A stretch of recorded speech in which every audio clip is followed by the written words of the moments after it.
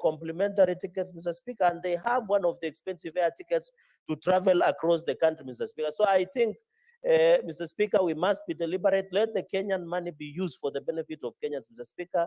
We don't need to bail out any institution. If that institution is underperforming, let it be, Mr. Speaker, let it allow to go under, and maybe to be given other options, Mr. Speaker. But what is happening in is very unfortunate, Mr. Speaker, but we must bring changes. I remember there was an aviation bill, Mr. Speaker, in the last session.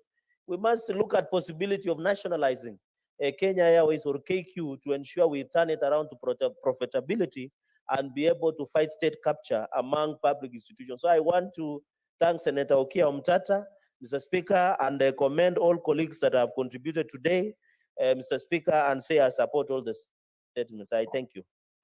Senator Manzo. Thank you, Mr. Speaker, for giving me an opportunity to comment on these statements. I want to concentrate on the one of Senator Mida, and I think it's carefully thought. Recently, Mr. Speaker, the minister in charge of ICT has gone around the counties, launching spots where people could access ICT. Unfortunately, for the ones in Kitui, Makueni, and Machakos, as soon as he left, or a day or two, then the same will go off, and you are wondering what was the best practices not employed into these. Mr. Speaker, in the modern day technology and the expectation of the young people, we want to have ICT which is working in the country, and the network which is available so that people can access the internet, they can Google, they can get information, they can apply for jobs. But Mr. Speaker, when a whole minister, our cabinet secretary, and the ministry, and all the technocrats goes and does this all over Kenya, and then within a few days it has hitches. Mr. Speaker, something has to be done so that the promise becomes true, and the young people have a lot of expectation from the government on this, so that the internet has made the world a global village. Otherwise, Mr. Speaker, I beg to support, and also support all the statements, and thank the members who have taken their time and effort to develop these statements. I thank you, Mr. Speaker. Senator Halwale. Thank you, Mr. Speaker. Mr. Speaker, the statement by Senator Kibwana about digital infrastructure is futuristic and also current, and we need to reflect on it. I support it, and also would like the committee to further find out what the ministry is doing in terms of digital sports, also known as esports. If you go to children from middle class and upper class, they enjoy digital sports. For example, in football, you'll find children, he sets up, the computer is Arsenal, and the child is Manchester United. So the child plays the game and defeats Chelsea. And therefore, if he's a supporter of Man U, the confidence of that child goes up if in the previous day Man U was defeated. It is so important. When I see children doing these things, I say, hey, what the Minister of ID is doing is so critical, but if we don't avail these things to the other children, we are starting to create a society that has got class that can clash, either at the mental level or going forward. Mr. Speaker, I'm glad to report to the House that further to what she's doing, I'm developing a brisk e-sport of bullfighting, so the children who don't come from Kakamega can also enjoy bullfighting when they are in Msambweni, when they are, of course, not in Nandi. In Nandi, the moment they will see, they'll start having ideas of stealing the bulls. And so Senator Boni, that was extremely uncalled for. Proceed with the draw. Don't just take your seat. Withdraw that last statement. Mr. Speaker, I want to withdraw. What I meant by slip of the tongue, I said the senator of Nandi. It is him who has got the ideations of cattle rustling, not the children, Mr. Speaker. Senator Bone, are you trying to imply that the senator for Randi, the Honorable Chiranke, is a cattle rustler? Mr. Speaker, last week, Mr. Speaker, I know he's not, but last week he almost Then killed. proceed to. You need to proceed. Thank you. Thank you, Mr. Speaker. And with that particular remark, I want to congratulate the senator. This is very nice. Senator Boni. And kindly I wish, withdraw that statement. and I wish to confirm that this was with a light touch, and it is allowed. It is with a light touch. It is allowed in speechcraft, and I want to withdraw and apologize if it meant anything else other than light touch. Mr. Kenyi. Thank you, Mr. Speaker, sir. I rise to support the statement one by the Senator, my senior sister, Senator Agnes Kavindu, on the expansion of roads in Machakos County. A number of roads has been listed, but Honorable Speaker, for good planning in most of urban centers, we want to support that not only in Machakos County, all the other counties must work towards the expansion of their roads. Because, Honorable Speaker, as the populations expand and increase, there's need for more of access roads in the counties and in all the urban centers. So, Mr. Speaker, I want to support that statement. And secondly, Mr. Speaker, I want to support the statement by Senator Boni Alwale regarding revenue generation and usage by Kakamega County. And Honorable Speaker, it is not only limited to Kakamega County, but there must be intense attention that is given to revenue generation, because as the counties grow, Honorable Speaker, we need more of the services that the citizens require. And this can only be possible if revenue is generated, and after the generation, Honorable Speaker, that revenue must be used according to plan and efficiently and effectively. And Honorable Speaker, I want to lastly support the statement by Senator Omtata on the implementation of the junior secondary school curriculum, especially for children with special needs. But Honorable Speaker, this must be expanded to include all students that we have across the country in all our schools. Honorable Speaker, it is not worth noticing that junior secondary school has had a number of challenges in most of our schools. Mr. Speaker, sir, in a school that is close by in my ward, we have a class of GSS that has over 70 students, but Honorable Speaker, throughout the year, they have only had 2 teachers, one that teaches mathematics and another that teaches music. So it means, Honorable Speaker, that these students have gone throughout the year without attention in most of the other subjects. Honorable Speaker, we all know that at the secondary level, the training of teachers is designed in a way that teachers are prepared and trained to handle 2 subjects. So it means if the students are 14 subjects and there are only 2 teachers, then Honorable Speaker, it means that the students have gone throughout the year without attention of over 8 subjects. So there must be a relook into teacher preparations and teacher posting effectively and efficiently, and the infrastructure that is needed. Honorable Speaker, I support. Senator Mutinda, Tabitha.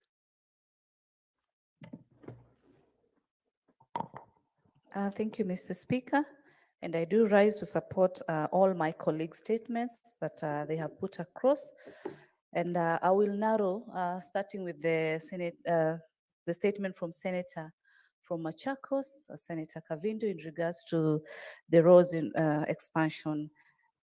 Issues of infrastructure are very important because then they enhance the growth of the particular area business-wise, and properties are also able to add more value. An area that is the eastern region of Machakos, it's very important because it's very adjacent to Nairobi County. And most of our people now are moving to Machakos County and doing the investment. The best that you can do is to ensure that more infrastructures are put in place to enhance mobility, easy transportation. Then this reduces the lead time for the business people. It's very important. I want to also support the statement by Senator Boni Halwale, the issues of the on-source revenue for Kakamega County. As the Vice Chair of Finance Budget, and I'm happy that this statement will be coming to our committee, this is a matter that as Senate we've really pushed and focused that the 47 counties should ensure that they increase their own source revenue. There's a high dependency from the national government on the allocation and issues in terms of untimely disbursements then that are brought about. But we've always then asked, then how much are the governors, are the counties collecting so that they can be able to manage their recurrent expenditure throughout without really putting so much pressure on the national government, and then they are not putting pressures on themselves. We've seen also, we've had cases of loopholes of money not being fully remitted, that is collected. But when these measures are put and focused on, then we will ensure as Senate that there's much more increase in the on-source revenue. Hence, people then are able to get the services that they deserve, because you realize different counties are also charging their own taxes. Lastly, allow me, Mr. Speaker, to support the statement by Senator Hamida.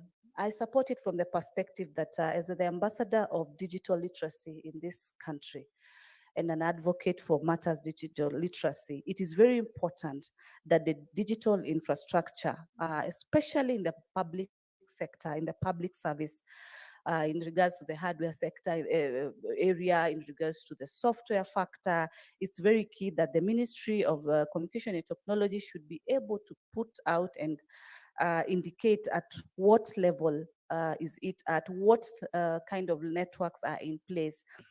I note because as the Kenya Kwanza government, our biggest focus is to ensure we go digital.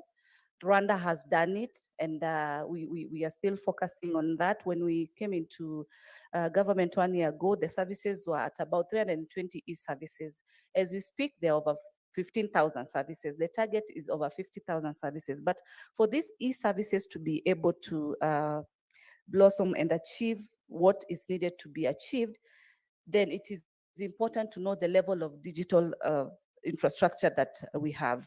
Digital literacy, the skills that are needed is a very important aspect, because public servants should be equipped with the digital literacy that is needed so that they can be able to ensure that services are easily delivered, and we minimize the time that one needs to move from one place to another, because you can sit back and be able to get the e-government services that are in place. I also want to note the smart farming, the e-farming that the president is also focusing on through the digital focus. The other day, we were able also to pass the Universal Health Care Bill, which has also the digital health bill, which is a very key and bill that is going to ensure then that we reduce the paperwork in hospitals and ensure that we have these systems, not short-term and long-term. Data security is also a very important factor, Mr. Speaker. With those few remarks,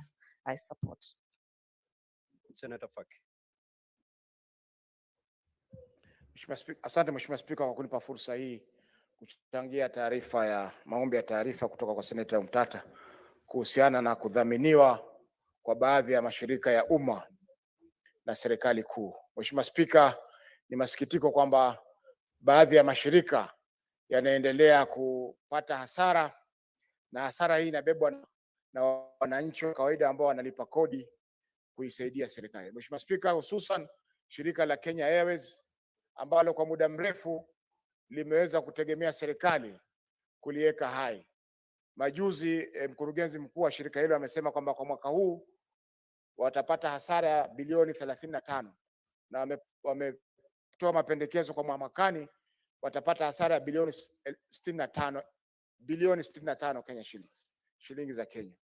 Mheshimiwa Spika, katika hizi dhamana ambazo serikali inalipa kwa niaba ya mashirika haya, hatuoni wale wawekezaji wa kibinafsi ambao wanahisi mashirika haya kutoa mchango wao katika dhamana hiyo ama malipo hayo ambayo serikali inapeana.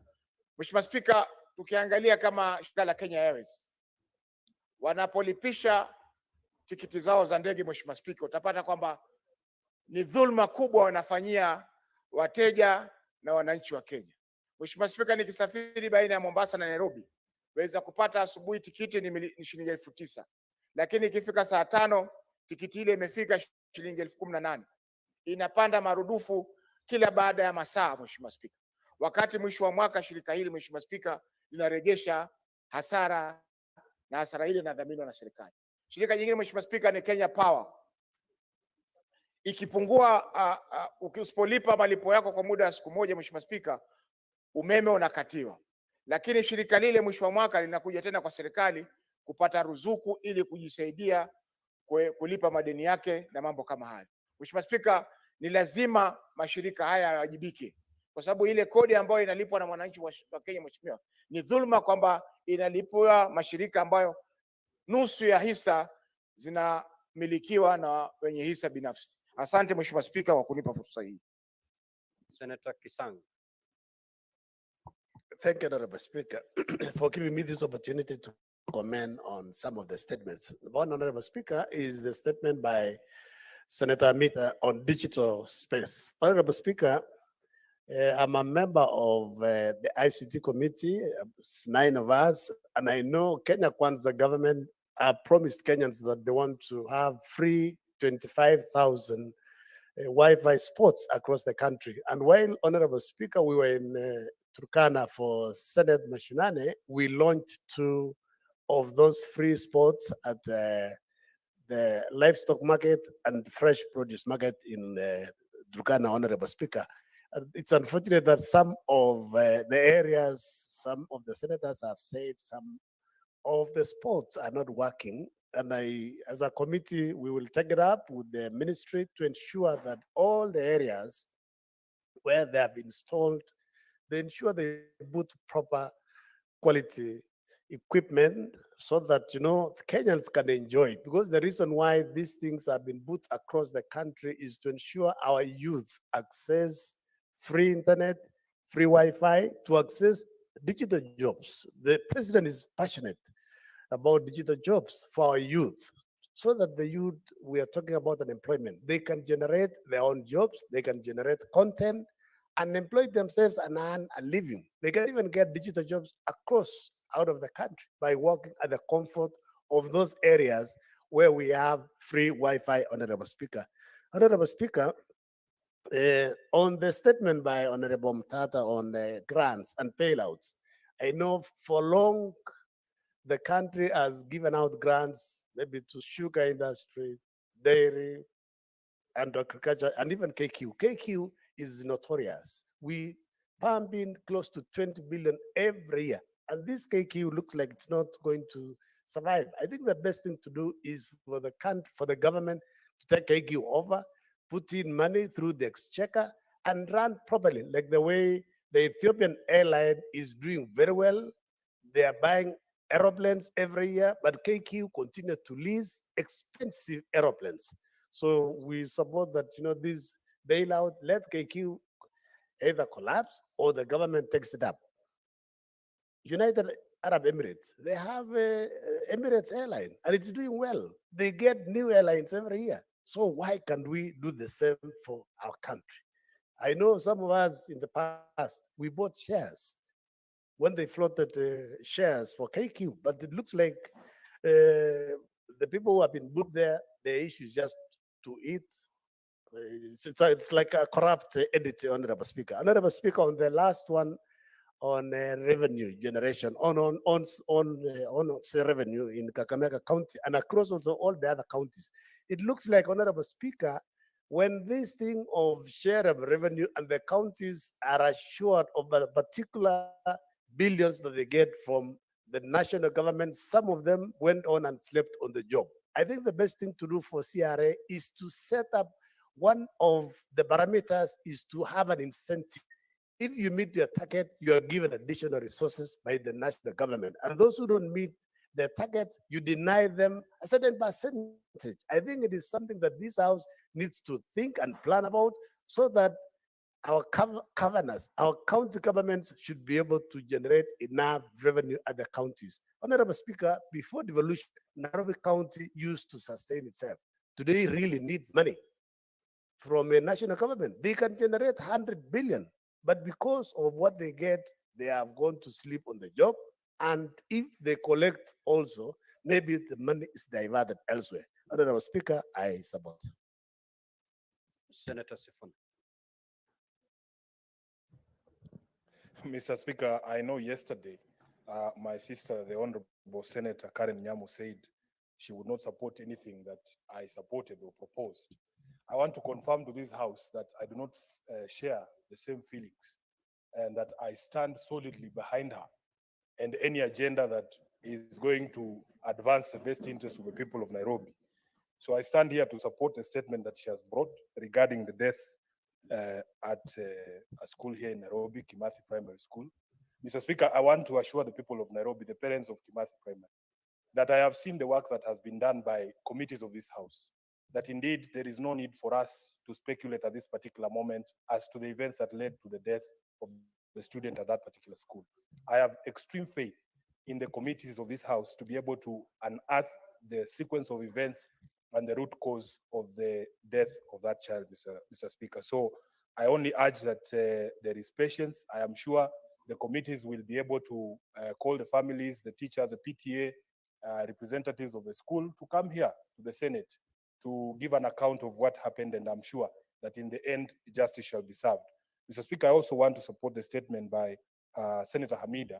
Many of us are a bit concerned about the state of the digital infrastructure in government. Mr. Speaker, a few months ago, I was invited. Order, Senator Manzo and the youth leader of the Senate. Thank you, Mr. Speaker. Mr. Speaker, a few months ago, I was invited by the CS for ICT, the Honorable Eliud Owalo, to accompany him to a launch of what I expected would be something quite serious at City Market here in Nairobi. Mr. Speaker, I must say that I was a bit disappointed, because when we got there, it was nothing more than the launch of a Wi-Fi hotspot for the traders there at the City Market. And unfortunately for me, is that few weeks later, Mr. Speaker, I was receiving calls from the traders at City Market that in fact the internet there was not working anymore.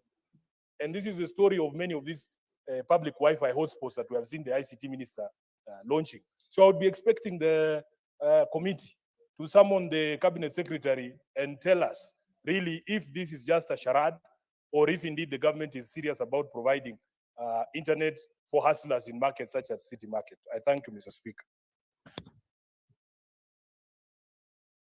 Senator Veronica.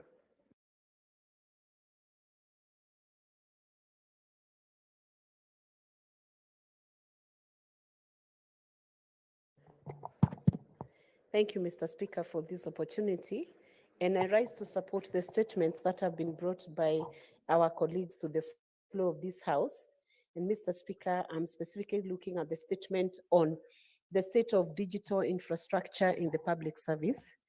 As Mr. Speaker, this will be a foundation for growth in many sectors, knowing very well that information and communication technology is an enabler for development, Mr. Speaker. One of the key covenants and the promises that the Kenya Kwanza government has given to the public in Kenya is that this government is the one government that will go on record as having offered a digital superhighway to the citizens of Kenya, Mr. Speaker, because the future is in digital, the future is in the ICT advancement, Mr. Speaker. And for us to be able to achieve even the smart cities, we must have this infrastructure in place. So this is a good starting point from Senate. This statement going to the relevant committee then gives an opportunity to the committee to be to receive an audit of the infrastructure that has been laid out to serve the public, Mr. Speaker. Of the infrastructure being offered in the ICT sector to the public being a good thing, because it will give an opportunity, Mr. Speaker, for smart cities to be established in Kenya, and beyond the smart cities, for efficient service to be given by government, Mr. Speaker.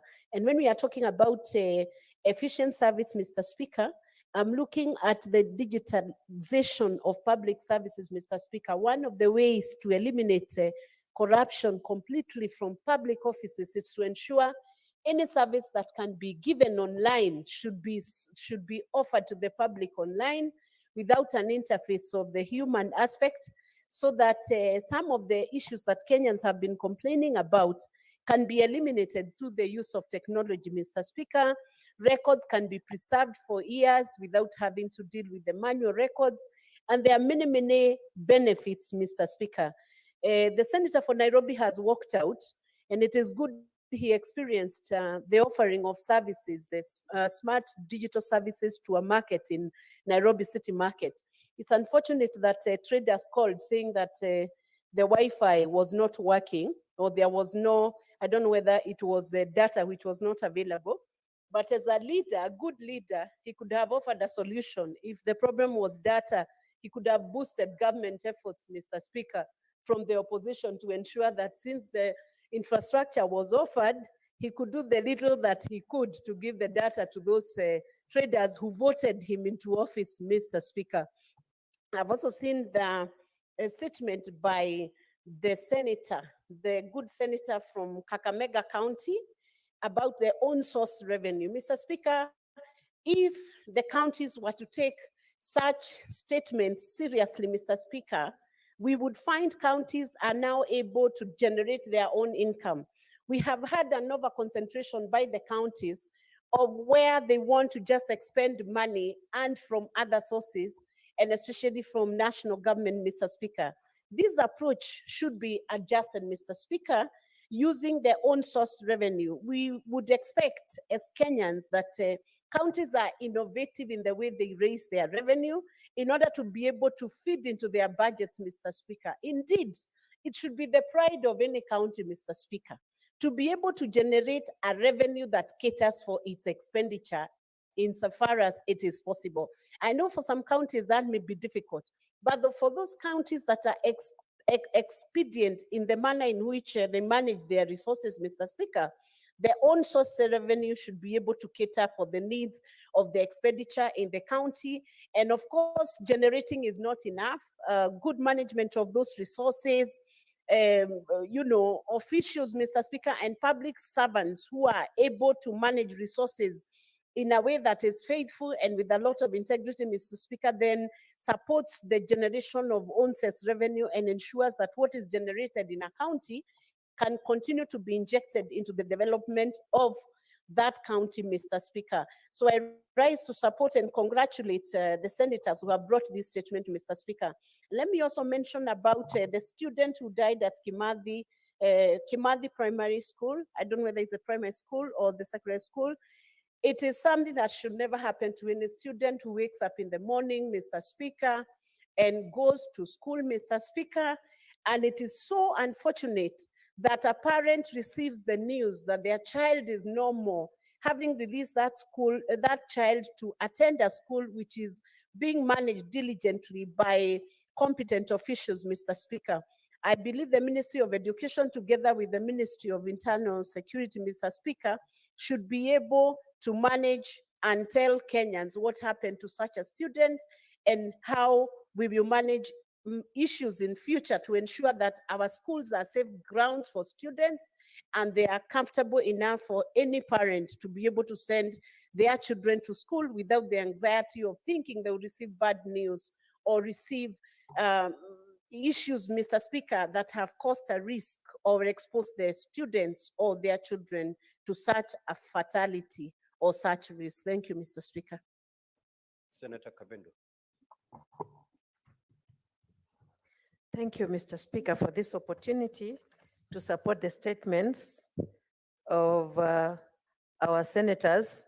And I will start with the the statement for Senator Mwaruma about this demise of Samuel Mwate due to negligence of the doctors. Mr. Speaker, these ICUs have a lot of problems, not only of oxygen, but most of the hospitals don't even have generators. And so when the lights go off, when electricity goes off, many of the people in ICUs and many of the children in ICUs, incubators, die due to lack of oxygen and due to lack of the necessities that they should have while in the ICU.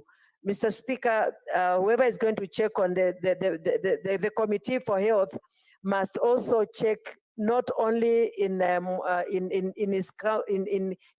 Taveta County, but in all counties, because most of the hospitals don't have proper ICUs and don't have generators to sustain lives after electricity is gone. So, Mr. Speaker, I support this.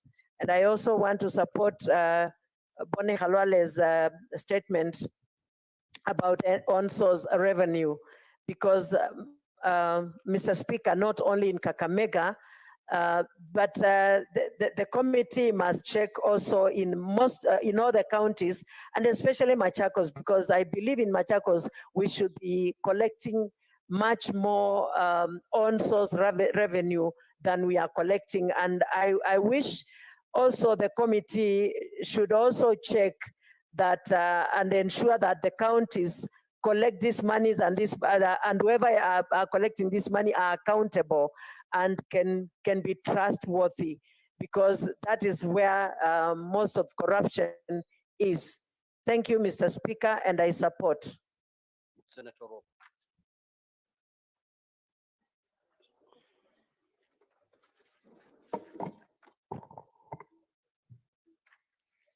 Thank you, Mr. Speaker. I want to support Senator Karen Nyamu's statement of the inquiry of deaths in schools. Mr. Speaker, I think this conversation needs to be moved to another level, and as much as you will refer to the Committee on Education, I think it's actually time we come up with a bill so that we can focus on how to deal with deaths in schools as from a legal perspective, Mr. Speaker, because it's not only in Kimathi Primary, Mr. Speaker, we have so many that are unreported. Just the other day in Arap Moi Primary School, we had children who perished in a boat accident. They had gone for a trip. And those kind of incidences we need legislation. We need to find a way to ensure that when there are school trips, when there are engagements with the students where duty of care has been moved from the parents to an institution or to a third party, there has to be legislation around it. Mr. Speaker, we also have different types of death. I have spoken about the death of Jacqueline from Bomet County, the girl who committed suicide because of period shaming. That in itself is also an incident that it still falls under deaths in school or surrounding circumstances within the institution. So I think as much as this is being referred to the Committee of Education, perhaps we need to look into how we can legislate on that. Mr. Speaker, I also want to support the statement on citizenship status for foreign persons.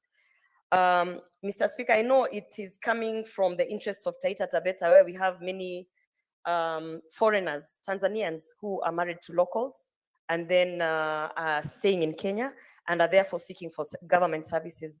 But when we're looking at this matter, I think it should also be broadened, because we have the case of those genuinely looking to get their citizenship status so that they can access government services. But we have cases where we actually need to control foreigners who want to come in and then just get citizenship for whatever reason, for purposes of doing business and not wanting to pay the fees on business permits and things like that, or for purposes of acquiring property and things like that. And also, Mr. Speaker, on that particular matter, I just want to say this. When a Kenyan goes out to get married in a foreign land elsewhere, it is not as easy as we are trying to do it. They don't just get citizenship status anywhere. Go to Europe, Mr. Speaker. You are subjected to understand the culture, the history, the language. They have even created jobs in terms of, because as a foreigner, you have to go sit for classes, learn the language. And once they really truly believe that indeed you have the best interest of that country at heart, is when you are granted some form of paperwork, residency or citizenship. So as much as we are also trying to make it easy for these foreigners to get government services, we should also ask ourselves, how are we preserving, for instance, our language? Mr. Speaker, this is probably why the Swahili language is actually just disappearing, because we have foreigners coming in, they don't want to learn the language, they don't want to learn about our history, they don't want to learn about our culture. This is why we have a lot of issues in terms of our culture and our beliefs and principles being corroded, because we are simply just handing out documents without really interrogating what the end game should be. So, Mr. Speaker, as that particular statement is being looked at, I am going to kindly ask the sitter to just peruse through a bill that I'm fronting in this house, Swahili. It's a language bill, Swahili for immigrants, because in that bill is also so many answers that we need to address in terms of the preservation of our culture and the preservation of our beliefs and our the history, for people to also understand and want to be Kenyan, so that we are not dishing out these documents just to the highest bidder. Thank you, Mr. Speaker. Senator Murray.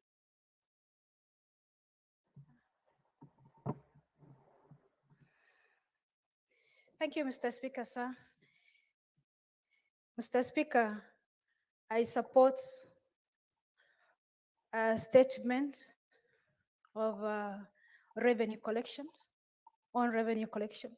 Mr. Speaker, in our country, 47 counties, most of on revenue is leakage. There is leakage a lot because of no system. They have to improve on their collection through automated systems. Mr. Speaker, the other one is about road system.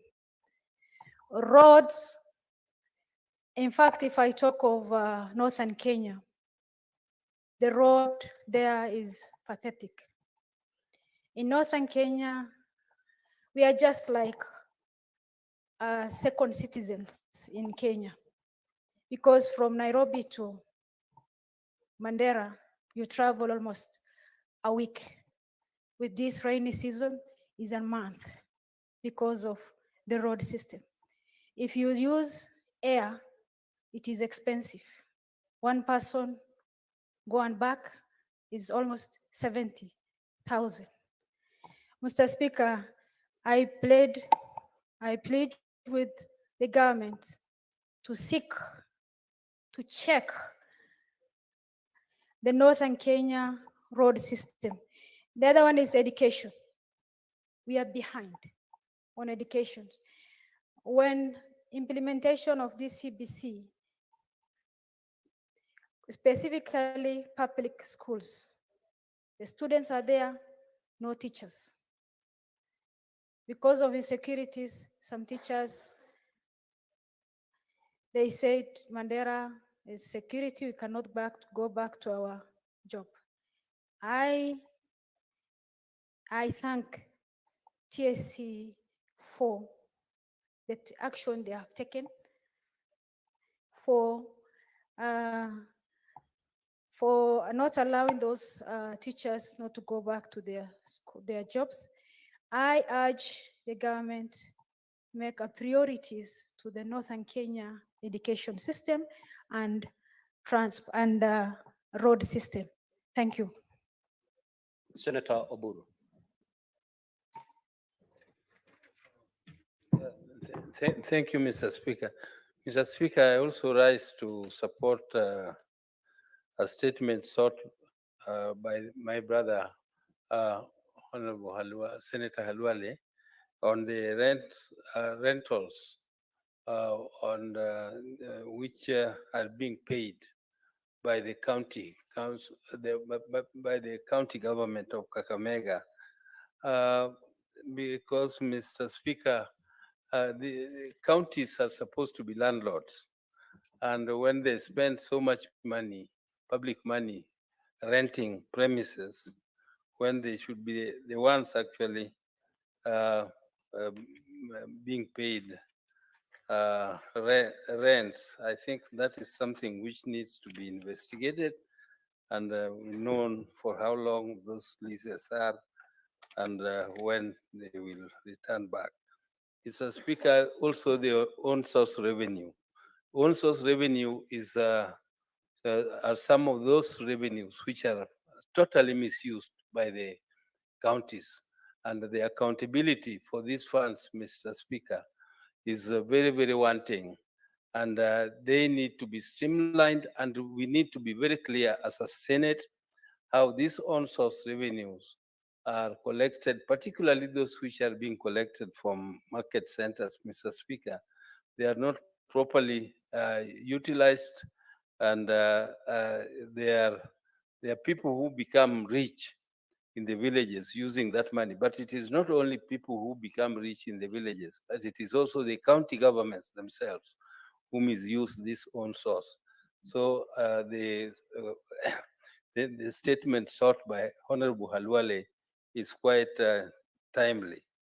Mr. Speaker, the land grabbing by Senator Chute. Land grabbing is a big disease in our country, Mr. Speaker. Land grabbing, you saw, Mr. Speaker, recently in Mavoko, where very, very magnificent buildings, where people have even gone to seek loans from banks, and their properties were going into the air. They were being blown and destroyed completely. Some of them had their life savings being destroyed. And this disease called grabiosis, or land grabbing in Kenya, must be dealt with once and for all. Because, Mr. Speaker, there are few very, very smart land grabbers who even go to the extent of acquiring title deeds for those grabbed lands, and the unsuspecting Kenyans buy them, and once they buy them, then later, when investigations are done and people go to court, those titles are nullified, and these Kenyans suffer very, I mean, their life savings, and sometimes even die out of shock from destruction of their properties. So, Mr. Speaker, I would like to support those statements, and thank you for the opportunity. Senator Thanks. Osotsi. Thank you, Mr. Speaker, for this opportunity to comment on the statements made by colleagues. I would like to comment on the statement made by the Senator of Kakamega, Senator Boni Khalwale, regarding revenue generation and usage. Mr. Speaker, this is a very important statement, and I wish we could, the committee concerned, could look at all the 47 counties, the amount of revenue they are generating, and how they are utilizing that revenue. Mr. Speaker, most of this revenue that is generated by county government is misused. In fact, in most cases, this money is spent at source, which is against the law. And I think the Committee for Finance should take their time to thoroughly investigate this issue of revenue. Because, Mr. Speaker, it beats logic that the old local authorities used to generate more money than our current government, county governments that we have. And yet the county governments are more capacitated, they are more resourced than the old local authorities that we used to have. So something is not right somewhere. And this House has the responsibility to find out where the problem is. I also wish to comment on the statement by Senator Omtata regarding the issue of debt waivers and bailout. Mr. Speaker, in the recent days, we have had the government bailing out some of the inefficient parastatals, especially in the sugar industry and many other sectors. I think we need to know the policy around this bailout and debt waivers so that we do not finance inefficiency. We do not finance corruption through debt waivers and bailout. There must be some very, very consistent policy on how this will be done. And if bailout are, if the failure of these institutions to perform efficiently and deliver services to Kenyans is a result of corruption, I think before we bail out this institution, the people who have been involved in misappropriating public money and resources must be accountable before the bailout is carried out. Mr. Speaker, I also wish to make comments on the statement by Senator Amida on the status of the ICT digital infrastructure in the country. Mr. Speaker, this is very important. We have heard in the recent past about the changes at Telecom. Telecom, Mr. Speaker, Telecom Kenya is a key institution as far as ICT infrastructure in this country is concerned.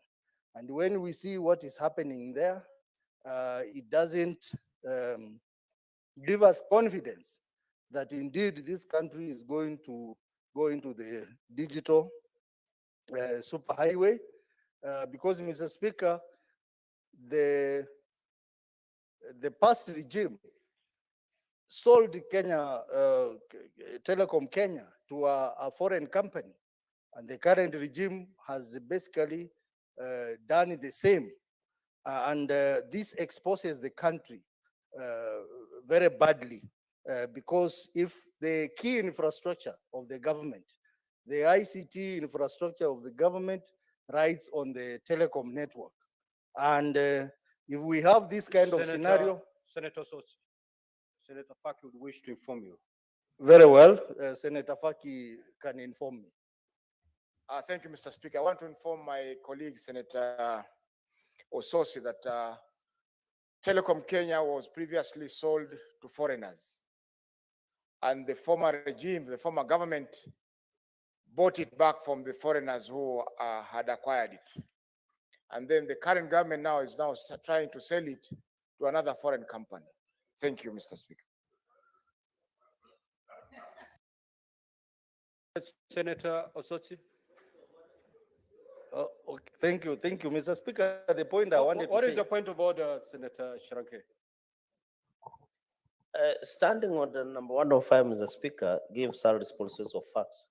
Is it in order for Senator Otsoti and Senator Faki to mislead the House that the current government is trying to sell telecom, yet it is the previous government that was selling it to Ilios, and it is the current government that is trying to reverse, because the information we have is that Kenyans were losing the money. Is it in order to mislead the country, Mr. Speaker, sir?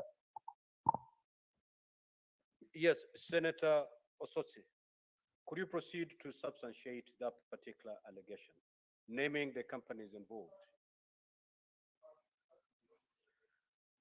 Senator Faki was informing Senator Osotsi, yes. And Senator Osotsi, proceed to just go by your earlier statement. You can elect to go by the information given or discard it if you find it not so useful. But if it's useful, you may proceed to act on it, but substantiate on the earlier statement. Mr. Speaker, I mentioned that the former regime sold the Telecom Kenya to a foreign company, and Senator Cherigei is right to mention Helios as a company. That is a fact.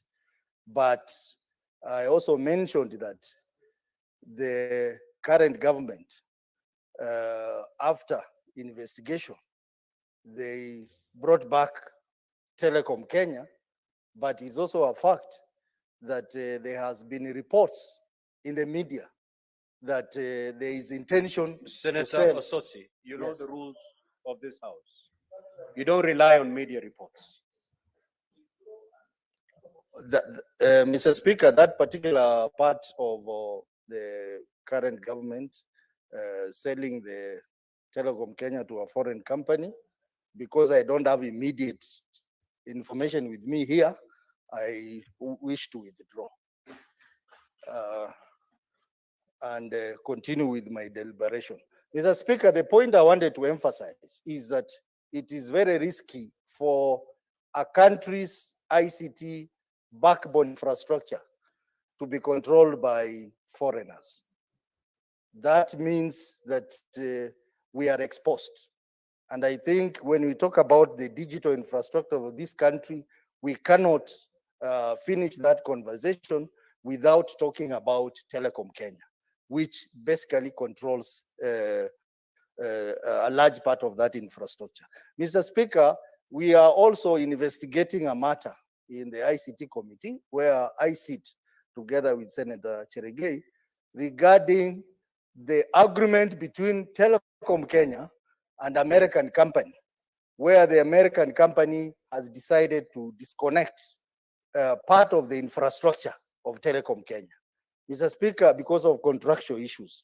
Mr. Speaker, this is a very serious issue, and I wish that the Committee of ICT where I sit will exhaust this matter by not just looking at the infrastructure on the face of it, but also going into deeper details about the arrangement between Telecom Kenya and this American company, the arrangement between Telecom Kenya and any other foreigners who would wish to invest in this. And as they do that, Mr. Speaker, there is also the matter of data storage. We also need to know, how are we storing our data? Is there any foreign institutions involved in the matter of data storage? Because then, Mr. Speaker, our data will be exposed. Because in this era where we want even to have digital IDs, Mr. Speaker, we would like to ensure that the data that we keep is safely kept, the data that we keep is within the law, in line with the data protection laws, regulation, and principles.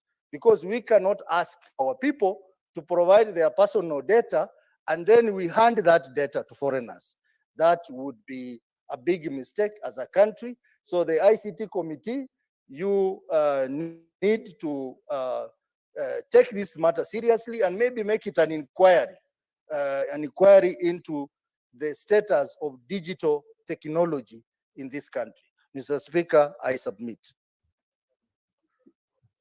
Honorable Senators, at this juncture, allow me, for the convenience of the House, to rearrange the sequence of today's order paper and move to deal with order 16 and 17, and thereafter we shall resume the normal flow as per the order paper.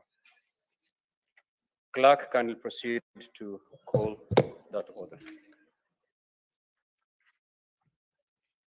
Order number 16, the Care and Protection of Child Parents Bill, Senate Bills number 29 of 2023. Second reading. Now, when debate was interrupted on Thursday, 19th of October 2023, the Honorable Senator Boni Halwale was on his feet and he had a balance of 7 minutes. So, Senator Boni, you can take it from there. Thank you. Mr. Speaker, before the House adjourned prematurely, it was because I was critiquing this bill because of its content. And people got unhappy and they rudely stopped me. I begged them not to stop me again. Members, this is a very important bill because the population of Kenya is young the number of young parents can only increase. The number of child parents runs the risk of also increasing. So such a law, we should make it watertight. We should critique it. Look, Mr. Speaker, if you look at the provision of starting from Article 21, not article, but clause 21, where the bill establishes care centers, then it goes further, Mr. Speaker, sir, and it establishes the terms and conditions and the legislative requirements for what should be taking place within the care centers. And finally, Mr. Speaker, it goes on speaks to, it goes on and speaks to inspection and evaluation of safety in care centers. This should not be part of the bill. We should delete the entirety, 21, 22, 23, all the way. Reason? It is because, Mr. Speaker, whoever was drafting this bill forgot two primary issues. The first one is that today we have the Children's Act of 2022. These provisions that I've said they should be knocked out contravene the provisions of the Children's Act 2022. And secondly, the Republic of Kenya is a signatory to the United Nations Convention and protocols to the rights of children. These particular pacts that I'm saying we delete are in contravention with that. Why? Mr. Speaker, because it has now been established socially and scientifically that the best place for a child to grow from, especially when they are under 5 years, is in the family unit or within their community. Anywhere else exposes the child to the problems which you know exist in the child care centers. That is where you find little children are being abused sexually. In the child care centers is where you find, Mr. Speaker, the problem of child trafficking. It is therefore also the policy of the Kenya Kwanza government that within the next 10 years, in compliance with the Children's Act 2022, all child care centers and orphanages will be closed down. Mr. Speaker, my next comment in critiquing this bill is if you go, Mr. Speaker, to clause 10. Clause 10 tells us in 10.3 that the principal of a school shall not inform a parent or guardian if the child is pregnant.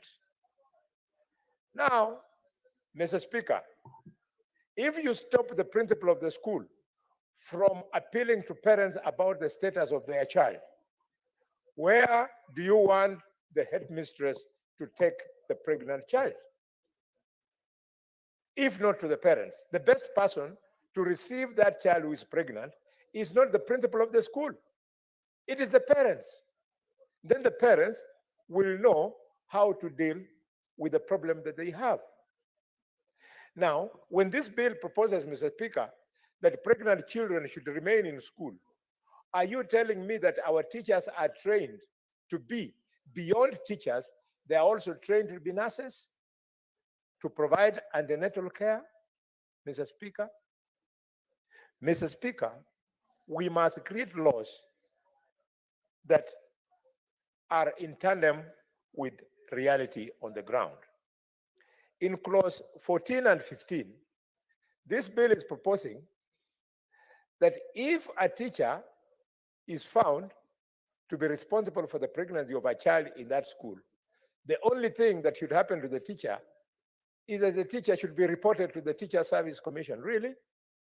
We should legislate firmly that if a teacher is established to have impregnated a student, that teacher should immediately lose his job, and B, that teacher should be reported to the police, and C, that teacher should be charged for the offense of causing grievous bodily harm.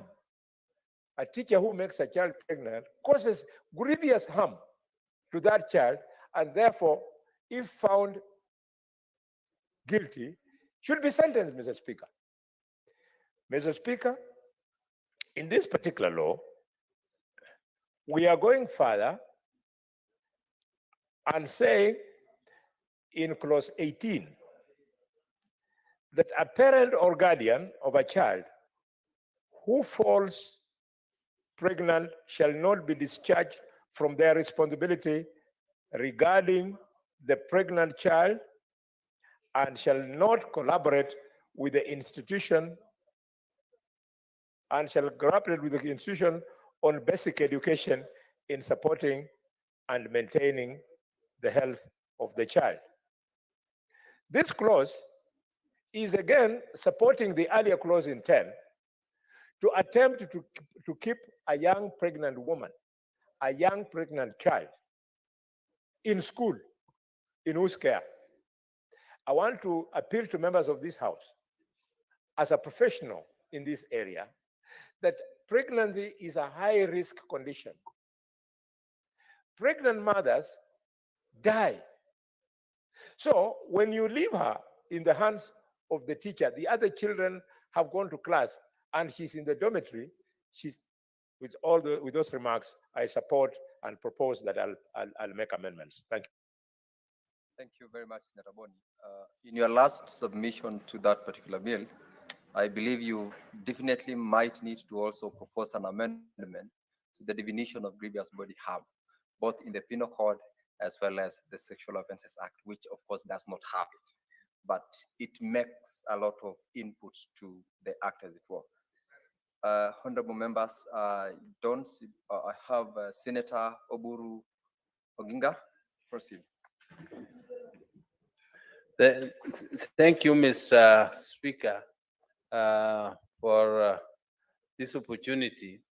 Mr. Speaker, this is a very, very important bill because, Mr. Speaker, it provides for about a girl child who is in school, and sometimes, Mr. Speaker, these young people get, these girls get pregnant without much ado, because sometimes they're just playing with their peers, and when they play with their peers and they are in that adolescent stage, you find that without any bad intention, you find that the girl is pregnant. What sort of play are you referring to, Senator Oburu? What sort of play are you referring to? Mr. Speaker, to general play of children, when children interact in school and they are of opposite sexes, Mr. Speaker, those plays could be many and varied, but they include some which can cause pregnancy. Mr. Speaker, this is what I mean. And Mr. Speaker, when these girls become pregnant, there is a big, big stigma. There's a big stigma because there are parents who love their girls so much, they believe in their girls so much, with so much love and emotions, that they don't expect to see their child. They don't even expect that their child could involve herself in such a game.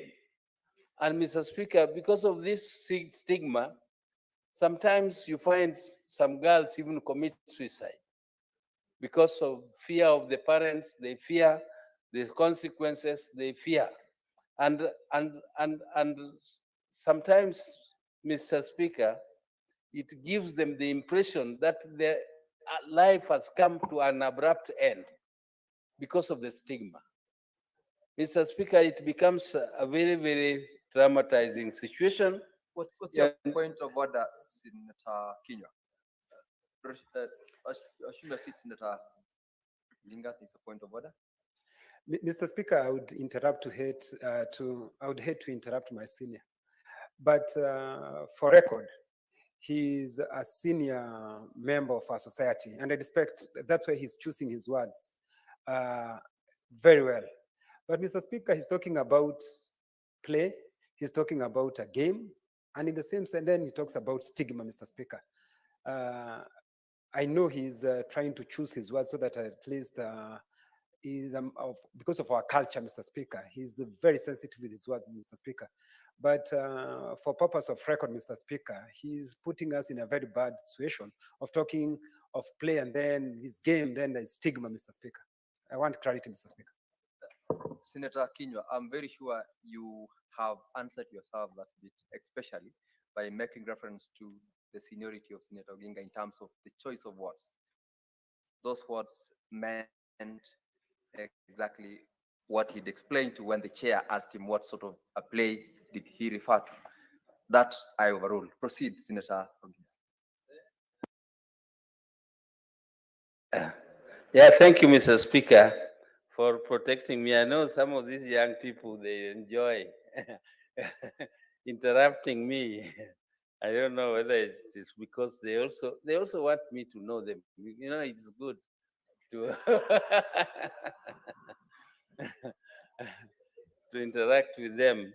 So, Mr. Speaker, I thank you. But, Mr. Speaker, this is a very, very serious situation. Mr. Speaker, I know there is a lady in my area who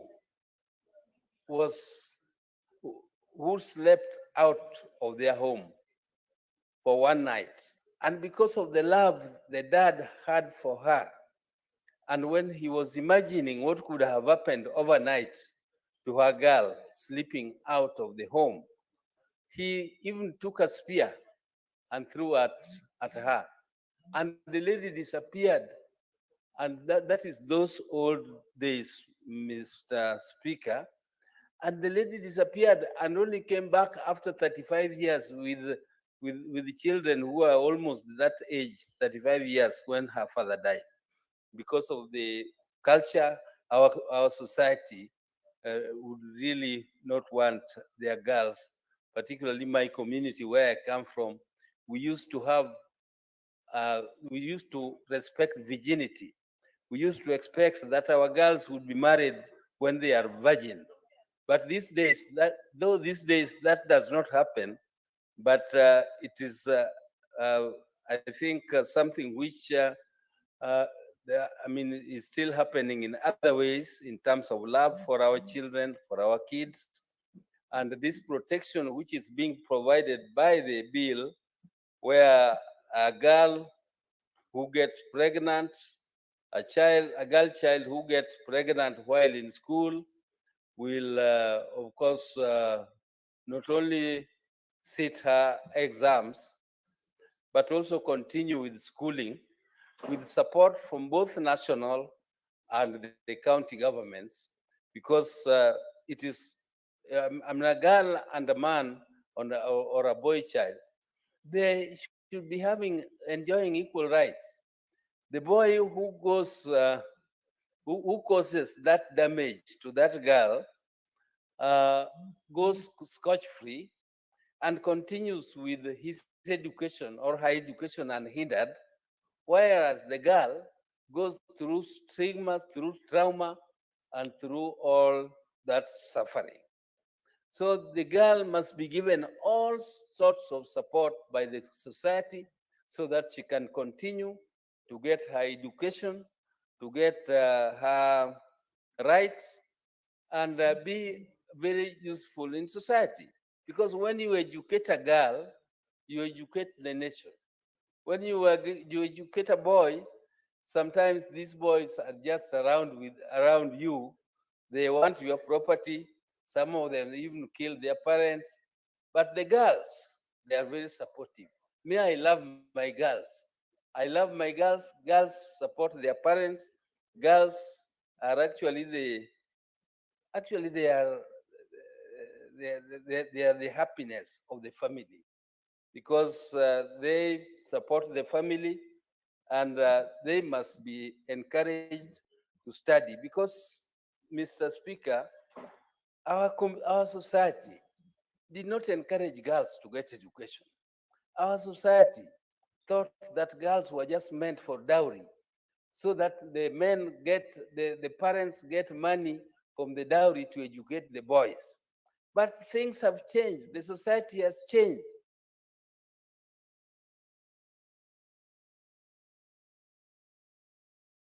Money, not for paying, getting dowry, but for actually getting or contributing to the development of the nation, equally or even better than the men sex, Mr.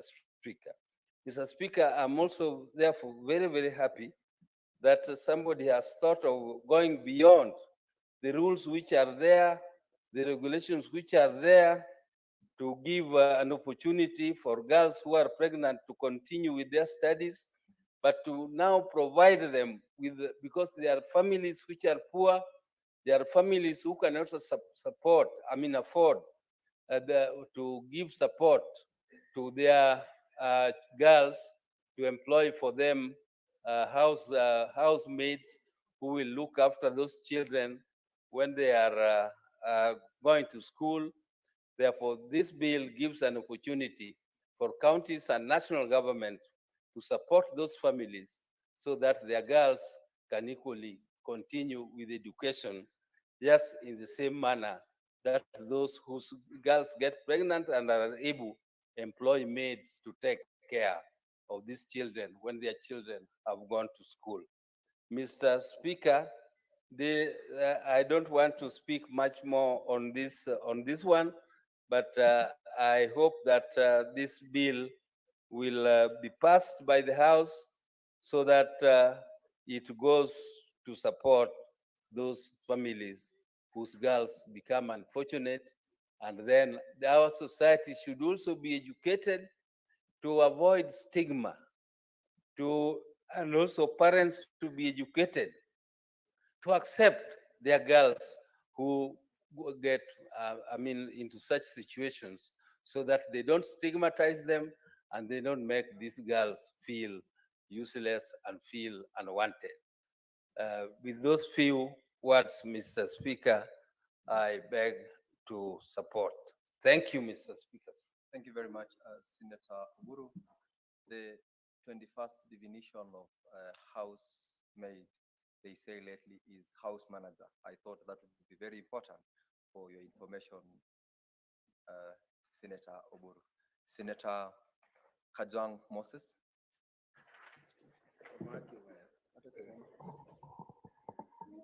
Mr. Speaker, I rise to support the Care and Protection of Child Parents Bill 2023 that has been brought to the Senate by Senator Miraj Abdullahi Abdul Rahman. Mr. Speaker, when I listened to Senator Kalwale speak to this bill, initially I thought he was speaking to the bill that had been sponsored by Senator Beatrice Ogola, the super senator who also comes from Homa Bay County. Mr. Speaker, there is need for the clerks and the secretariat at the point of pre-publication scrutiny to ensure that related bills are merged, because I don't think that members have a problem in co-sponsoring bills. Where there are serious overlaps in bills, it makes sense for us to have one instrument and then have the two senators who have made the proposals co-sponsors. And I hope that we can still open a window if we find that there's a strong relationship between this bill and the one sponsored by Senator Beatrice Ogola. Nonetheless, Mr. Speaker, being the representative of the people of Homa Bay, which is one of the counties with the highest leading instances of teen pregnancy, this bill has come at the right time. And it's unfortunate that after more than 60 years of independence and 10 years of devolution, we have not thought it fit to come up with some statute and legislative framework to care for and to protect child parents. Mr. Speaker, child parents in this bill have been defined as persons who have not attained the age of 18 years and is a mother or a father of a child. Mr. Speaker, this has been a problem, among the fisher folk in Homa Bay, among the fishing communities along Lake Victoria, among communities in Narok. If my memory is correct, Mr. Speaker, I think the leading counties when it came to teen pregnancies were Narok, Homa Bay, and several other counties where there's some nomadism. It could be nomadic pastoralism or nomadic fishing. Mr. Speaker, when a child becomes a parent, this situation of children having children, that should not be a death sentence, and that should not be the end of the road for them. When children have children, sometimes it is not even as a result of what we have defined in the other statutes, the Sexual Offences Act. Sometimes it is not a premeditated act of illegality. It is not that the children have sat down and they've decided they're going to break a law, but sometimes children just are being children. And in the process, there is conception. And if we don't have these clear provisions in law that assures them that to make mistake is human and to make a mistake is not the end of life, our children will be going to back streets to procure abortion services. And if abortion is done in a manner that is not properly supervised, Mr. Speaker, we'll be killing our children. Because as parents, we sitting on a high pedestal, we think that we are perfect.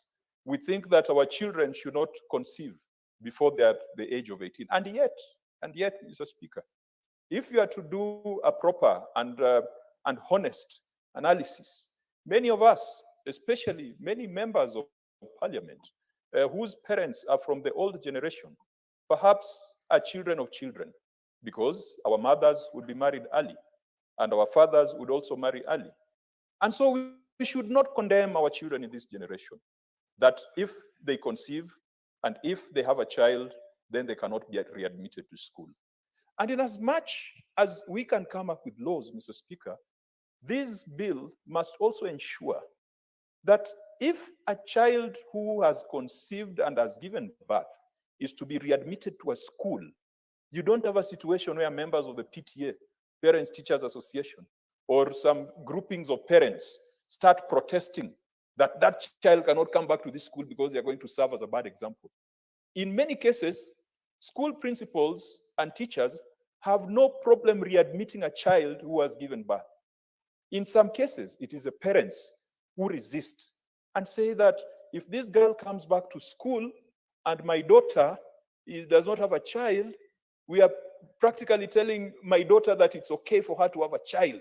And as such, this child who had a child should stay at home. Mr. Speaker, that is the height of selfishness. And that goes against the African spirit of socialism. And that goes against everything that we stand for as a community. Everyone has an opportunity to get access to education. Everyone has an opportunity and is entitled to the rights that are conferred, not just to children, but adults in the Constitution of Kenya. Mr. Speaker, I know there could be policy statements that have come from the Ministry of Education, but policy statements are at a lower level in the hierarchy as compared to legislative frameworks like this. And so we believe that the Senate, if we are going to pass this, we will make it very clear that if a child has a child, then that child can still come back and can have an access and can afford those opportunities that other people have.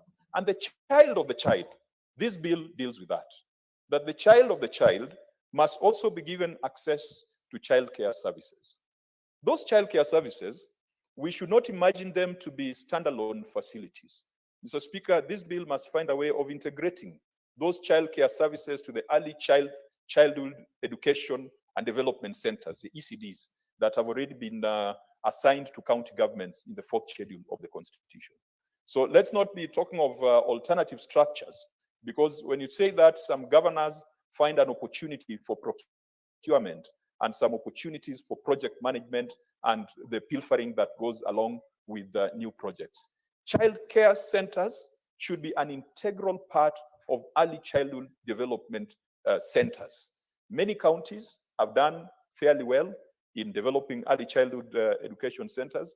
Mr. Speaker, very recently we went to Mombasa to look at the progress of some early childhood education centers, and we were impressed with the model that the county had adopted, that they are not just building some four-walled rooms and then throwing children in them.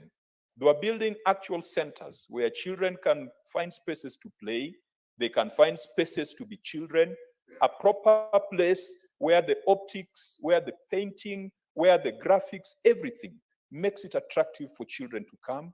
And I think they have even gone ahead to provide meals so that these children can be attracted to those centers. The childcare centers proposed here must be an integral part of the early childhood centers. Mr. Speaker,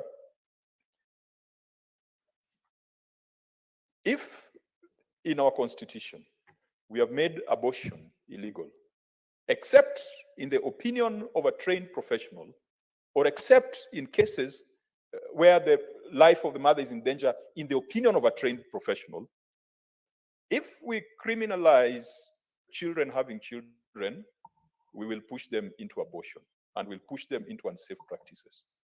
If we close the doors to children who have had children not to go back to school, we will push them to early marriages. And therefore, we will condemn them perpetually. It was easier for our mothers to be married early because society was different. We're in a different world now. Science, research has it that mothers who have access to education, their children perform better in life as opposed to mothers who have not had access to education. And so if you're going to build an equal society, Mr. Speaker, then this framework through which an expectant girl child or a child parent can actualize their right to basic education, this is one of the most important bills that the Senate can be dealing with. This bill makes reference to child parents to include child fathers. Mr. Speaker, that's a bit dangerous because a child father is an offender under the Sexual Offences Act. The minute you are the father to a child, you are an offender. And so I hope that this bill is not going to legitimize, and this bill is not going to rewrite the Sexual Offences Act. Though, Mr. Speaker, to be honest, the Sexual Offences Act must also be looked at so that certain definitions are brought up to date and are made relevant. I know it is one of the most, it's one of the most emotional acts, or one of the emotional pieces of law to talk about, because there's nothing worse. A sexual offense is as bad as a war crime. Mr. Speaker, there are few offenses within humanity that are as gross as a sexual offense. Things like rape, things like, the kind of things that happen in war situations that have an effect on breaching consent and inflicting pain and doing those kind of things that have been defined in the Sexual Offences Act. But when we get a child with a child, why should we lock them up in prison, Mr. Speaker? Why? We need to rethink those provisions of the Sexual Offences Act. A child who's had a child with a child does not need to go to prison, does not need to go to a Boston institution, does not need to be forced to marry that child. Society must come up with means. Society must come up with procedures for integrating and developing those children. And Mr. Speaker, we have seen in certain cases where rich, powerful men living in exclusive neighborhoods with controlled environment. And Mr. Speaker, God forbid, you've got a gardener who perhaps is a child under 18 and engages in certain relationships with the daughter of the boss, Mr. Speaker. I think must have been, there's one Kenyan novelist who wrote a story with that kind of plot. If that matter gets to the police, Mr. Speaker, the parents of the rich girl will make sure that the poor gardener who made the rich man's daughter pregnant, that poor gardener rots in prison. And sometimes you ask yourself whether that is the best recourse for the mother, and that is the best recourse for the child. It could be a sense of vengeance for the parents, but is it the right decision, and is it the right path for the children who engage in that? And Mr. Speaker, I do not propose anything to rewrite the Sexual Offences Act, and this bill should not attempt to rewrite the Sexual Offences Act. But in recognition of parents, of child mothers, it veers into very, very dangerous territory. And so when we get to the final stages of this bill, we will need to be sure that this bill is not an encouragement of parenthood in childhood, but it deals with those unfortunate events where it has occurred. Let nobody say that Senate is promoting children having children. What we are saying is that once mistakes have been made, then everyone has got an opportunity, and everyone must be granted an opportunity to pick themselves up, dust themselves, and move on and catch up with those who have not made those mistakes. Mr. Speaker, with those few remarks, I support and I will encourage Senator Miraj to ensure that there's alignment with Senator Beatrice Ogola's bill, and to ensure that we are not rewriting the Sexual Offences Bill. Mr. Speaker, I support. Thank you, Senator Kajwang. Senator Nderitu John Kinyua. Asante Bwana Spika, nasimama kuunga mkono mswada huu na kusema ya kwamba ndio ni mswada mzuri, ya kwamba wasichana ambao wanapata mimba za mapema waweze kutunzwa na kulindwa, Bwana Spika. Lakini kwa usemi huo Bwana Spika, ni vizuri julikane ya kwamba mimi si wajibiki ama sishabiki ya kwamba kwa mimi kukubali ya kwamba wanapaswa kutunzwa na kulindwa, mimi ninawahimiza wapate mimba za mapema, Bwana Spika. Bwana Spika, ni vizuri julikane katika mila na desturi zetu, hasa sisi wa Afrika. Ukiangalia kuna msemo ya kwamba wanasema mtoto amevunjwa mguu, Bwana Spika. Unapata wazee wamekwenda katika ile familia na kujaribu mambo ya kidesturi, Bwana Spika. Bwana Spika, nakubaliana na mswada huu kwa sababu baada ya yule msichana kupata mimba za mapema, wengi wao unapata wanataka kurudi katika shule waweze kuendelea na masomo yao, Bwana Spika. Kwa hivyo ni vizuri mswada huu, kwa sababu naona unaangazia hayo mambo na kusema ya kwamba wale wasichana wanapaswa kupewa fursa kurudi na kuendelea na masomo yao, kwa sababu Mswahili anasema kosa si kosa, kosa ni kurudia kosa. Kwa sababu kama vile walivyoongea mbele yangu, wamesema ya kwamba hawa ni wasichana wadogo, pengine wanafanya haya mambo ya kimapenzi bila kujua, Bwana Spika, na wanajipata katika hii ya hali ya sintofahamu, Bwana Spika. Na ni vizuri wale ambao wako katika hizi sehemu za kuelimisha, hasa walimu wakuu na wale wanaohusika katika mambo ya kuendeleza masomo, wapatie fursa nyingine, Bwana Spika, kwa sababu anaweza kuwa alitenda lile jambo bila kujua, Bwana Spika, na atakuwa mtu wa manufaa pengine, kwa sababu hili lilikuwa kosa la mara ya kwanza, Bwana Spika. Bwana Spika, ukiangalia hata desturi zetu, unapata wazee sehemu zingine ukienda, hasa sehemu za niseme like kipi, Bwana Spika, unapata wasichana wanaozwa mapema, Bwana Spika, na kuna shirika ambazo zinaenda kuwaokoa wanafunzi wale, Bwana Spika, ama wale wasichana ambao wameozwa mapema, Bwana Spika. Ikiwa mswada kama huu hautapita, tuendelee kuwashughulikia wale wasichana, Bwana Spika, itakuwa hatuwasaidii. Tumewaokoa, lakini hatuwezi kuwatunza kwa njia ambayo inafaa. Kwa hivyo mswada huu unaunga mkono kwa sababu unaambia serikali kuu imakinike na itilie mkazo kuweza kuangalia haya maneno, na haisimami mswada huu, Bwana Spika, hausimami pale, unaendelea kusema ya kwamba katika gatuzi zetu, Bwana Spika, wanapaswa kuangalia katika zile sehemu ambazo hawa wanafunzi ama wasichana ambao wamepata mimba za mapema, ama niwete wazazi ambao wamepata mimba za mapema, Bwana Spika, sehemu ambazo wanapelekwa, Bwana Spika.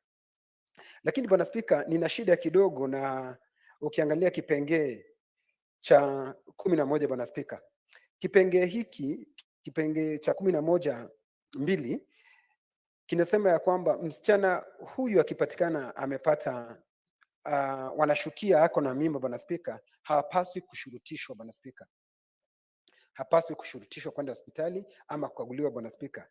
Bwana Spika, huyu ni mtoto ambaye hawezi kujifanyia uamuzi, Bwana Spika. Pengine tungesema ya kwamba ikiwa tayari wamwambia mzazi wake, Bwana Spika, lakini wakuwa wameangalia vizuri, ni jukumu lao, Bwana Spika, kuwe na ule msukumo, Bwana Spika, kwa sababu kumwambia tu na tayari tumesema ya kwamba ni mtoto ambaye hawezi kufanya uamuzi, Bwana Spika, tutakuwa hata sisi tumefeli katika maelezo na maagizo yetu, Bwana Spika. Tunapaswa kuwa na msukumo, Bwana Spika, hata akiwa ni mdogo, na najua wale ambao wanahusika kwa mambo ya human right watasema ya kwamba pana, hapaswi, Bwana Spika, lakini tumesema ni mtoto, Bwana Spika. Kwa hivyo mzazi ama mtu yule ambaye ambaye ana uwezo wa kumwambia aende akaangalia, Bwana Spika, kwa sababu tena, Bwana Spika, mtoto kama huyu akipata shida wakati ako katika ile shule, unapata ya kwamba yule ambaye atachukuliwa hatua ni walimu wakuu ama wale ambao wanahusika, Bwana Spika. Kwa hivyo panapaswa kuwe na ule msukumo, Bwana Spika, ya kumwambia ni mpaka aende hospitalini, Bwana Spika, ndio aweze kupata maagizo ambayo yanapaswa kufuatiliwa, Bwana Spika. Bwana Spika, mswada huu ni mzuri tena kwa sababu, Bwana Spika, kaunti zetu ambazo hela nyingi tunapeleka pale katika kaunti zetu, Bwana Spika, hela hizi zitatumika kutengeneza hizi sehemu ambapo hawa wazazi ambao ni wachanga wataweza kuwa wananufaika kwa maelezo, Bwana Spika, ndio waweze kujua watajilinda kivipi, Bwana Spika. Wengine wao, Bwana Spika, si kwa sababu walijihusisha katika zile ndoa za mapema, Bwana Spika, wengine wao wamenajisiwa, Bwana Spika. Kwa hivyo wataenda pale kupata maagizo ya kutosha, Bwana Spika, na waweze kuendelea na maisha yao usoni. Hata hivyo, Bwana Spika, watakuwa na ile kama ni yule amenajisiwa, Bwana Spika, unapata ana ule hajui atafanya namna gani, Bwana Spika, lakini kwa maagizo na maelezo ambayo atapata katika zile sehemu ambazo zitakazotengwa katika kaunti zetu, Bwana Spika, itamwezesha kuendelea mbele, Bwana Spika. Sitaki kurudia yale ambao waliongea mbele yangu wamesema, Bwana Spika. Nataka kufikisha hapo na niseme asanti, namshukuru Miraji kwa mswada huu na naunga mkono, Bwana Spika. Asante sana Seneta Kinyua. Kidogo pale ukiendelea kwa mchango wako umechanganyisha lugha kinyume na kipengee 92 pale ulipoitaja human rights. Lugha sanifu naelezewa inasema haki za kibinadamu. So mara nyingine tafadhali fuatilia sheria za lugha za kutumia. Senator Okongo Mogeni.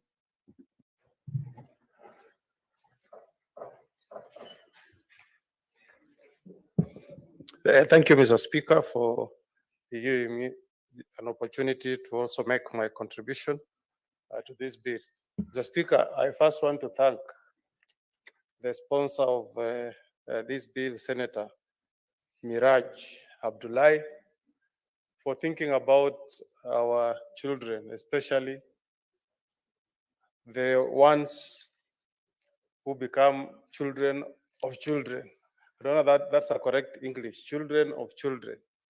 And Mr. Speaker, any child who finds himself in this world deserves protection like a child who is born to adult parents, Mr. Speaker. So the biggest interest to look at, Mr. Speaker, here, the way they say, is the best interest of the child. I think the person that this bill is trying to protect is the child. And I want to join Senator Kajwang and Senator Kinyua in making the country and the nation to know that the Senate is not discussing this bill as a way of saying that we want to encourage children to become parents. That's really not the intention, Mr. Speaker. The African Charter on the Rights of the Children is very clear, Mr. Speaker, that anytime you are discussing a legislation, the paramount thing you look at is the best interest of the child.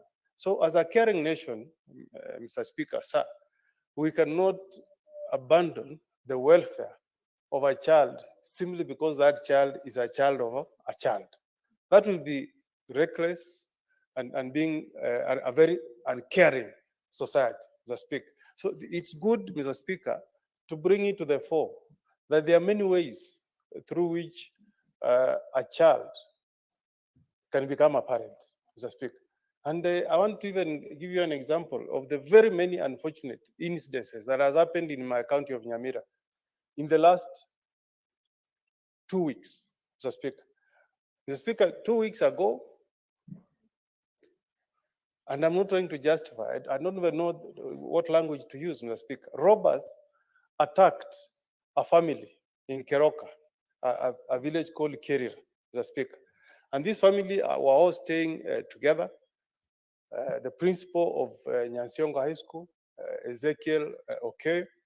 The wife is a nominated MCA in the County Assembly of Nyamira. She's called Zipora Matundura. Their brother is a CC in the county government of Nyamira called Kennedy Angwej. And you know, Madam Speaker, just to demonstrate how heartless Kenyans, or let me say thugs within Kenya can be, they attacked the family, they robbed them of phones, ATM cards, went to the ATM machine and withdrew money. But the most unfortunate incident, Mr. Speaker, is that they defiled 2 young children in the presence of those 3 prominent citizens of Nyamira. You can imagine. I mean, you don't know what will be the result of such an incident. It could be unfortunate that those children may end up becoming, how do you call it? Children parents. You know, I mean, through such a very unfortunate incident, you can imagine, Mr. Speaker, such a heinous crime being committed in front of such prominent Kenyans, Mr. Speaker. Just yesterday, Mr. Speaker, at Kebirigo Market, a young boda guy called Abiud Matara, a hustler, after, you know, doing his boda business during the day, was attacked, you know, and killed by thugs in Nyamira. I've just sent a message, Mr. Speaker, to the CS Interior, and we are telling him that as leaders of Nyamira, we want him to respond to the insecurity that we are witnessing in Nyamira. But the relation to this bill, with what I'm telling you, is that this young man called Abiud Matara is a parent of some children somewhere. You may find that such children, Madam Speaker, if you don't have a society that is caring, you may have young children, maybe a daughter who is 8 years. Because of that unfortunate incidents, somebody may engage in some, some acts of passion and become a parent, simply because you have lost your parent at a very early age. So, Mr. Speaker, when we speak to this bill, we are not simply saying that there are people engaging in pleasure who become parents at an early age. There are also other factors beyond our control, Mr. Speaker. And I hope if the CS Interior is watching this show, we need him in Nyamira like yesterday, Mr. Speaker. That's not normal. I don't think that has happened in Laikipia. I don't think you have seen those kind of insecurities in Bomet, Mr. Speaker. So we don't want to hear that every time the CS is out there addressing insecurity. Senator Kinyua, what is your point of intervention? This is fairly emotional. So your point of order, I hope, is in support of what's happening in Nyamira. Give him the mic. Mr. Speaker, I feel senior counsel because, Mr. Speaker, what he's saying is very true, and standing in support of him. But he's asked where it happens in Laikipia. Mr. Speaker, it's true, it happens in Laikipia. These bandits, they attack. In fact, in one place called Kamwenje, these bandits attacked and then gang raped a Form 2 student, 7 of them. So, Mr. Speaker, I feel him and I understand. Proceed, Senator Omogeni. Thank you, Senator Kinyo, for empathizing and sympathizing with your brothers and sisters from Nyamira. That issue, Mr. Speaker, is really causing a lot of concern in Nyamira. I want to thank, I know I should not be saying issues on security in my contribution to this bill, but I'm relating this to factors that can contribute to very young girls becoming parents. If you lose your parents at a very early age, you don't have somebody to support you, it can lead to something else. Senator Kinyo, I want to thank at least the security operators at Nyamira, especially the DCC, Florence Obunga, and the DCIO, Paul Makonge, who this afternoon, Mr. Speaker, have given a directive, and I hope we'll get the backing of the CS Interior for the transfer of all police heads within Kebirigo, Mr. Speaker, because we don't want our young children, our young boys who are not able to get into formal employment, who are running border borders, Mr. Speaker, to be killed in the cause of trying to fend for themselves, Mr. Speaker. So I want to say, Mr. Speaker, that if this bill is enacted and we have partnership within the national government and county government, it will be a good thing, Mr. Speaker. You know, you can't condemn a child, Mr. Speaker, to stop higher education simply because she has become a parent while she's a child. That's not right. These mistakes happen in life, Mr. Speaker. And I can tell you, I know prominent Kenyans, very prominent Kenyans, whose parents became parents when they were children, at 17 years old. But because they were given a chance to go back to school, Mr. Speaker, they were able to finish school, educate those children, and they are now prominent citizens in society. So there's been this stereotype in where we come from, in our villages, that if you become a child mother of a child, then your future is doomed. That should not be the case, Mr. Speaker. Let us accept that these members of society who may find themselves in a situation of becoming parents at a very early age should be given a second chance. That's why I'm very happy with the spirit of this bill, Mr. Speaker. It is advocating that these children should be given a chance to go back to society. More importantly, it's also advocating that we must take care of the welfare of those children. Because as the parent goes back to school, Mr. Speaker, we must take care of the child who is remaining behind, Mr. Speaker. We must take into cognizance that that child who has become a parent does not have the means, Mr. Speaker. If you go to some countries, advanced countries like Australia, Mr. Speaker, in 1967, they amended their constitution to have social support programs, whereby people become parents and you are able to establish to the satisfaction of the state that you are not able to support your child, the government will give you $1,500 every month to support your child. Because these children, Mr. Speaker, they are the futures of tomorrow, Mr. Speaker. As we become adults, if war broke out today, Mr. Speaker, every Kenyan will be called upon to defend their country. So we must bring up the young generation cognizant that our days in this world, Mr. Speaker, are limited.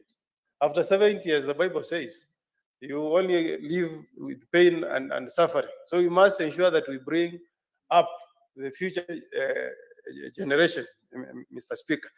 I am impressed, Mr. Speaker, that this bill brings to prominence the role that our CC play at the counties, Mr. Speaker, because they are the people who understand the people who live in the county. We should not always, every time we want to solve a problem, Mr. Speaker, there has been this idea of saying we must run to the national government. Let us support devolution, Mr. Speaker. Let us give hope to our people that devolution came to change lives at the counties, and that devolution came so that we can resolve issues. I don't know whether we are doing, we are complying with the transitional clauses. I mean, with the Schedule 4 on assignment of duties between the national and county governments, because, Mr. Speaker, as you know, the only role that is assigned to county governments on education is on ECD. But I'm seeing there's a proposal on this bill that the county government should also be involved in ensuring that a child whose mother is a child is supported to go to school. Maybe we need to interrogate the bill further if there are any amendments that can be made so that we make it constitutional compliant. We don't want such a good bill to die because it is unconstitutional. Very impressive, Mr. Speaker, with the idea of establishing care centers, Mr. Speaker. This happens. You know, if you travel to industrialized countries like US, child care centers are all over, Mr. Speaker. But this one is really dedicated to taking care of children whose mothers are children. Very, very progressive bill, Mr. Speaker. So I hope that we as senators will support the enactment of this bill, but we do it with caution. We are not encouraging our children. I know Senator Kinyo agrees with me. We are not encouraging our children to become parents at an early age. We must always advocate what we are told in the Bible, that love is patient. Wait for the right time. So, Speaker, we don't want boys to tempt our girls and tell them that the Senate is passing a bill that if you get a child, the government will support. Because it can also have a negative impact in society, Mr. Speaker. We must, the Sexual Offences Act must remain in force. We don't want adults, Mr. Speaker, to start having mothers who are underage, Mr. Speaker. So the law on having sex with a child should remain and be enforced. The only interest this bill should look at is the best interest of that child who has found himself or herself in circumstances where the mother is a child with no income and who also wants to pursue education. So with those remarks, Mr. Speaker, I support and hope that CS Interior will take urgent and immediate action to address the issue of insecurity in the county of Nyamira, Mr. Speaker. We live in a very small county, Mr. Speaker. If this trend of killing our people in Nyamira continues, Mr. Speaker, we will be depleted, Mr. Speaker. So these are serious matter, Mr. Speaker. As I said, I've had a discussion with the CS Interior on behalf of the leadership from the county of Nyamira. If you followed what happened today, there was a big security meeting convened by the DCC and the DCIO at the Kebirigo market. He must have received reports on the concerns from the citizens of the county of Nyamira. And I hope that sooner than later, he will make a visit to the county of Nyamira so that he can address the issue of insecurity. We want to live in a country where we can peacefully go around doing our day-to-day activities without fear of being attacked by people who don't want others to do their businesses. Thank you, Mr. Speaker. Thank you very much, Senator Kongo Mogeni. I'm very sure that your concerns about security or insecurity in my neighboring county of Nyamira definitely will be addressed. Remember, CS is a member of this house, or rather a previous senator, and therefore I'm sure he's able to follow up the proceedings, and we hope he will act accordingly. Senator Kinyo, what is your intervention? Bwana Spika, ni kupongeza tu wakati ulinikosoa kusema human right ukaniambia haki za kibinadamu. Bwana Spika, kwa moyo huo huo Bwana Spika, ningekuomba kwa sababu wewe nimeona ni mwerendi wa Kiswahili, tuwe tukiendeleza mazungumzo wakati umeketi kwa lugha ya Kiswahili Bwana Spika, kwa sababu Kiswahili kutukuzwe. Asante Bwana Spika. Asante Sinzakinywa. Ile nitakuelezea ni kwamba uweze kuileta pia mabadiliko kwa sheria za kanuni za kuendeleza ili tuweze kuitukuza lugha ya Kiswahili. Thank you very much. Senator Tobiko Peris Pesi.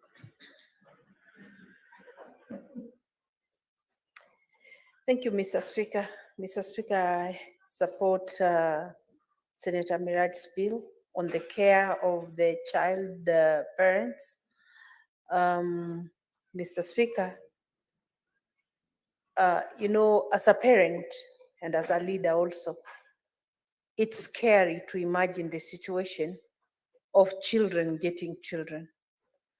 But when that unfortunate situation happens, and a human being has been brought into the world, then both children, or actually they may even be 3 children, maybe the father of the child and the child involved are all children. So there may be a situation of dealing with around 3 children. It's a very scary situation, but then these are human beings. These are people whose lives were still in formation, who needs to care from parents and from community and from law enforcers and from the government of the day, Mr. Speaker. And so, Mr. Speaker, I support that these children need to be given a conducive environment, be it in schools and also at home, and maybe in situations where these children don't have parents, but they have now children, maybe there should also be shelters that where these kids can be taken care of, Mr. Speaker.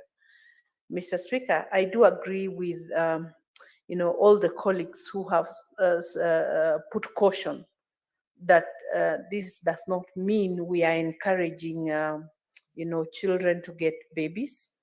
We are addressing a situation that may not be a normal occurrence, but that needs to be taken care of by law, Mr. Speaker. And so, Mr. Speaker,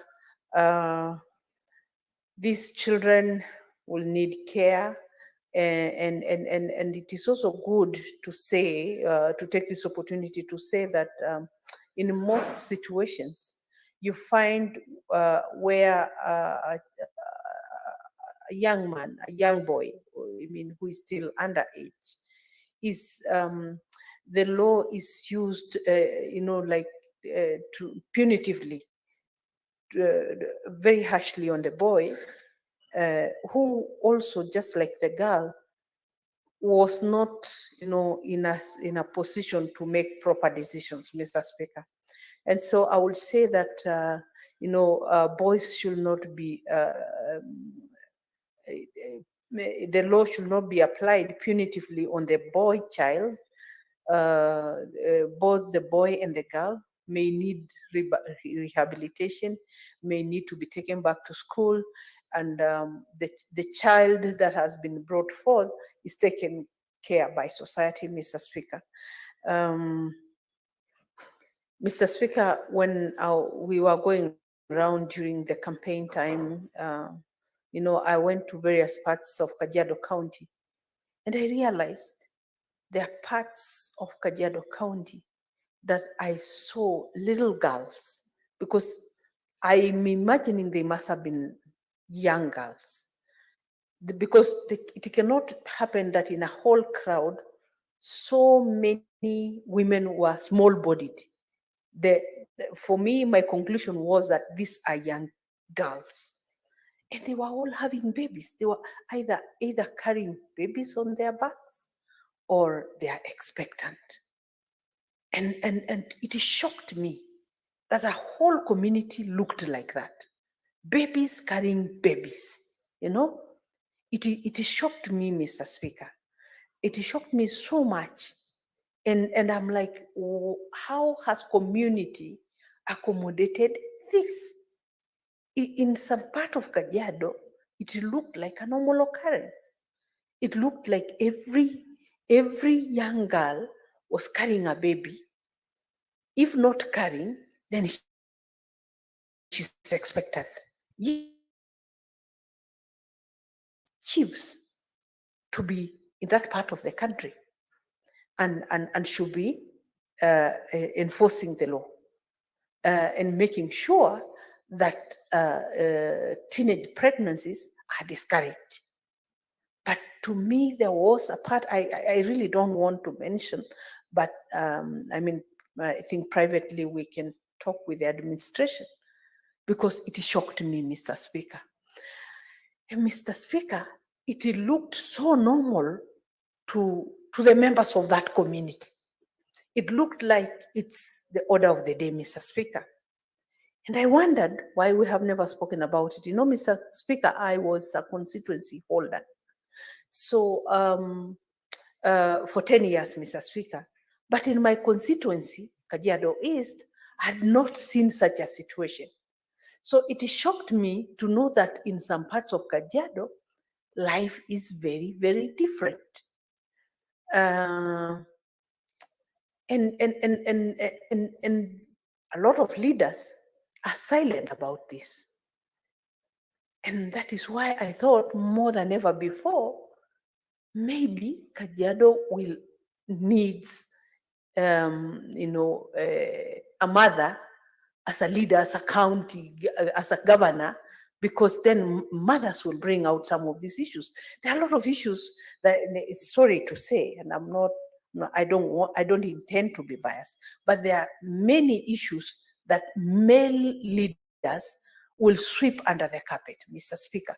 Because I've never heard anybody speaking about it, but I saw a huge problem in Kajiado that needs to be addressed, Mr. Speaker. And so I think the Mirage law is well-meaning. I think it is well-timed, but caution must be put so that it doesn't look like this house is encouraging, you know, teenage pregnancies. But once it occurs because of unfortunate situations, that the child did not intend, that the child was not in control, that maybe it was out of some molestation of some kind, then the situation still has a law that takes care of that kind of situation. And so I support Mr. Speaker. Thank you. Thank you, Senator Tobiko. Senator Korir Joyce.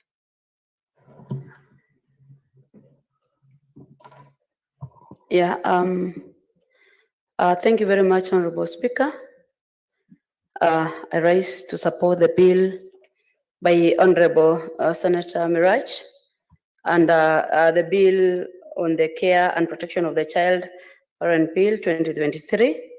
And I want to agree with the sentiments of my colleague senators on the support of this bill, that this bill, Honorable Speaker, will cure a number of problems that our teachers are facing, Honorable Speaker. Honorable Speaker, teenage pregnancy and motherhood rate in Kenya stands at 18%, which is really high, Honorable Speaker. And the reason why this is, Honorable Speaker, a number of teenagers, Honorable Speaker, lack the information about the sexual and reproductive health and rights, Honorable Speaker. Honorable Speaker, I would want to say that it will be prudent for us to really provide means and ways through the national government and the county government to make sure that we have programs that enlighten these teenagers on the dangers that are within the societies that they are coming from. Honorable Speaker, these are very vulnerable kids. They don't, the Honorable Buru talked about the games, or they play some games, which I don't term it as games, Honorable Speaker, because they have very serious consequences to an extent of even sometimes or affecting their future lives, Honorable Speaker. Honorable Speaker, I would want to request, or the bill is trying to address the issues of inadequacy, access to services they lack to young people, Honorable Speaker. And if the county government and the national government with all their hands and come up with these programs so that these youths can access, Honorable Speaker, we will be able to cure this menace, Honorable Speaker. The part 3 of the bill, Honorable Speaker, talks about the preventions. And they always say, Honorable Speaker, prevention is better than cure.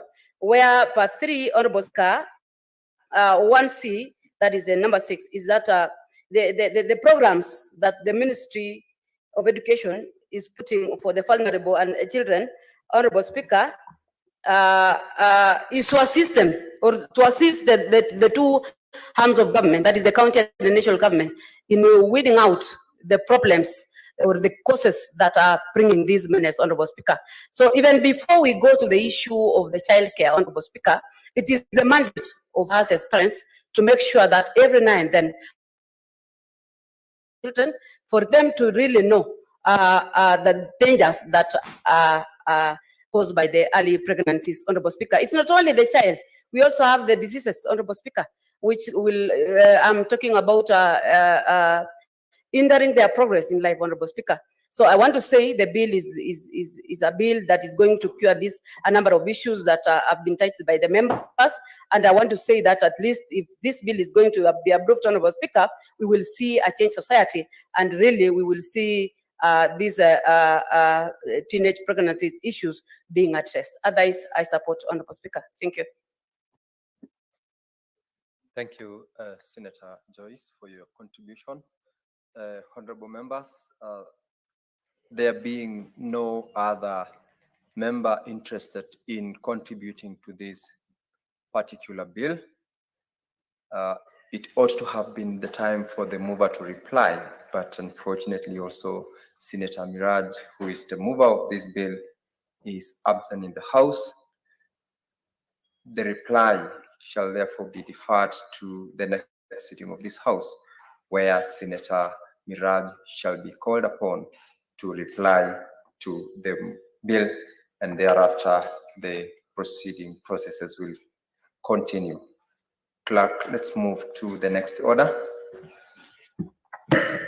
Order number 17, the Prevention of Livestock and Produce Theft Bill, Senate Bills number 12 of 2023, second reading, resumption of debate.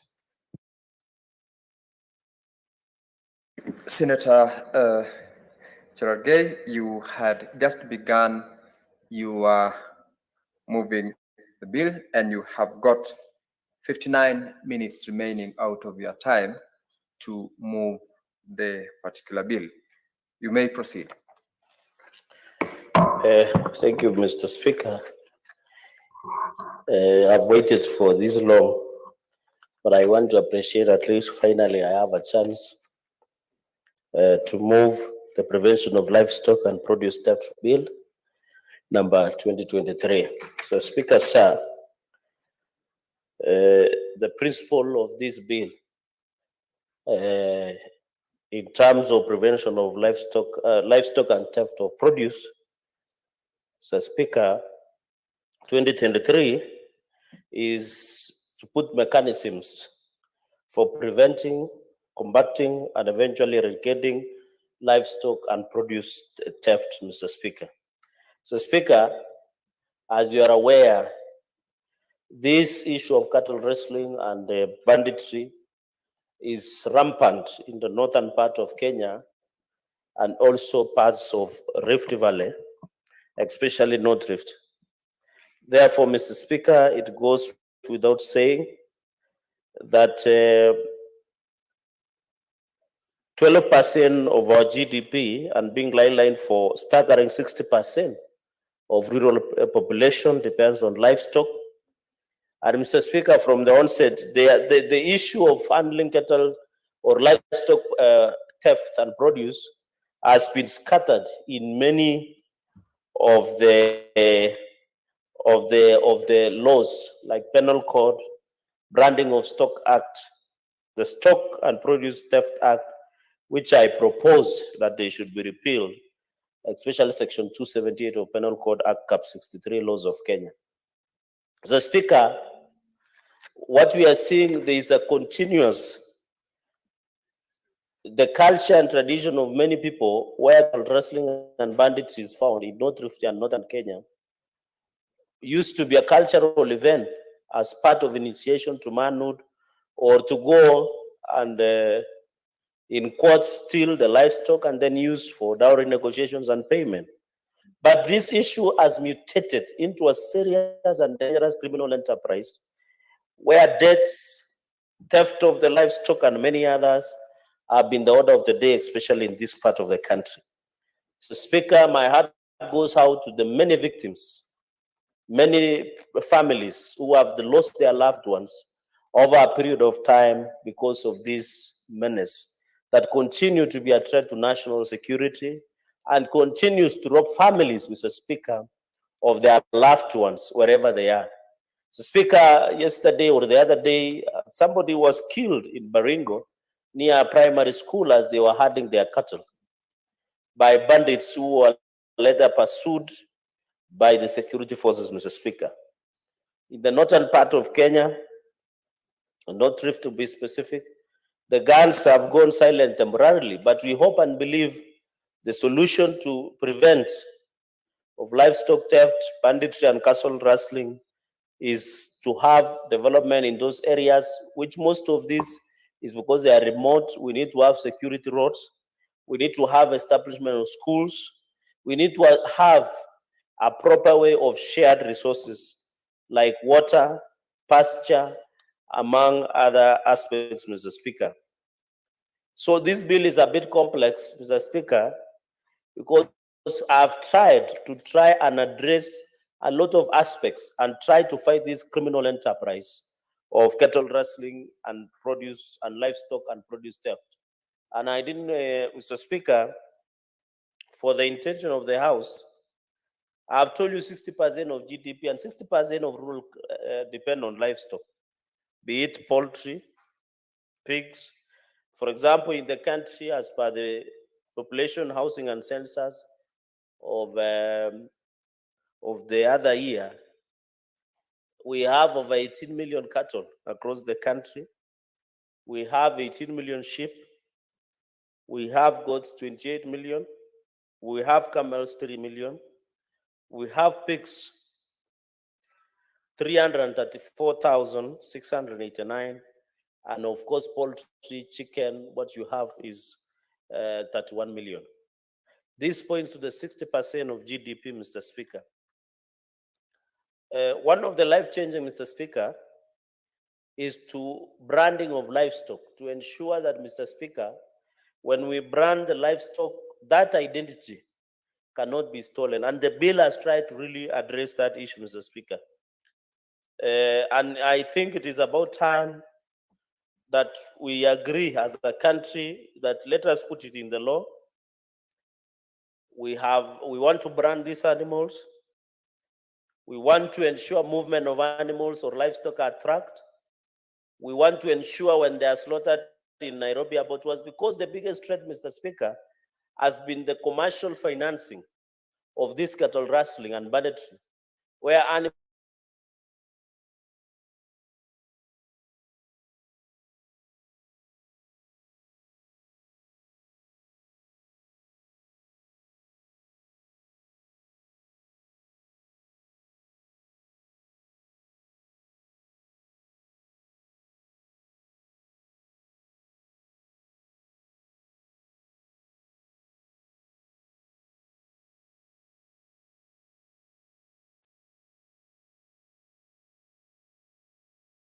and taken to Nairobi abattoirs or other major cities or major towns, the Speaker, and unknowingly or knowingly, the meat that either we enjoyed at parliamentary cafeteria or even in big cities, 5-star hotels in these cities and towns in the country, could be unknowingly we are financing the ugly end of cattle rustling and banditry of livestock in the country.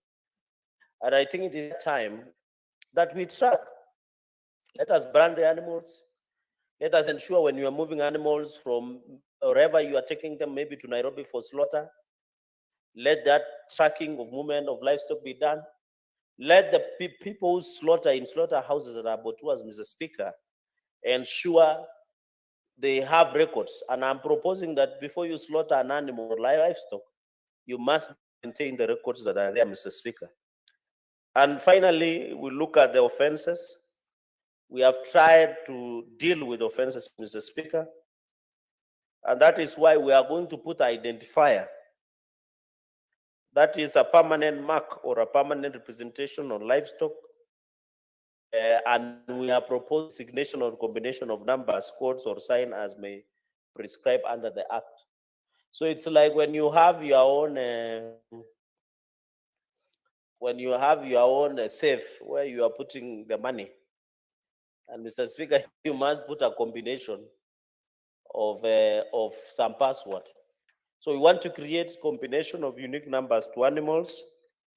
And one of the roles that we have given, Mr. Speaker, is the objects of this act, I have said, is to prevention and combating and eradication of livestock theft and to promote security and stability. Mr. Speaker, if you go to those areas, development is behind. There's no network, red network. There's issue of electricity, no water, no schools.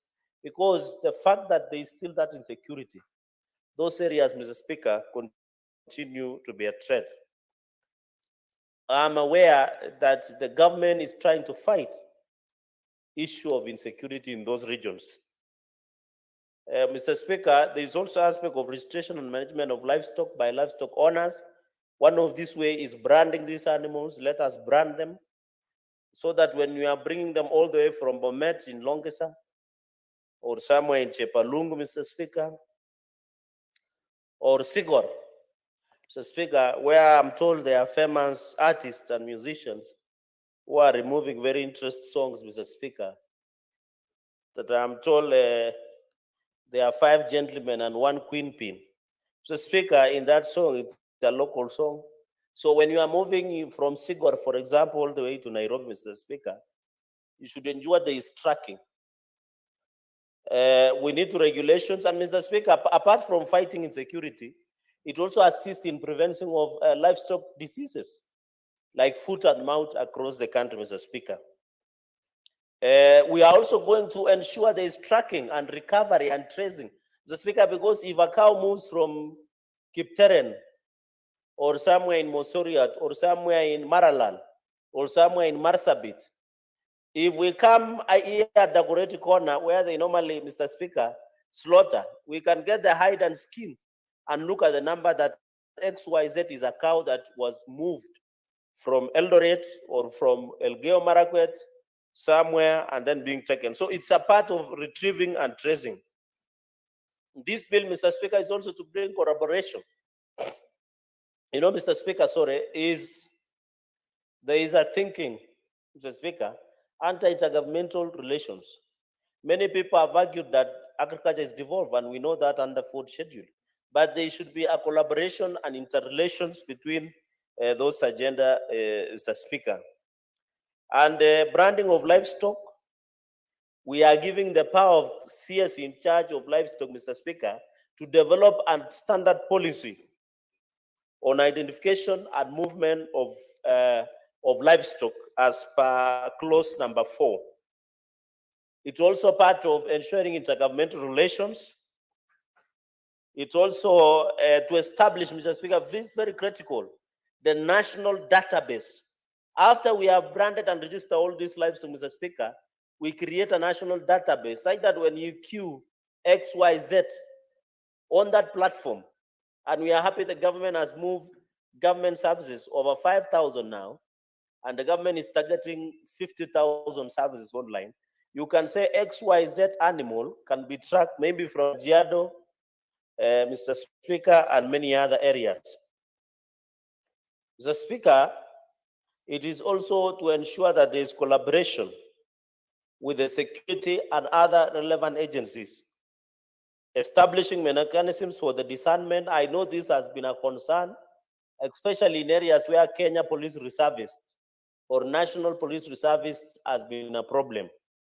Where in communities, when you go to West Pokot, Elgeyo Marakwet, Turkana, even in northern part of Kenya, Marsabit, Mandera, communities have been accusing each other, or the government at some point, even in Baringo and many other areas, have been accusing that they have been arming one side of the community against another.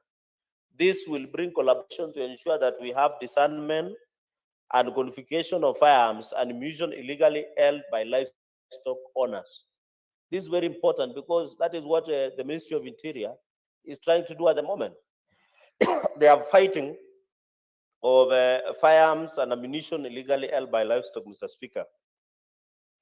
Also, the Ministry of which should ensure capacity building to the county governments on matters touching on identification and movement of livestock, Mr. Speaker. So these are highlights of the bill, Mr. Speaker, that tries to address many challenges, Mr. Speaker.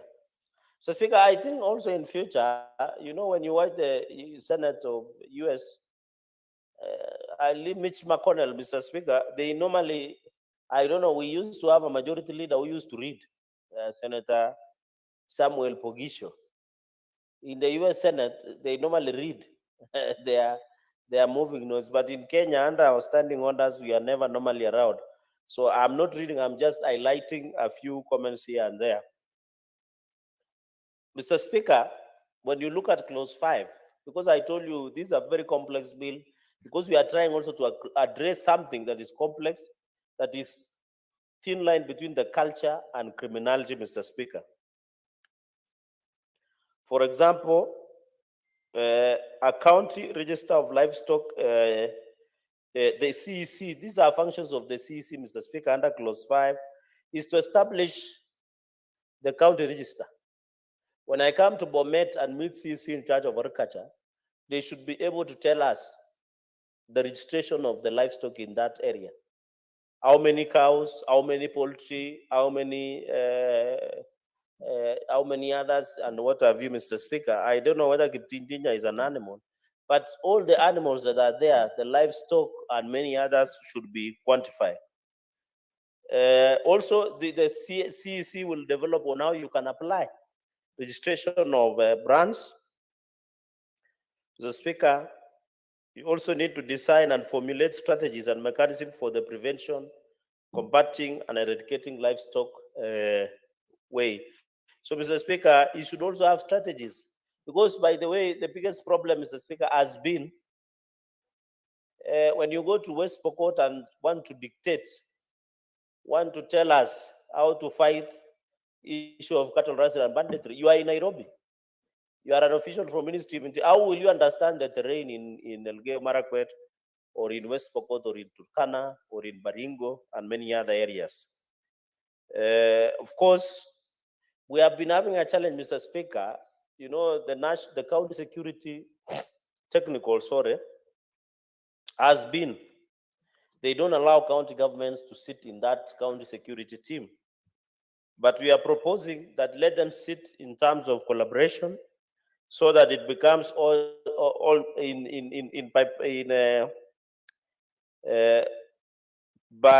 it is like sensitizing the local community, like alternative. And I know this one might not be popular.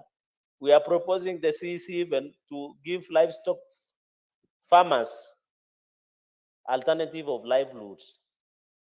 I know Senator Topiko Paris was here. I don't know whether the Maasais and others would want to abandon the issue of livestock rearing to go and maybe take care of maybe other livelihood. So the question is to change the cultural aspect. Then, Mr. Speaker, we also, when we need to do GIS tracking system, so we need the county to acquire that system, so that when there is movement of animals, nowadays, Mr. Speaker, we use GPS. If I want to know, Mr. Speaker, where you are, I will just, Mr. Speaker, just put a tracker I can know you are seated somewhere in the Senate because of the GPS that we have in front. So we want to put trackers to the animals and ensure that we have in place. Mr. Speaker, I'm proposing in clause 6 that we have county assemblies. Mr. Speaker, I can see you are consulting on issues of Bomet. I hope all is well. Mr. Speaker, the county legislation and county assemblies, Mr. Speaker, we are giving them power. We are giving them power to now county assemblies to go and domesticate in Bomet County Assembly, in West Pokot County Assembly, in Nairobi County Assembly, because the issue of cattle rustling does not restrict itself to Northern Kenya. And this, I've told you, Mr. Speaker, we are unknowingly financing the cattle rustling in this country because of the meat that we eat in Nairobi. No one can tell us with certainty that the meat we eat is because of livestock that we are aware where they are coming from, Mr. Speaker. Mr. Speaker, another clause that I want to bring to the attention of the House,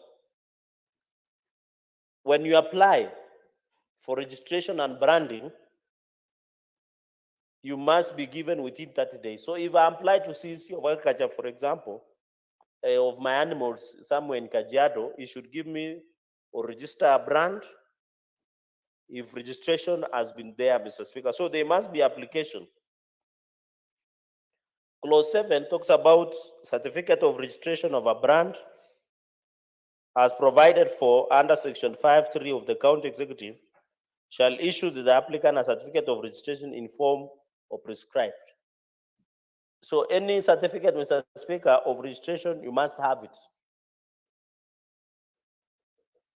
Where the holder of a certificate claims that the certificate has been lost or destroyed, the holder of a certificate may make an application in accordance with subsection 4 to county executive. So Speaker, clause 8, when you sell, for example, you sell a committee to transfer right to a brand to another person, there is also a process. Because, Mr. Speaker, somebody might say, if I've issued a farmer with a registration certificate somewhere, and how do I get it back? Maybe you go and buy animals in Kajiado, in Kibiko area, and you want to transfer to Nairobi. Maybe you are a owner of abattoir or slaughterhouses, Mr. Speaker. You have the right to transfer that brand to another person.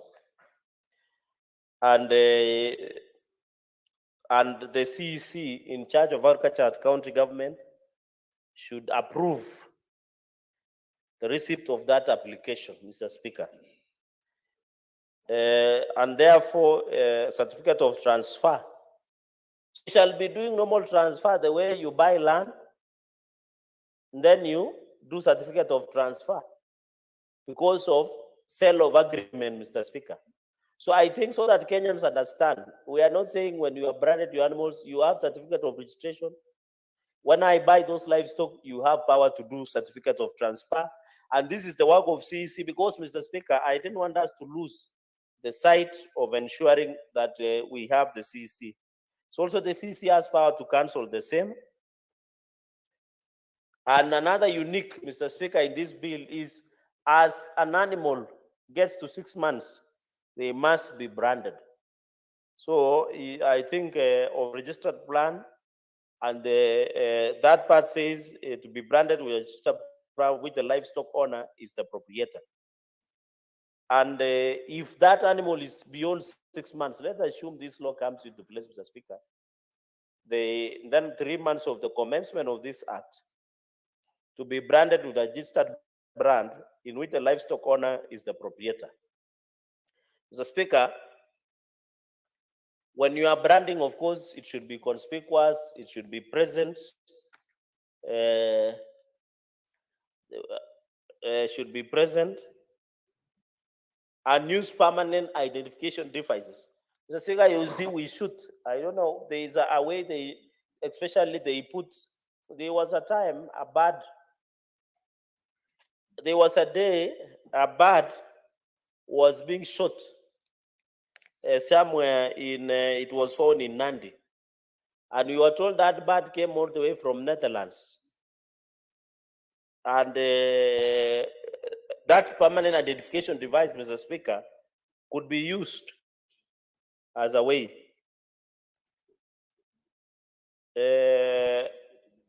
Movement of livestock. Number, Mr. Speaker, movement of livestock. And that becomes, that one I wanted to explain there, Mr. Speaker, on what, Mr.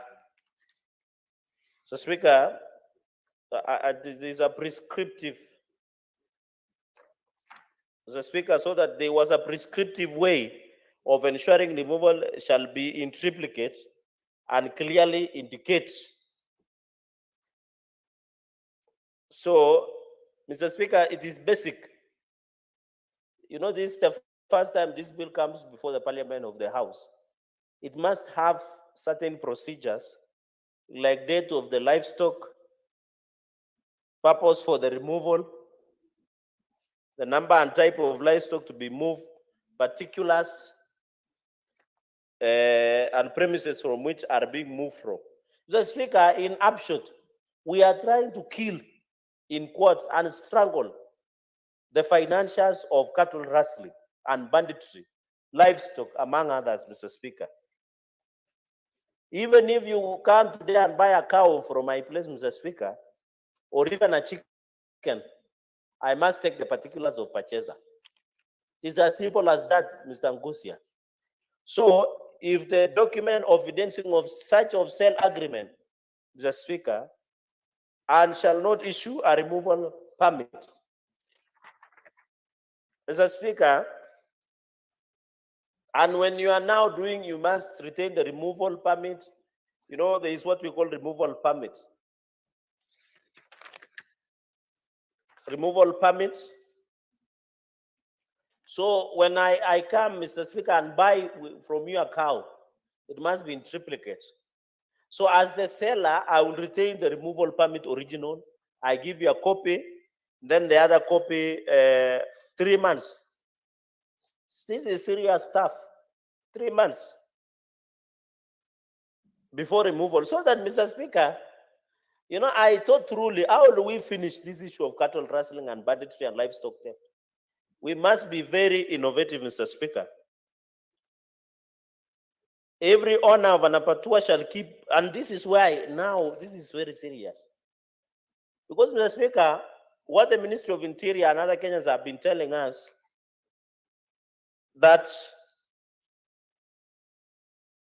they must be kept books and records at every livestock slaughter and carcass. It's very crucial. You must keep books, Mr. Speaker, for 3 months. So if I have a slaughter in Tibunya Trading Center in Bomet or in Gachek or in somewhere in Kapsowar, when you walk to my abattoir, I should be able to give you the list of the cows or livestock I've slaughtered for the last 3 months. And that is the point. And therefore, Mr. Speaker, I really want to say that of every and carcass before leaving the abattoir. Because most of the time, Mr. Speaker, we are being accused of facilitating. Because these people steal animals. They drive all the way to Nairobi without proper procedure.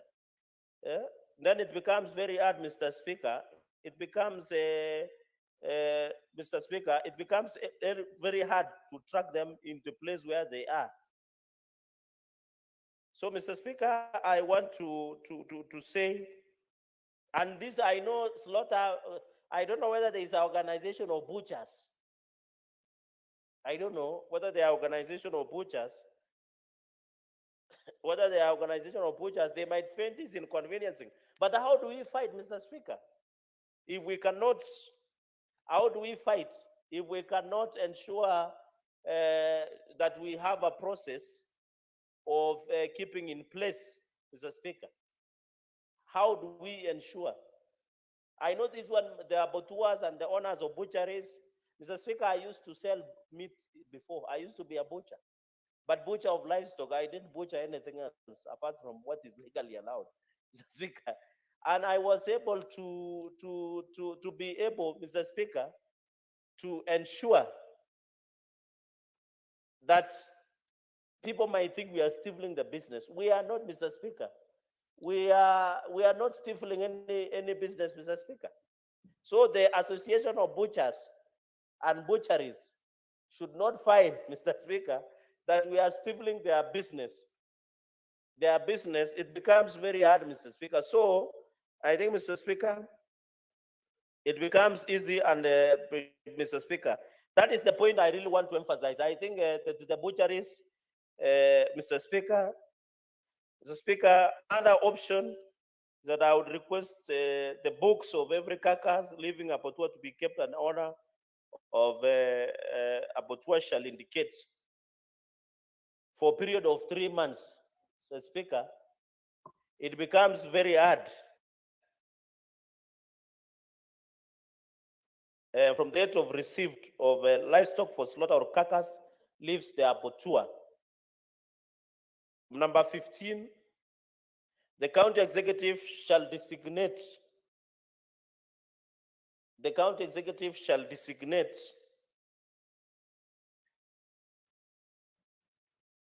the county executive shall designate such persons to be inspectors for each ward in the respective county for the purpose of enforcement of this act.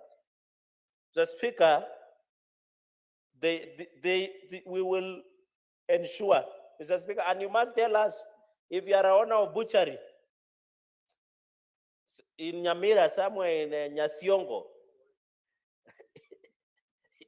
you must tell me, Mr. Speaker,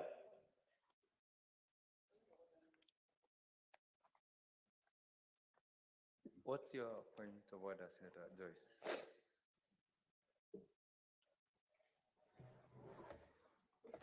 Thank you very much, Honorable Speaker.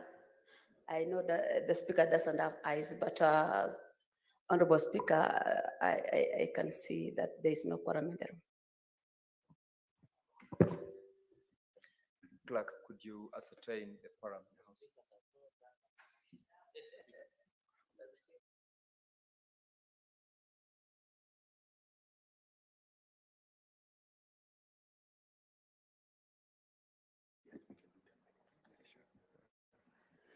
Sergeant at Arms, could you please ring the quorum bell for 10 minutes?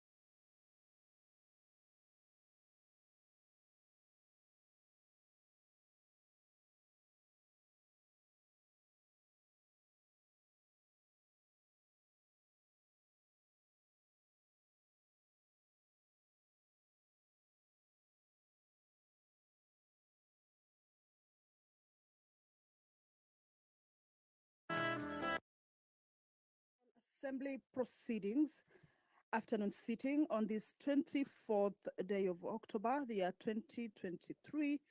This is a live broadcast that is brought to you by the Parliamentary Broadcasting Unit in partnership with the Kenya Broadcasting Corporation. Members of the National Assembly will this afternoon afternoon.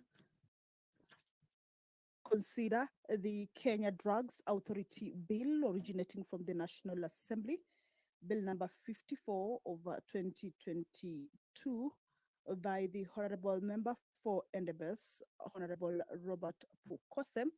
This bill will be considered at the Committee of the Whole House stage, and there are proposed been moved by various leaders in this particular bill for the consideration of the bill at the Committee of the Whole House stage.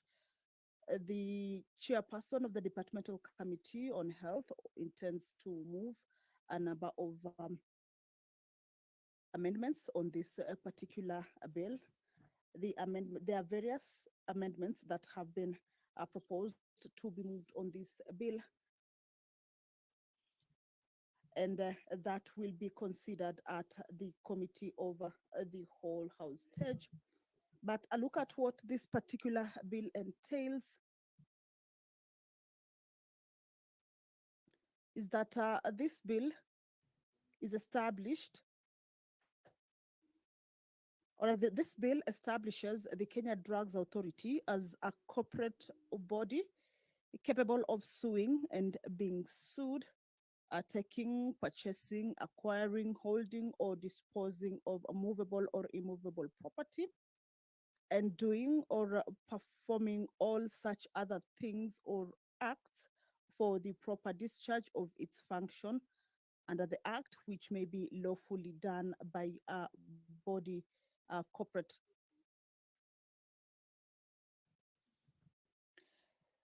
The mover of this bill indicates that in keeping with the international best practices and guidance from the World Health Organization, the aim of the proposed national health products regulatory system is to safeguard the health of the public by ensuring the quality, safety, and efficacy or effectiveness of medicines and related health products based on principles of sound science, evidence, and transparency. This requires an institutional framework with a clear legal mandate and the requisite expertise and independence in decision making. It is for this reason that the Kenya Drugs Authority Bill is proposed. But as you can see, the Speaker of the National Assembly, Honorable Dr. Moses Wetangula, is in the chambers. Allow me to hand you over to this live broadcast brought to you by PBU in partnership with KBC. Good afternoon. Waheshimiwa, tuombe. Ewe Mwenyezi Mungu ambaye kwa hekima na wema wako umetoa nyadhifa za viongozi na mabunge kwa ustawi wa jamii na utawala wa haki wa wanadamu, tukusihi utazame kwa neema nyingi sisi watumishi wako ambao umeridhika kutuita ili tutekeleze shughuli muhimu za jamhuri yetu. Tunakuomba uteremshie baraka zako sisi tuliokutanika hapa, na utujalie tuyatende na kufikiria mambo yote yatakayofikisha mbele yetu kwa njia ya haki na uaminifu, ili utukufu na sifa zako ziendelezwe, na ili kustawisha amani, ufanisi na heri ya nchi yetu na wale ambao haja zao umezikabidhi mikononi mwetu. Amen.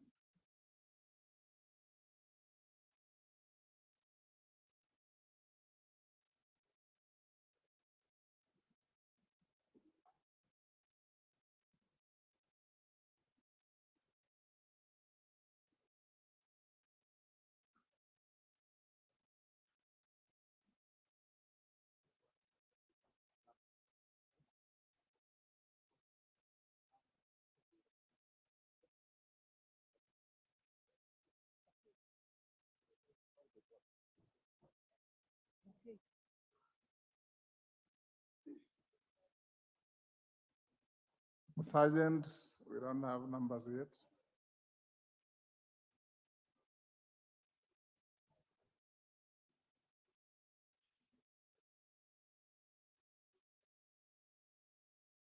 Well, the Speaker of the National Assembly, Honorable Dr. Moses Wetangula, has directed that a quorum bell be rung for 10 minutes. At the commencement of the House business, pursuant to Standing Order number 34, the House needs to have a quorum over 50 members. But if the House does not have that requisite number, then the Chair or the Speaker may order that the quorum bell be rung, of course, to enable the members to be able to get into the chambers and allow the House achieve the required number pursuant to the House standing order. We've just seen the Sergeant at Arms indicating that 3 members, once they walk in, will be able to enable the House reach that particular number. But of course, we know members will be getting into the chambers to follow on this afternoon sitting proceeding. And in a few minutes, of course, we will see the Sergeant at Arms indicate that the House has achieved the quorum, and the Speaker will call the House to order, and the business of the House shall begin immediately. Well, that is the Sergeant at Arms indicating to the Speaker that the quorum has been achieved. Allow me to hand you over to this live broadcast that is brought to you Order number by 1, KBC in partnership administration of with oath. KBU. Good afternoon. Order number 2, communication from the chair.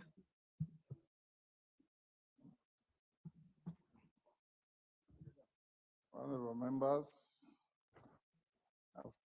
allow me to recognize a delegation from the Parliament of Uganda.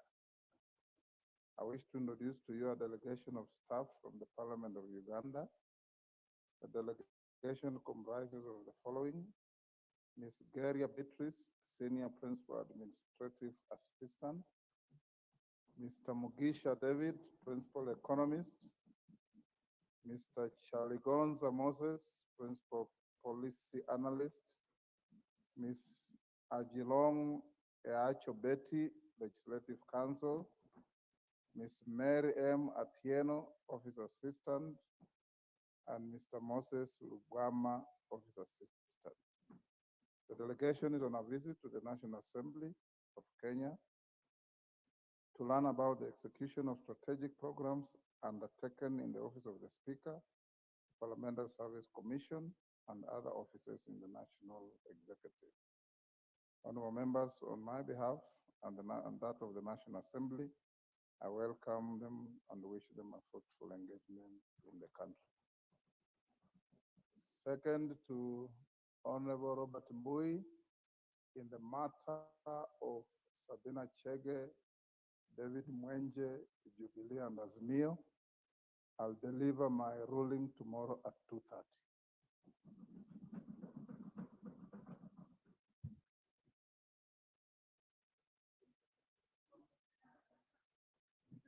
Next order. Order number 3, messages. What is it, Mwenje? Is it Mark Mwenje? Oh, I'm so sorry. I was in the 7th Parliament, 9th Parliament with your father. So I was, but the apple never fell far from the tree. Proceed. Next order. You call it? Order number 3, messages.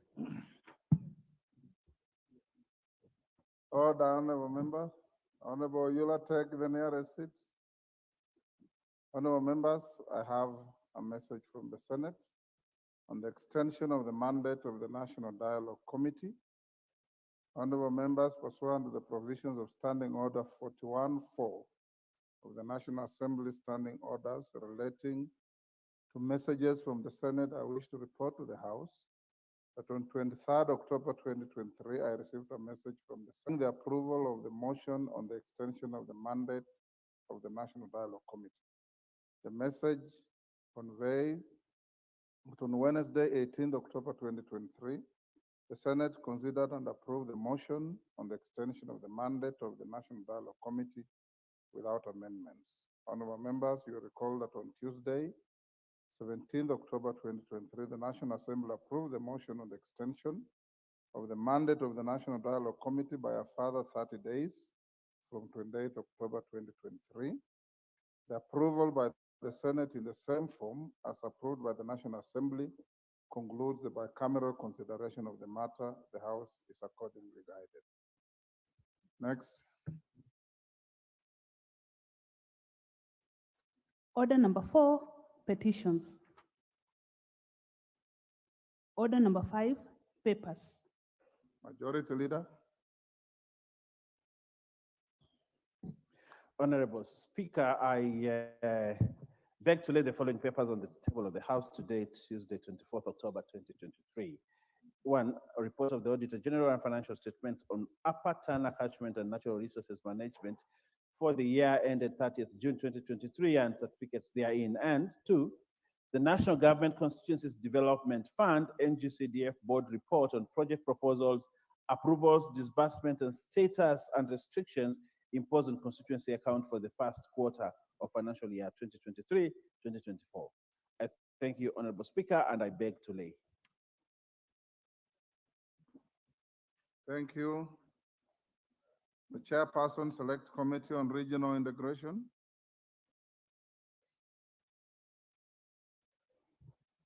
Honorable Speaker, I beg to lay the following paper on the table of the House today, Tuesday, 24th October 2023. This is the report of the Committee on Regional Integration on study visit to the Common Market for Eastern and Southern Africa, COMESA, headquarters in Lusaka, Zambia, from 24th to 31st May 2023. Thank you. Next.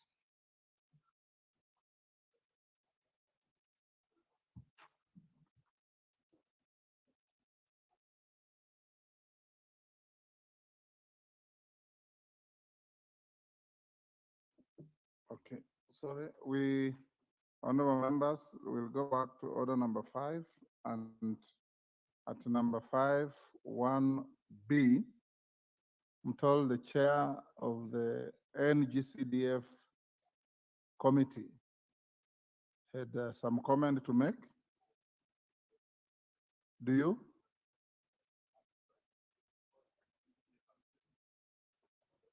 If you are not, then it's okay. Yes, I don't have. Okay, fine. Members, next order.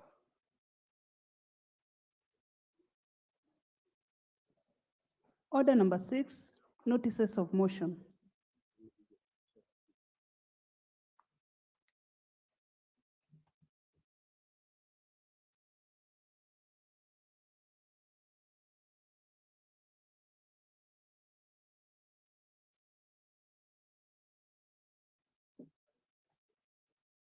Select Committee on Regional Integration.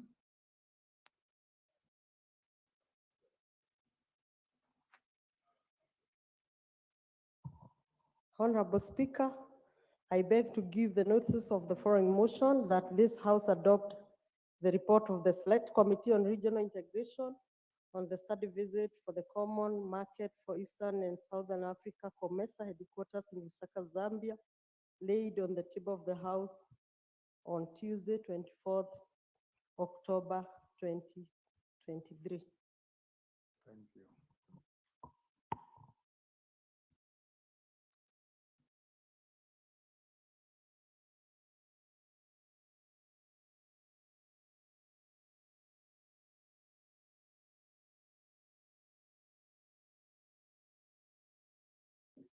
So, Honorable Sirma, I'm told I stay your matter, both on laying the report and giving notice of motion.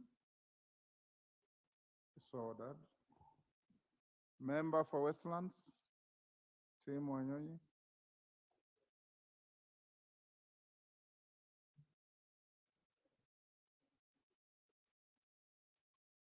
Can you give him the mic? Thank you, Mr. Speaker. I beg to give notice of the following motion, that aware that land is a critical but limited factor of protection that supports human habitation and food production. Noting that agriculture is Kenya's main economic mainstay, appreciating that the Central Bank of Kenya, CBK, Monetary Policy Committee Agriculture Sector Survey 2022 estimated that the contribution of agriculture sector to the country's gross domestic product, GDP, to be 22% directly and 27% indirectly through its linkages with other sectors. Further appreciating that the survey showed that the sector employs over 40% of the country's total population.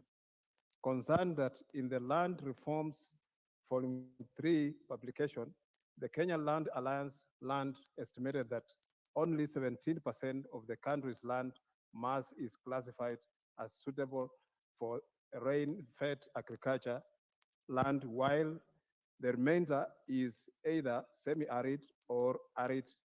Further concerned that the country's agriculture productivity has been decreasing over the years, cognizant of the fact that the decline in agriculture productivity is partly attributable to the shrinking agricultural land due to unplanned settlements that encroach on agricultural lands. Further concerned that agricultural lands in the rural areas are continually being subdivided into small portions for build-up development, thereby diminishing the size of land available for agriculture, noting that there is need to put in place measures for effective land use in the country in order to guarantee optimal use of agriculture.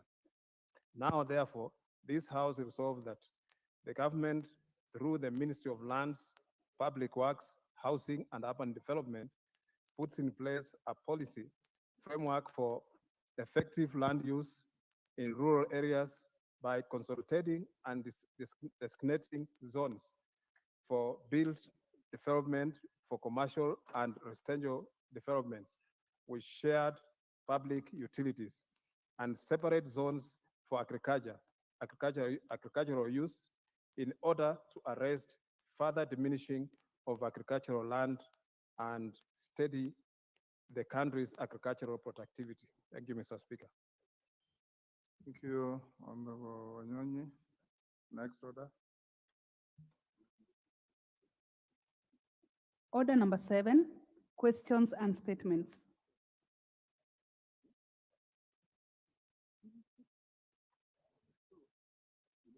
Next order, there are no questions. Order number 8. Hold. Yes, Honorable Robert Mbui, the acting minority leader. Thank you for the recognition, Mr. Speaker. Mr. Speaker, I wanted to seek your indulgence and probably advise as the head of this House, Mr. Speaker, because we are now heading towards the national examinations. And you are aware, Mr. Speaker, that under Article 94, Part 5, that no person or body other than Parliament has power to make provision that has a force of law. Mr. Speaker, recently, the Ministry of Education, through the Kenya National Examination Council, communicated that this year's exams, all the people that will be managing exams, the center managers, are supposed to go to the sub-county headquarters to pick the exams 2 times in a day. Previously, Mr. Speaker, it was just once in a day in the morning, and they would have the exams in the schools until the end of the day. But this new provision, Mr. Speaker, poses certain challenges because, Mr. Speaker, sometimes because it might also be the rainy season, the issue of not distance is one problem. The other issue is also the issue of terrain and the possibility that the exams, if they have to be done in the morning, returned to the sub-county headquarters and picked for the afternoon, this might pose a very major challenge, Mr. Speaker. So, Mr. Speaker, I just wanted your indulgence so that we can find a way forward for the sake of the citizens of this country and our candidates for this year.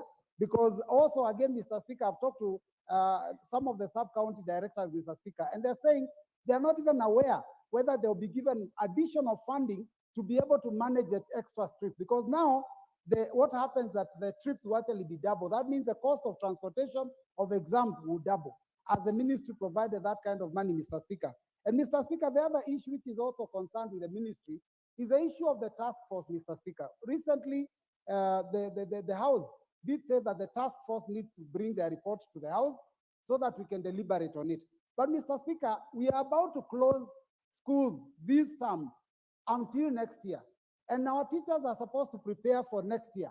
Unfortunately, Mr. Speaker, we are not even sure what subject to be taught in junior secondary school come January next year. So it's very important that as a house, we take up this matter so that the schools close and everybody knows exactly what needs to be done.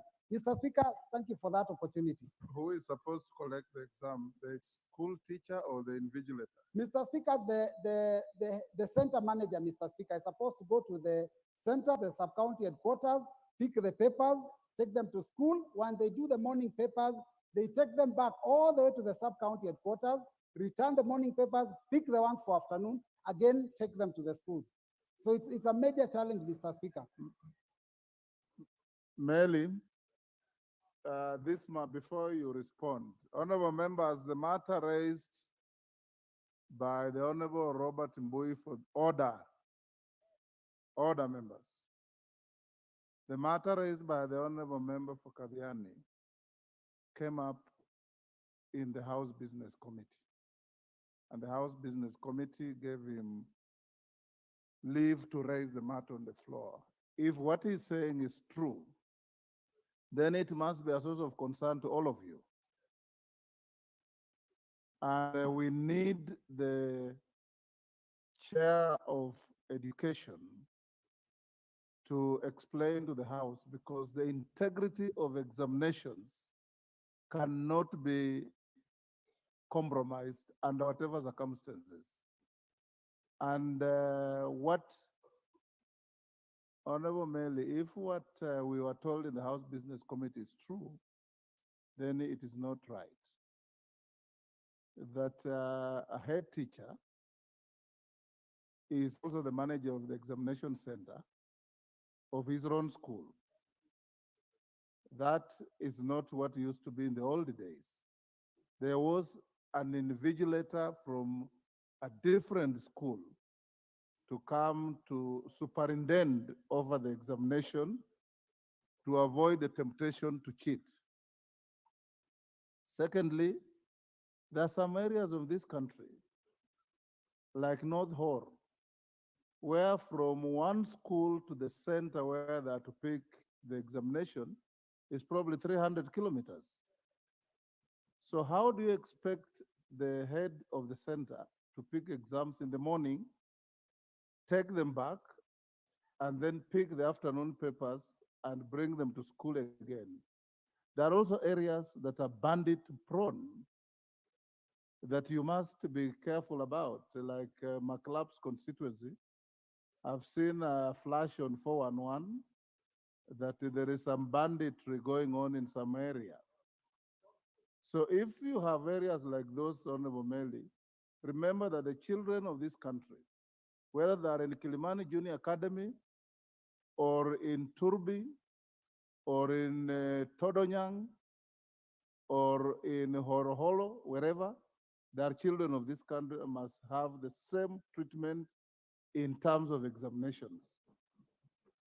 So before you give the House your assurance, I'll give 3-3 on either side or 4-4 to make comments on this very important matter.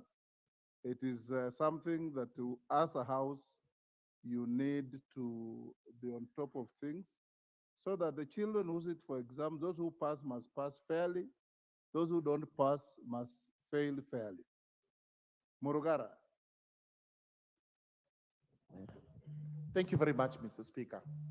Mr. Speaker, it's of great concern, especially the issues that have been raised by Honorable Mbui. With Meli, let him listen to what. And these are the issues actually we have received from our various constituencies. That every time the Kenya National Examination Council does change formats of delivering examinations, as a result of which we are told the exam has been stolen. This is shameful. It is the high time Kenya National Examination Council actually woke up and it became serious and they took the issues of examinations very seriously, such that it has in place a policy that will begin day one up to the end, where the examination is delivered, supervised, and sealed in a manner that is of great integrity. Otherwise, this idea of today you do this, Tomorrow you do the other one, all of them are flop, results are out, and they are the first ones to admit that the exam was actually stolen. It is high time the Kenya National Examination Council, the Ministry of Education, took the issues of examination in this country back to the days of yore, when we used to have real exams where students would pass fairly, students would fail fairly. So I agree, we need to hear from the chairman as regards what policies are in place for this year, including my constituency, Baraka, which also is example of what you have actually given. Vast schools are far apart, and the students have to walk long distances to do these exams. Thank you, Mr. Speaker. Member for Bumula, take no more than 2 minutes each. I join this debate, Honorable Speaker, at a point where our education system is experiencing a very sad situation. As we speak, schools do not have money. Money for capitation has not reached schools. Head teachers do not have any money whatsoever.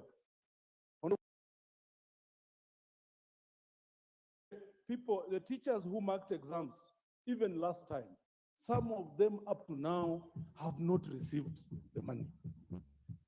Honorable Speaker, this House has been allocating money to the Ministry of Education and therefore to NEC. We cannot continue this way, Honorable Speaker. And I want to call upon this House that we must take a very strong position against Kenya National Examination Council, against the manager, the CEO downwards of NEC. And Honorable Meli, my brother, we must work together on this to ensure that we flush out the culprits in NEC that are making the situation unbearable for the children of Kenya. Thank you, Honorable Speaker. Owen Bayer. Thank you, Honorable Speaker. And I want to join my colleagues on this issue. It's very important that we have examination integrity in this country. And examination integrity in this country gives the Kenyan certificate what we thought that it requires to have. Honorable Speaker, issues of examination are sensitive. And as our children take examinations, one of the things that we need to do is to give our children the confidence that whatever they're going to do, whatever they have been through school for those many years, it's going to be worthwhile doing that examination. Honorable Speaker, I know that issue of bringing in exams, taking twice in a day. But I also know that the Ministry of Education has taken steps towards shortening the distance between where the exam is taken and the school. In my constituents, for example, I have one sub-county, but I have 4 centers within the same sub-county where examinations will be picked and dropped. And containers have been distributed in this country to the nearest police station. That makes it possible for exams to be dropped and picked in the morning and in the afternoon. So unless there are other cases, but the case in this country is that containers have been put in every police station or where there's an administrative unit where examinations can be picked. So Honorable Mbui, it's not practical that the ministry will say that the distance is long. What is practical and what is on the ground right now, unless he has not visited his constituency recently, there are many centers where examinations can be picked, and that is the position. I thank you, Honorable Speaker. Hassan of Kamkunji. Thank you, Mr. Speaker, and I do support Honorable Mbui's position. It is terrible that in fact in this day and age we seem to be grappling with the same problem that we have had for so many years. It is bad for the students, it's bad for the parents, it's bad for the country, and it's a terrible blot on the consciousness of this nation as a whole. And this is something we must fight, not only in the Ministry of Education, although in the exam council, it should be done nationally as well, because this culture of cheating, the culture of shortcuts, is prevalent in our society and in our country. And we can't just blame the students, the parents, and some few members of the National Education Council. We need a more concerted effort. And this also is impacting on those children forever. because when they go to college, they don't do very well. When they go to university, they suffer because they were not well prepared. They have fake results, and it is bad for them. Therefore, we must do whatever is necessary to fight this scourge of cheating in our country. Thank you. Wanjiku Muya.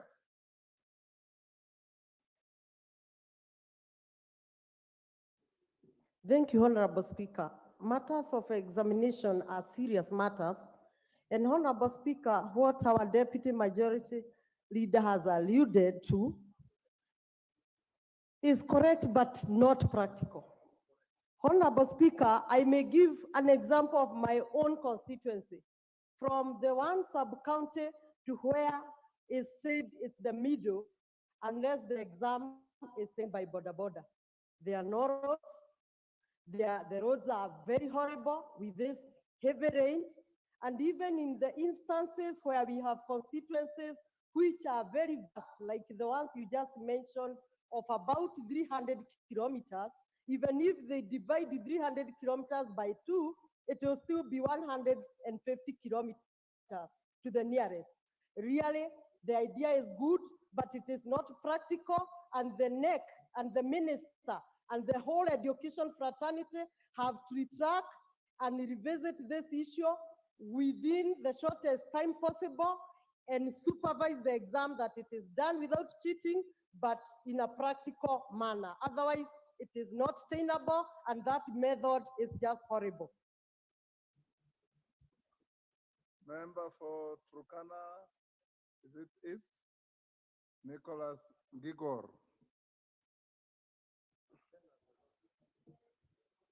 Honorable Speaker, thank you for giving me this chance to give my voice to this very important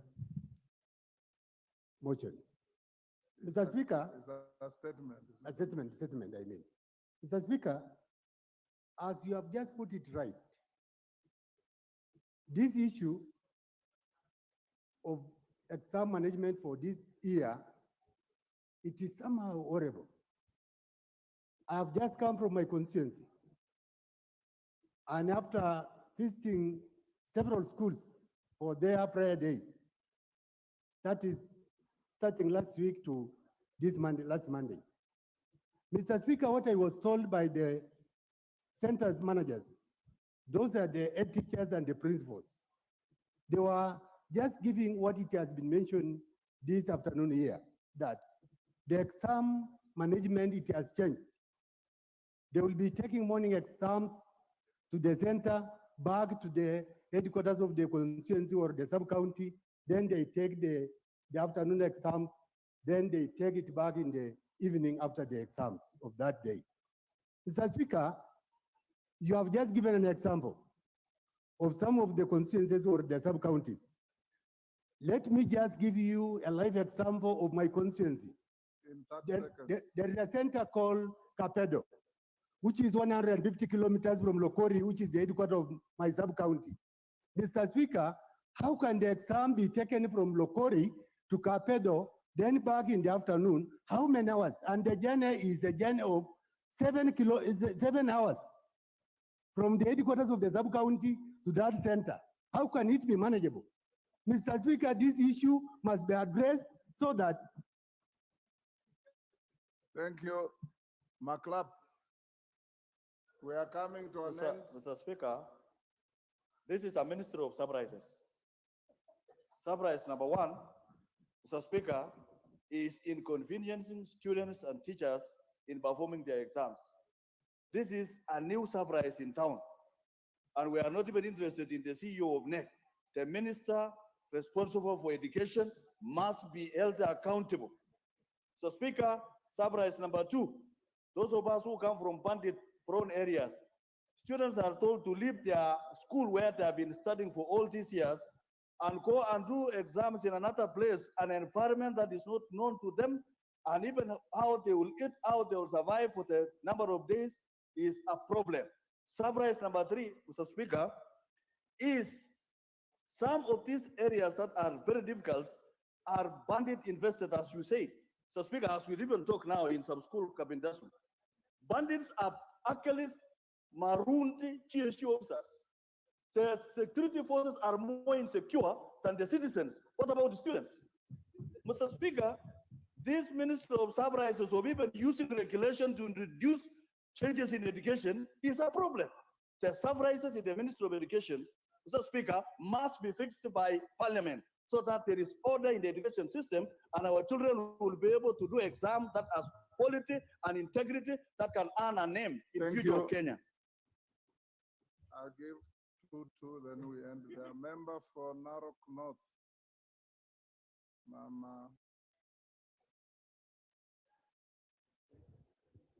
Mama Agnes Pareo. Thank you, Mr. Speaker, for giving me this opportunity to support the statement. Examination is a serious issue that we need to look into. And cheating, lying during examination is an issue that has been going on for a long time. And it is time that we need to deal with it once and once for all so that we can give certificates to those who have worked for it. And saying that as exams will be transported twice a day in some areas like my constituency, where I have 6 wards and the roads are impassable. I don't think that those exams can be transported twice in a day and still reach to the schools at the right time. So I think it is time that the Ministry of Education look into that issue, because even giving one person who is a manager to have or to get hold of this exam with a border man alone, I don't think that the exams will be really fair. And these exams are supposed to reach to the students while nobody has interfered with it. So it means that by the end of it all, there are so many people that will interfere with these exams and the exams will not be secured. So I think it is an issue that we need to look into. Thank you. Last one, Mwalimu Mboko Milemba. That is the end of that story. Thank you, Honorable Speaker. Speaker, the center of everything that has been said is the teacher. The person whom you have heard being mentioned as center organizer is actually the head teacher of the principal, and it's basically the teacher. And in the event anything happens wrong, Honorable Speaker, that's the person who is punished, is addicted, and currently he's actually dismissed by the Teacher Service Commission. Honorable Speaker, even now, the people who have been invited to go and supervise exams have been invited forcefully. Ordinarily, they are supposed to actually apply and get there. But now teachers have been given letters and they don't want to go and supervise. So we shall still have a problem on supervision. But finally, because of time, at the center of all this is also lack of money in the schools, because the practicals require money and there's no money in the schools. The last tranche to be sent was long time ago. My advice is this, that because exams are more important in this country than the economy sometimes, unlike America, where they value their economy more, could the Honorable CS for Education be given time to come to this house before we close so that he gives confidence to these members and Kenyans that exams will be clean. Otherwise, we shall have the same case we had last time when one school got all the A's and others got nothing. Thank you, Honorable Speaker. Honorable Melly, the chair of the committee. Do you have the facts with you to respond now, or I give you first thing tomorrow morning? Thank you, Mr. Speaker. Mr. Speaker, I wish And do you to have respond. capacity to speak on behalf of the ministry? No, I cannot speak on behalf of the minister. I will request that I ask the minister to give me facts I can table before the house tomorrow morning. Thank you. Honorable Deputy Speaker, you are the one who will start the house tomorrow as always. The first shot you'll give to any member is to Honorable Melly to bring a statement from the minister to assuage members and the public from the fears being exhibited so that we don't deal a psychological blow to our children who are going to sit exams, so that we can encourage them to go and face exams with courage. And on your behalf, my own behalf, I want us to wish all the students who are going to sit exams in the country the very best so that they can all come out with good results to transition to the next levels. Thank you. Next, as we go to the next order, yes, Kaluma? Not on the same issue? I can't raise the same issue, Honorable Speaker, after your wise decision. Maybe I would have just wished that because tomorrow we are meeting the cabinet secretaries on the plenary, it could be an issue that may be raised with the office with Meli if the response is not satisfactory in the early sessions of tomorrow. But Honorable Speaker, I'm standing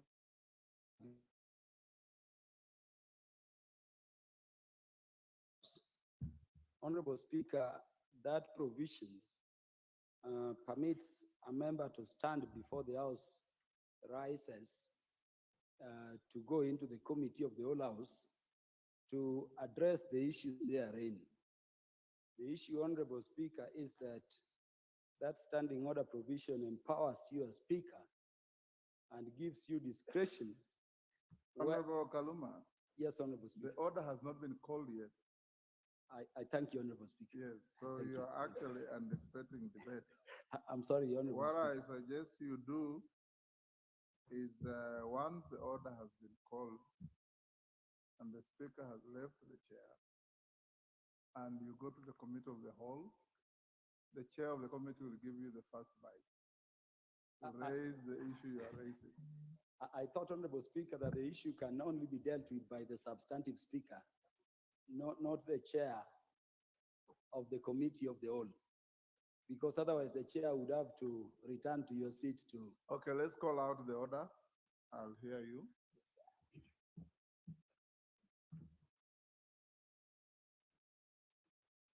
Committee of the Whole House.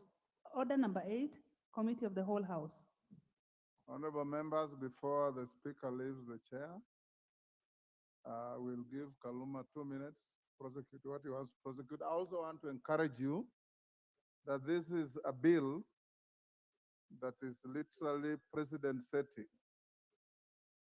The committee has proposed amendments to each and every clause, including the title. Ordinarily, I would have advised them to bring a wholly new bill.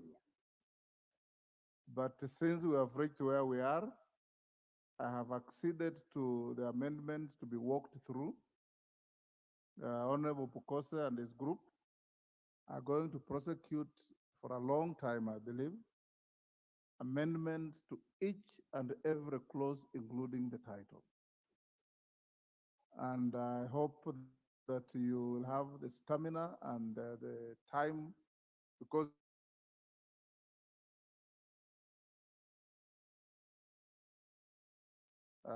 can I hear Honorable Kaluma? Honorable Speaker, you partly prosecuted the matter I wanted to raise with you. Honorable Speaker, this is a very important bill. I was requesting, Honorable Speaker, that in the light of the several amendments proposed, and Honorable Speaker, I can confirm from pages 1479 to pages 1526, over 48 pages of the order paper for today, there are proposals, number one, by the committee, including the title, and I agree with the committee. Then there are proposals by several other members. I see Irene Mayaka, Honorable Peter Sowino, I'm seeing Honorable Dr. Nikal. Honorable Speaker, the provision of standing order number 131 empowers you to direct that where there are more than 10 amendments, those matter or the bill itself can be referred back to the relevant committee, which will be the Committee on Health for Harmonization. Honorable Speaker, this is what we call winnowing. So I was requesting that we don't proceed to the Committee of the Whole if you allow, but because this matter is very serious, it goes for winnowing and we harmonize all these amendments. Honorable Speaker, maybe I also mentioned, because of shortness of time, that if you look at page 1387 of this bill, It is a bill proposing to repeal the whole of the Pharmacy and Poisons Board Act. It is seeking to repeal the Food, Drugs, and the Scheduled Substances Act. Both of those statutes are being repealed in terms of the whole act in whole. It seeks to repeal section 16, 17, and 18 of the Narcotic Drugs and Psychotropic Substances Act. I've looked at those acts, Honorable Speaker, it is seeking to repeal. I've also looked at the sections of the various laws it is seeking to repeal, not in whole, but in part. And Honorable Speaker, they are very substantive. It would be therefore necessary, Honorable Speaker, that we go back to the committee, the relevant committee, so that we don't just deal with the bill itself, but also be assured in a way, by way of cross-checking, that the good provisions in the various acts of parliament sought to be repealed, Honorable Speaker, are incorporated herein. Thank you. This is the reason I was requesting for winnowing. I know we need to transact this fast for the reasons the Deputy Speaker has given me. But Honorable Speaker, winnowing even enables expedition. And I was thinking if this were to be directed even tomorrow, then on Thursday we could take the shortest time on matters the House is generally agreed upon to expedite the consideration of this bill at the Committee of the Whole House. I crave, Honorable Speaker. Thank you. Chairman of the committee, what do you say to that? Thank you, Mr. Speaker. Mr. Speaker, having listened to Kaluma, I think you've already given a direction to which this is a very important bill. And this is a bill I started in the 11th Parliament. And we've gone through when the minister, because it is affecting a department within the Ministry of Health, that we have proposals which I think we just move to the Committee of the Whole House and we prosecute the bill, because that will hasten the process. I don't think we need to go back winnowing, then we have to reschedule it again for Committee of the Whole House. That will be a longer process. Deputy Speaker. Thank you, Honorable Speaker. I know that I agree with the chairperson of the Health Committee. This bill, actually, in as much as it looks like there is several amendments, the amendments are not substantial. They are restricted to small correction of the use of certain words so that we can be in tandem with the WHO standards. For example, at the titling, it makes sense because the title was the Kenya Drugs Authority Bill. Amending that to say that, to include, I think the new name that they are putting there is the Kenya Health Products and Technologies Regulatory Authority is just to explain what the bill is about.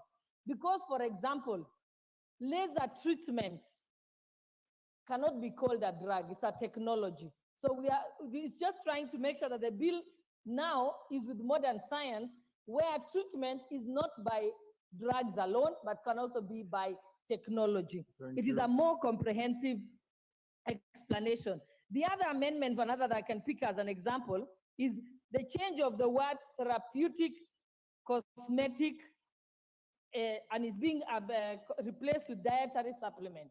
Again, it will become an all-encompassing explanation. And lastly, Honorable Speaker, if you allow me, the other list of definitions are just to put the definitions in alphabetical order. So there is no substantive changes or amendments that are, it's more definitional. In fact, the substantive amendments are only 3, Honorable Speaker. Thank you. So I propose that we proceed. Honorable members, there are some amendments that came to the Speaker's chamber. I think one from Senior Counsel Tenda Molo, from one or two other members, including Honorable Kaluma. I direct that when you get to those amendments, they all be accommodated. Normally, there is a time cut at which your amendments should be brought, but having approved them, they will all be considered. In the event you reach any clause that has competing amendments that are conflicting in nature, the chair of the committee is at liberty to stay that amendment to the next day for harmonization. I don't see any difficulty in that. That's part of our legislative process. So, honorable members will go into committee. Every amendment that I have approved should be and will be considered in the committee of the whole. Will you be upstanding, honorable members?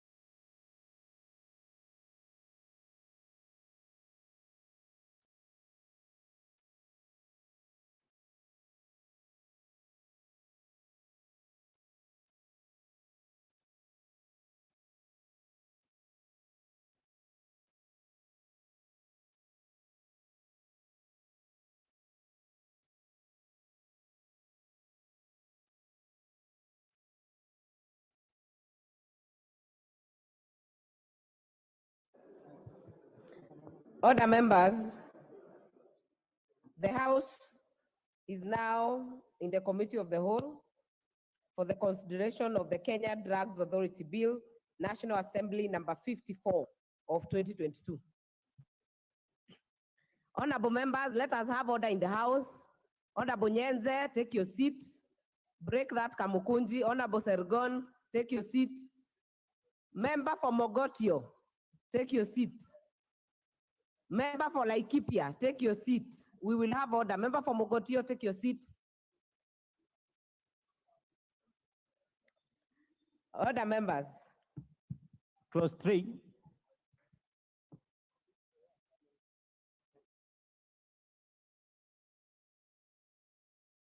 I propose the question that clause 3 be part of the bill. Mover.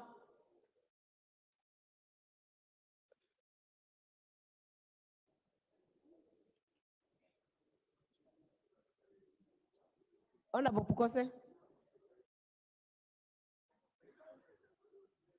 Thank you, Honorable Chair. Honorable Chair, I propose that clause 3 of the bill be amended as per the order paper. The clause 3 of the bill is deleted in subclause 1 and substitute therefore the following new subclause 1. 1, that this act applies to the regulation of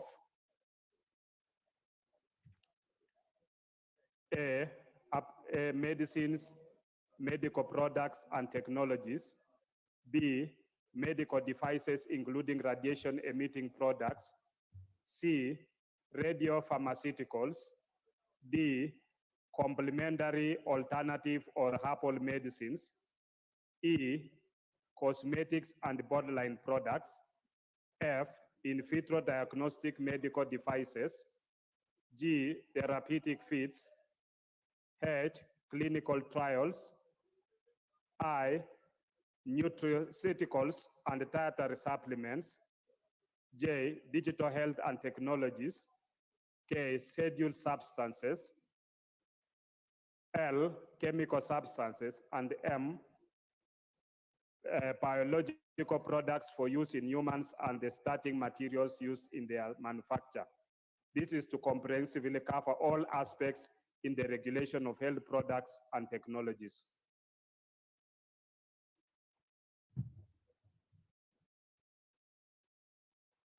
I therefore propose the question that clause 3 be amended as proposed by the chair of the Health Committee. Honorable Kaluma.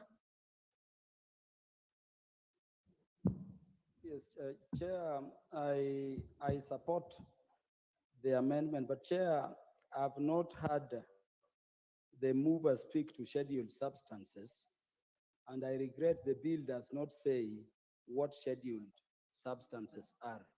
Unless this is clarified, I would urge the members to oppose. I thank you, Chair.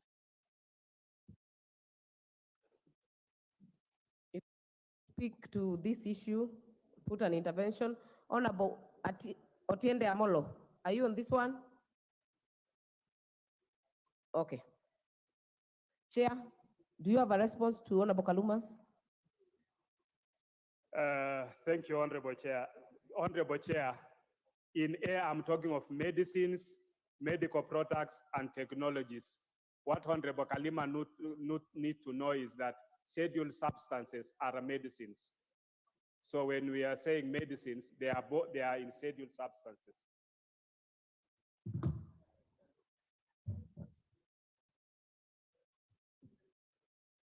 What's out of Honorable Kaluma?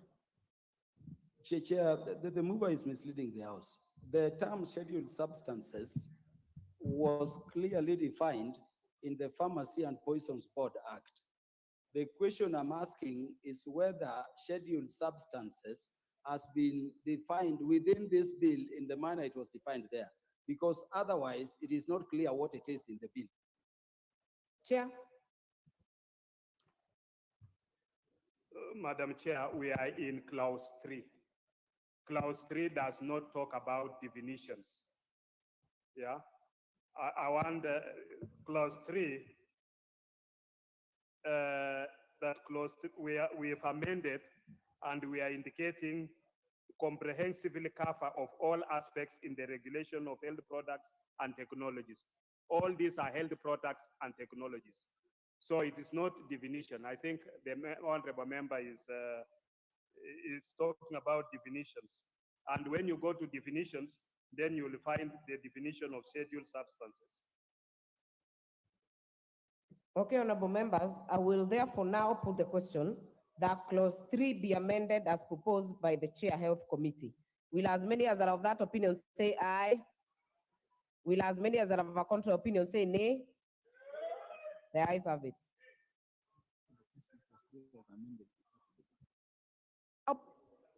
I now put the question that clause 3 as amended be part of the bill. Will as many as are of that opinion say aye? Will as many as are of a contrary opinion say nay? The ayes have it. Clause 4.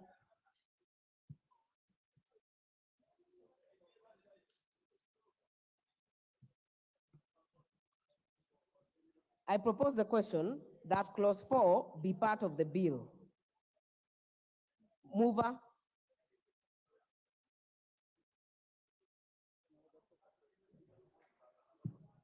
Thank you, Honorable Chair. Honorable Chair, I propose that clause 4 be amended as per the order paper. This is to accord with international best practices on establishment of centralized regulatory authority for health products and technologies.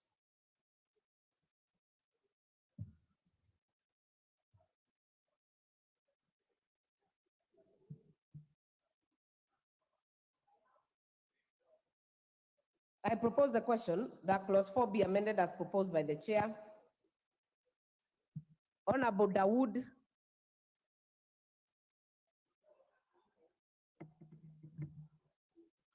Chair, I agree with the reasoning that the Deputy Speaker had given earlier, that it should encompass all because technologies are used, and in the drugs title, it was not there. So I support, Chair.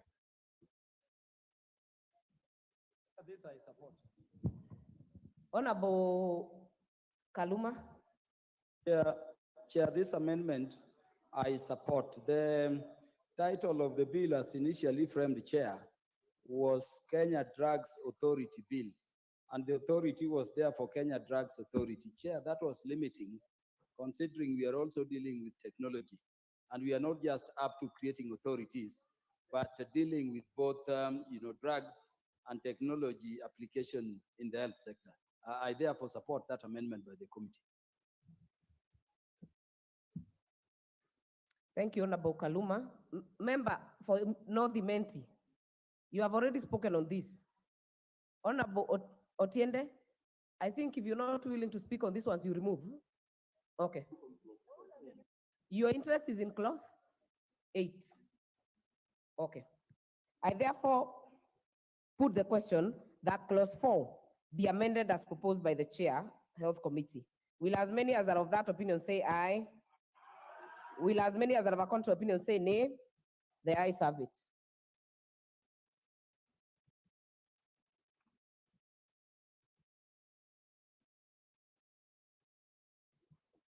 I now put the question that clause 4 is amended be part of the bill. Will as many as are of that opinion say aye? Will as many as are of a contrary opinion say nay? The ayes have it. Clause 5. I propose the question that clause 5 be part of the bill. Mover. Clause 5, Honorable Bukose. Honorable Chair, I propose that clause 5 be amended as per the order paper. This is to give the board discretion to determine the location of the authority's headquarters, because we are now saying that that the headquarters of the headquarters of the board of the authority shall be in such other place as the board of the authority may by resolution determine. Honorable Kaluma. Yes, Chair, I want to urge the members present that we reject the amendment of the committee so that we have the clause 5 in the bill passed as it is. Chair, clause 5 is very clear. It says the headquarters of the authority shall be Nairobi. This is the manner they are drafted. But the authority may establish branches anywhere in Kenya. Honorable, to leave it to a body of people will be changing each time to determine where the headquarters is in terms of even resource allocation for construction of that headquarters or where it should be. We'll be moving with whoever is chairing the board and whoever is in the board each time. I pray, Chair, and I pray, honorable members, that we reject that committee amendment and we make it clear under the law that the headquarters is in Nairobi, but other branches may appear everywhere. Thank you. You've made your point, Honorable CNN.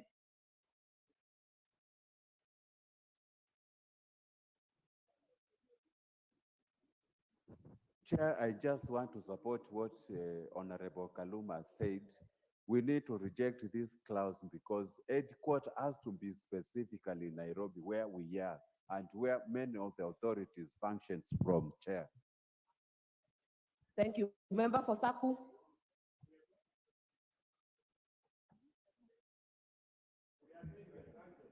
Thank you very much, Chair. Chair, I support the amendment that the chair has moved. Actually, what he is saying is not changing the headquarters. He is saying that the board can have branches anywhere or around the country. And I think that is part of the evolution. There's no way you are just going to have headquarters and everything in Nairobi. Honorable So members, I support. Just for clarity, the amendment as in the order paper does not change the headquarters. It only says that it can be determined by a resolution to such other place as the board of the authority may by resolution determine. Member for Nakuru Town East.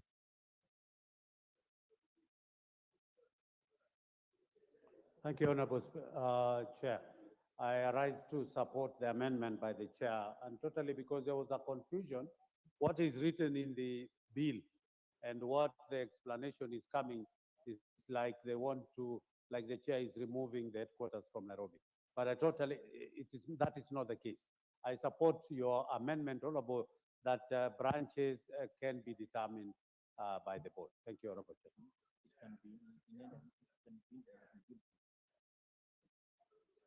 I'll give the member, Honorable Basil, member for Yatta. Thank you, Madam Chair. I agree with the Honorable Kaluma that we need to be specific because it'd be very costly that if we have to change offices every time we have a new resolution. So let's consider that. Thank you. I will hear Honorable Honorable Ward Chief. I will give you the last word, Honorable Chair. Chair, the reason why we are supporting this is that the headquarter remains in Nairobi. It is only the branches that can be established in this order that the amendment is saying. Honorable Pukose, kindly summarize this one on this matter. Chair, I want to read to Honorable Kaluma and others what the bill says. The headquarters of the authority shall be in Nairobi. Then we go further to say that and the branches shall be in such other place as the board of the authority may by resolution determine. Those are branches which you are determining, not the headquarters. Honorable Dawood, order members, Honorable Dawood, we will get there. Honorable Dawood. Chair, I agree with what the chair of the Health Committee is saying.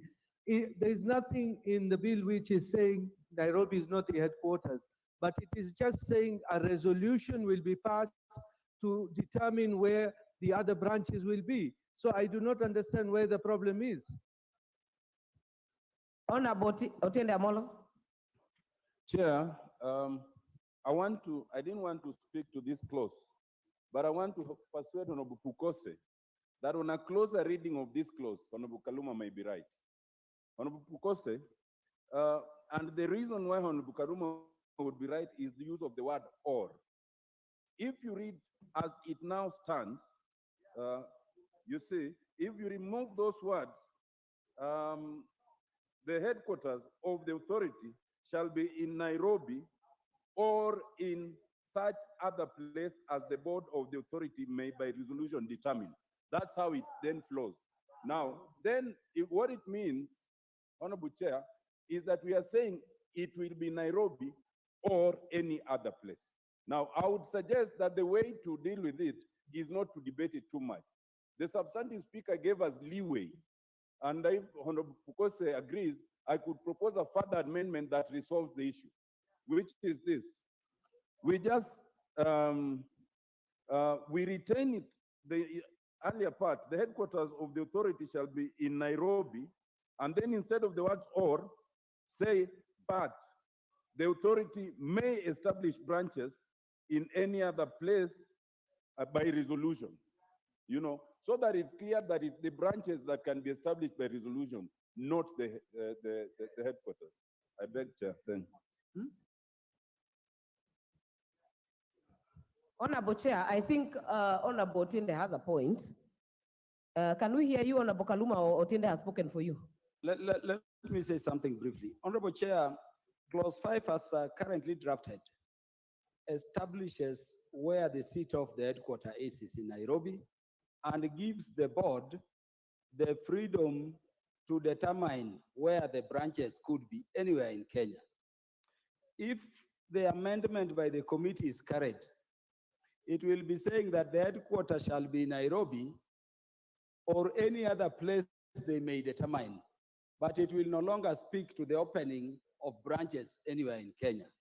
And that is why I was saying, even the proposal for amendment Honorable Otiende Amolo is proposing may not help much, because they will be saying that the board will by resolution. A board as a body corporate, no doubt, determines by resolution. Let us reject this committee amendment and leave what is in the bill, that the headquarters is in Nairobi, but the board retains the mandate and power to determine wherever branches are in Kenya. Thank you, Chair. Thank you, Honorable Kaluma. Chair. Chair, I think the best is we can drop the amendment. Yes. That is good. Yeah. We will now propose it without amendment. I propose the question.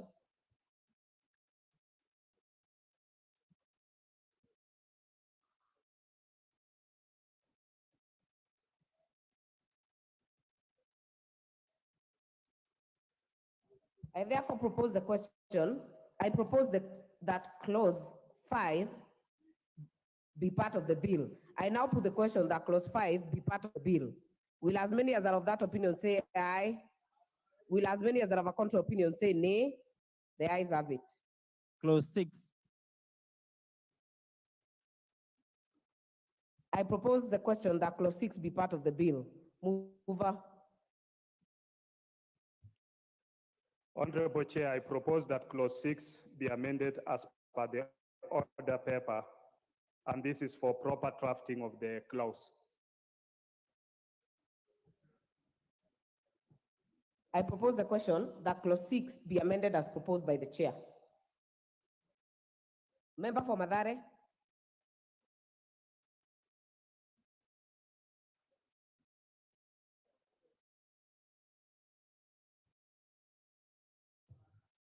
Honorable Chair, I want to support the amendments by the committee on the grounds that the authority that is being created touches on very fundamental things, not only the administration of drugs and the technologies that are involved in this area, so that the enhancement of the experience of the Director General to 15 years is one that is appropriate, so that we are ensured that the persons who are superintending over this very serious authority are persons that is a person that we can entrust. I support. Member for Yatta. Thank you, Madam Speaker. If you go to number D4, a person shall be qualified for appointment as the Director General if such a person holds a bachelor's degree in pharmacy. Kenyans are learned, so why don't we stick to masters only? We don't need to have first degree as a consideration. Thank you. Member for Homa Bay.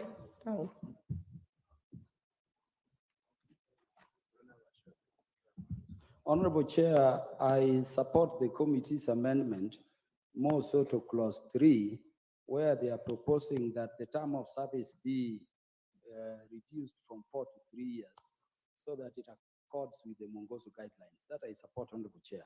But Honorable Chair, I tend to believe that the qualifications, the academic qualification or the qualification criteria being established in clause 4 is unduly restrictive.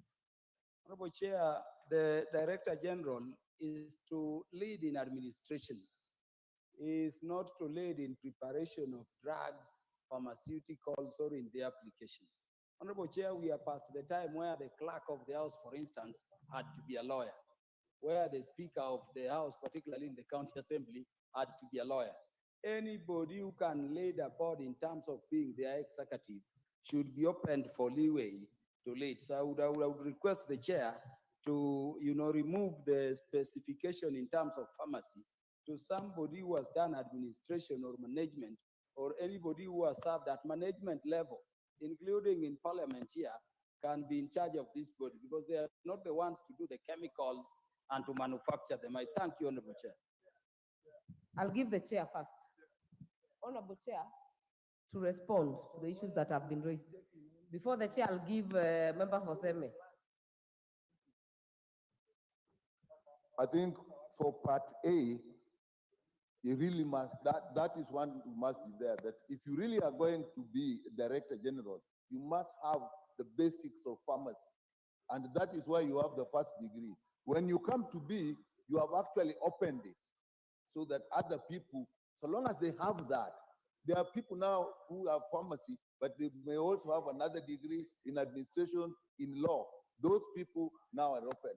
But for that one, I think we should leave it as it is. Honorable TJ. That is what happens. Chair, I'm enjoying this discourse between my learned friend, Honorable Kaluma, and my senior doctor beside me here. But you know, in this house, we must agree on things. When it comes to lawyers, everybody says that not, and Honorable Murugara, please listen to me.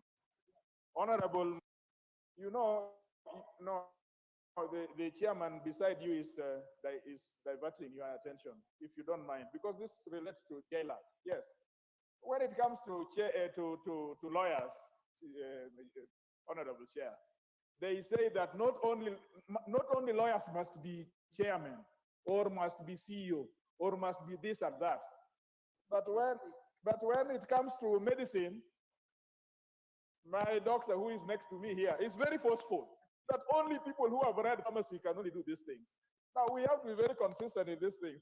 I know that the lawyers have a problem in terms of how the society view them, but time has come when we have to be consistent in our policy. I neither support Kaluma, nor do I support the member for Seme, but this house must take a position. Honorable TJ. Thank you. Chair.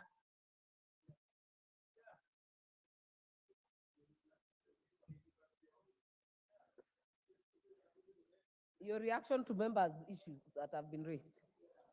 Chair, this has been subjected to public participation.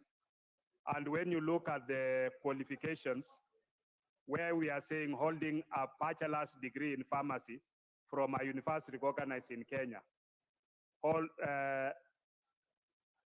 and then with that must be a basic requirement, because not just, this is a WHO also requirement for this National Medical Regulatory Authority to be able to qualify for us to be in level 3, maturity level 3. Therefore, you cannot lower the standards for it and just open it to say that anybody can become the CEO of this organization. I think we must also live up to the expectations. Thank you. Honorable Owen Baya. I support the amendments by the chair, Honorable Speaker, and that clause 6 be part of the bill. And I would like to also say that I believe what TJ is saying. Where organizations must be led by lawyers, they must be led by lawyers. And where organizations must be led by pharmacists, they must be led by pharmacists. I think we need to professionalize our way of doing things. And therefore, I would like, if an organization needs to be led by a pilot, let it be led by a pilot. If it needs to be led by a teacher, let it be led by a teacher. So let's give the pharmacists the opportunity to lead this pharmaceutical organization. You've made your point. Honorable Gekaria. Honorable Speaker, Honorable Chair, as I arise to support Dr. Pukose, but at the same time, I agree with TJ Kajwang. I had an opportunity of IEBC where they said the chair must be a lawyer of, I don't know, High Court, I don't know. So, Honorable Gekaria, are you supporting the chair? You cannot support the chair and TJ at the same time. All I'm just on this saying, one. Honorable member for Diwa. Here, member for Diwa for a minute, then I'll give you Honorable Kalu. If TJ and JL, I could not get that. This is technical. This is highly technical, and you cannot have anybody without basic degree in pharmacy to do it. So I support it. Honorable Dr. Gogo. Thank you so much, Honorable Chair. I like the way this has generated quite a bit of involvement, but for heaven's sake, I want to support the chair that let pharmacies run their own business. And as it were, the qualifications that have been put forth by the chair, I support all of them. When it comes to, Honorable Chair, when it comes to matters where— We will hear all of you members. Just where you have lawyers lead certain organizations, or when it is open to the public, that would do, or any other disciplines. But for this particular one, let us give these pharmacists a Thank you. chance for heaven's sake. I Thank you, Honorable. Chair. Thank you, Member for Rangwe. Honorable Member for Homa Bay Town. And Honorable Kajwang, you have already made your point of this one. Honorable Kaluma. Yeah, Chair, I am persuaded by the Chair that the nature of this work requires a specialized person. But Honorable Chair, may I then request the mover to delete the phrase "or any relevant field" from a university? Because if we are saying it should be pharmacists or medics, then what is any relevant field?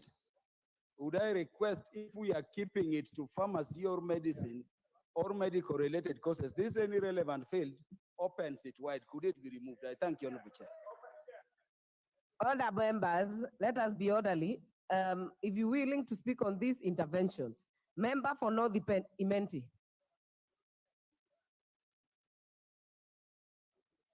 Chair, I agree with and to answer Honorable Kaluma's point, it says initially you have to have a bachelor's degree in pharmacy, and after that in the master's is when you can be in any other field besides pharmacy and medicine. So Chair, you know, in the 2010 Constitution, the lawyers had it all their way. They put themselves in each and every commission and every sector of the government. So Chair, lawyers have had it well. Now let the other people have it as well. Thank you, Chair. Member for Runyenjes. Thank you, Chair. On this particular field, Honorable Chair, I want to support the chair of the committee or the mover, since his proposal is that we have a person who has a bachelor's degree in pharmacy, and Honorable Chair, a person can have a bachelor's degree in pharmacy, but still possess another qualification that is of related field. So, Honorable Chair, I support the mover. Thank you. Member for Luanda. Thank you so much, Honorable Chair. On this one, Madam Chair, I want to support the chair because professionals go to school to acquire technical skills for a given field. And therefore, having a technical person heading this is very important. Therefore, I support that the professionals should actually be honored. Thank you. Therefore, support this. Honorable Dr. Otiende Amolo. Chair, first, I support the chair of the committee. And in truth, Honorable Dawood has explained it. Because as I understand this, the first is a basic degree in pharmacy. But thereafter, you are allowed to have a second master's degree in anything. You can even have an MBA. You can have anything else, which then will speak to the skills that we were talking about. So it's not inconsistent. Having said that, Chair, secondly, it would be outrageous to have a chief executive who does not have a basic degree in pharmacy, and yet down there in clause 8, you are insisting the board chair must have a degree in pharmacy. Thank you. And yet this is the technical one. But Madam Chair, Honorable Dawood should withdraw what he has said. Honorable Dawood has suggested that the lawyers created all the offices for themselves, and I was part of those who wrote the constitution, and it is not true. Did Honorable Dawood want doctors to be judges in the High Court and Supreme Court? Absolutely not. So to that extent, I agree with Honorable TJ Kajwang. Thank you.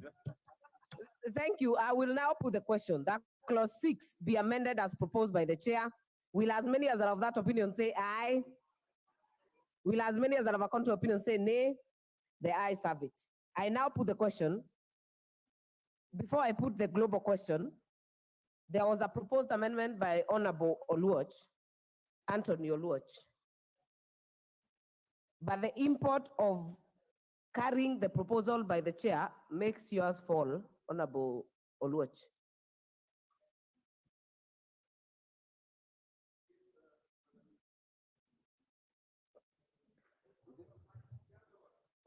Sorry. Apologies, Madam Chair. When I was making my interventions initially, I was speaking to my amendments. I later realized that the amendments were the amendments as put in the order paper by the chair and the committee. My issue was on clause 6, particularly the clause that deals with, I think, C, that deals with the 15 years experience. So you have guided, Madam Chair. I don't know whether I can still prosecute or the import of. The import is that it falls, actually. It falls. Yeah. I'm guided. Okay, I will now put the question that clause 6 as amended be part of the bill. Will as many as are of that opinion say aye? Will as many as are of a contrary opinion say nay? The ayes have it. Clause 7. I propose the question that clause 7 be part of the bill. Mover? Honorable Chair, I propose that clause 7 be amended as per the order paper. This is to correct a typographical error. Because what we're doing here is that we in paragraph 7 of the bill, we amended F by deleting the words act, regulation under this and substitute therefore the words regulation under this act. It's just typographical error. Allow me to propose the question that clause 7 be amended as proposed by the chair. Honorable Kaluma. Honorable Chair, this clause requires further amendments, and it is the clause that signified to the Speaker would propose amendments for. Honorable Chair, while least I support the amendment of the committee, Honorable Chair, look at clause 7A and B and whether they should be necessary. Honorable Chair, you know we are a House of Parliament. We cannot be sitting to be legislating against ourselves, even where it is not necessary. Honorable Chair, when you say a person shall not qualify for the position of Director General if the person is a member of Parliament or is a member of the County Assembly, number one, can you qualify if indeed you are sitting? I'm saying that in addition to the amendments the mover is proposing, clause 7A and B be also deleted on its own moving, because it serves no purpose. It is obvious I cannot engage in any other thing under the Constitution if I'm a member of Parliament. You cannot engage in any other thing from which you can gain under the Constitution if you are a member of the County Assembly, because in both cases you are a state officer under Article 260 of the Constitution. So this spirit in which as Parliament we keep shouting against ourselves, even where it yields no substantive benefit, is not necessary. I therefore support the mover's amendment, but I request to further amend clause 7 by deleting subclause A and B. If it does not, we will reject the whole clause. I thank you, Chair. Let's start with the member for Madare. Are you on this? Yes, Madam Chair, I was particularly, I had a proposed amendment to begin with, and I support the part that seeks to add the word persons with disabilities on the question of, in terms of its being in compliance or in tandem with the provisions of the Constitution. So to the extent that it would seek to include the persons with disabilities, I would propose or agree that the issues of persons with disabilities be included. Thank you, Honorable Owen Baya. But I'm not sure you're prosecuting the same issue. Yeah, Honorable Speaker, Honorable Baya. I'm wondering where those amendments by Kaluma and Olocha, because what we have on clause 7, we do not have any amendments by Honorable Kaluma. Are we on clause 7 or clause 8? 7. Okay. Yes, on clause 7. Does he have? But where are the further amendments? No. I understand the idea of further amendments. But they're not on record. They're not on record, those amendments. Where? Where are they on record? Honorable Tiende. Thank you. Chair, I want Honorable Kaluma, let me help Honorable Owenbai understand the earlier ruling by the substantive speaker. Yes. As the speaker ruled, there are some of us who had written for amendments, but they were not incorporated in this order paper. But the speaker ruled that we can introduce them, including one that I will introduce, because the speaker had accepted them. That is why Honorable Kaluma is able to suggest a further amendment. But in any case, Sometimes when it is necessary to help an omission, and provided the mover is in agreement, there is no harm in introducing a further amendment if Dr. Pukosi agrees. So let me say two things, Chair. First, I agree with Honorable Kaluma to this extent, because necessarily, once you are serving as a member of parliament or a member of the county assembly or in the county executive, you cannot hold another office such as this. So whether you state it or not, you are not qualified. But to mention it, it's as if there's something particularly against a member of parliament. Because we could as well have mentioned that if you're a cabinet secretary, you do not qualify. If you're in any other office, you do not qualify. And that's why I thought we could leave it. But Dr. Pukosi, with your permission, I would like to persuade you that while I support the amendment on its own, there are two other small amendments you need to make on that clause 7. One is, if you look at 7B, it says is convicted of an offense. I'm sure you should read has been convicted, because that's the disqualification. Otherwise, it does not become a disqualification.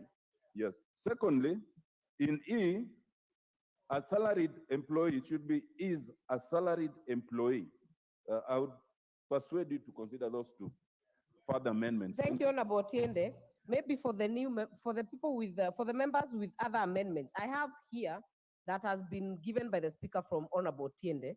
Honorable Kaluma, I would like to know whether yours is on record, the amendments, so that we also consider to be on record. Honorable Kajwang.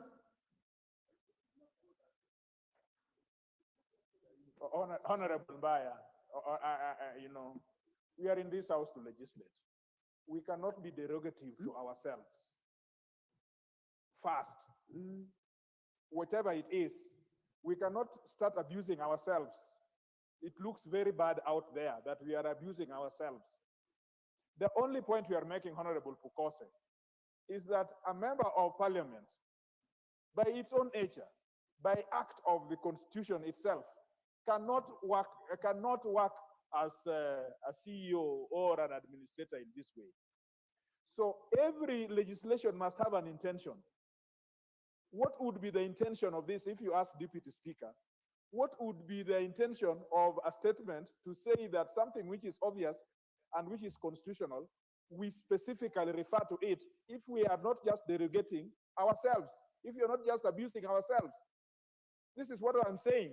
Nothing should proceed from this house in which we are saying that there is something so wrong with member of parliament, that a member of parliament is so questionable that he should not be able to do this thing, yet the constitution itself has said so. So what is it? Otherwise, we are going to produce legislation in which we put ourselves at the point of did I say, if I say foolishness, that would be unparliamentary. No, it's not unparliamentary. We would be foolish. Yes, we would be foolish. We would just be foolish, yes. Unwise. Yes, that's better. Honorable Kaluma, I would like to hear your amendments, if they're on record, because what I have here is different. Yes, Honorable Chair, I support the amendment by the committee. And I was thinking, Honorable Chair, I was thinking, Honorable Chair, yes, Honorable Chair, I was thinking that the best way to approach it, Honorable Chair, I was personally proposing complete deletion of 7, but I'm persuaded that the amendment by the committee will improve this provision. I would therefore suggest, in line with our standing orders, that you first put the question in relation to the amendment by the committee. Then you allow me room to move an amendment instead of deleting to delete 7A, B, and to add the word has at D, so that it is a person who has been convicted, not is convicted, who is unqualified. So I would propose, Chair, that the right procedure is that you put question on the amendment by the committee, then you permit me to move the amendment instead of deleting. So, Chair, Honorable Kaluma, you'll be moving an amendment, a further amendment to the amendment. That then will be a bit neater. Okay, members, I will put the question that clause 7 be amended as proposed by the chair. Will as many as are of that opinion say aye? Will as many as are of a contrary opinion say nay? The ayes have it.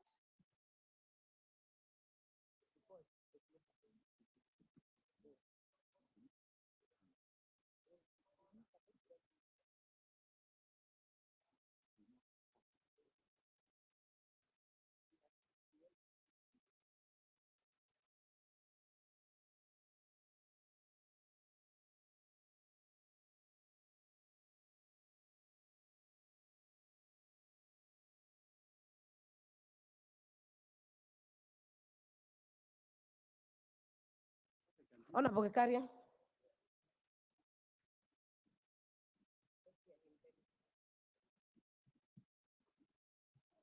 Thank you, Honorable Chair. Just to get your guidance, Honorable Chair, so that for purposes of procedure and moving fast, what Honorable Kaluma was asking is for the chair to move a further amendment as the chair, if he agrees with Kaluma. Instead, if that would happen, then it would be faster instead of asking again Kaluma to go and move a further amendment. And also what Otiende had also requested, if the chair so agrees, that is. Thank you, Honorable Speaker. Chair. Honorable Baya. Of the debate, and so that we understand how we are moving. It's important that if Honorable Kaluma had amendments, and I heard the speaker very clearly say that there are certain amendments that he has approved to be brought, although they came late, but he has approved that they be brought to the House. I'm happy if those are brought so that we do not make amendments, or we do not open the whole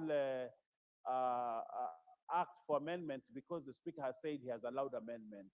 If we did that, then everybody would introduce amendments in this bill on the floor. And it is a procedural.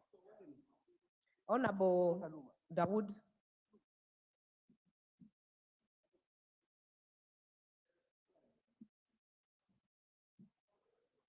Just to guide the House members, there were some members who submitted amendments late.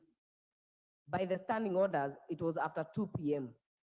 You should do it before. But the speaker made a ruling that even if they were seen after, we will indulge them. But we have to see the amendments. That is the point. We have to see. Right now, the amendments I have is only for Dr. Otiende Amolo. Member for North Imenti.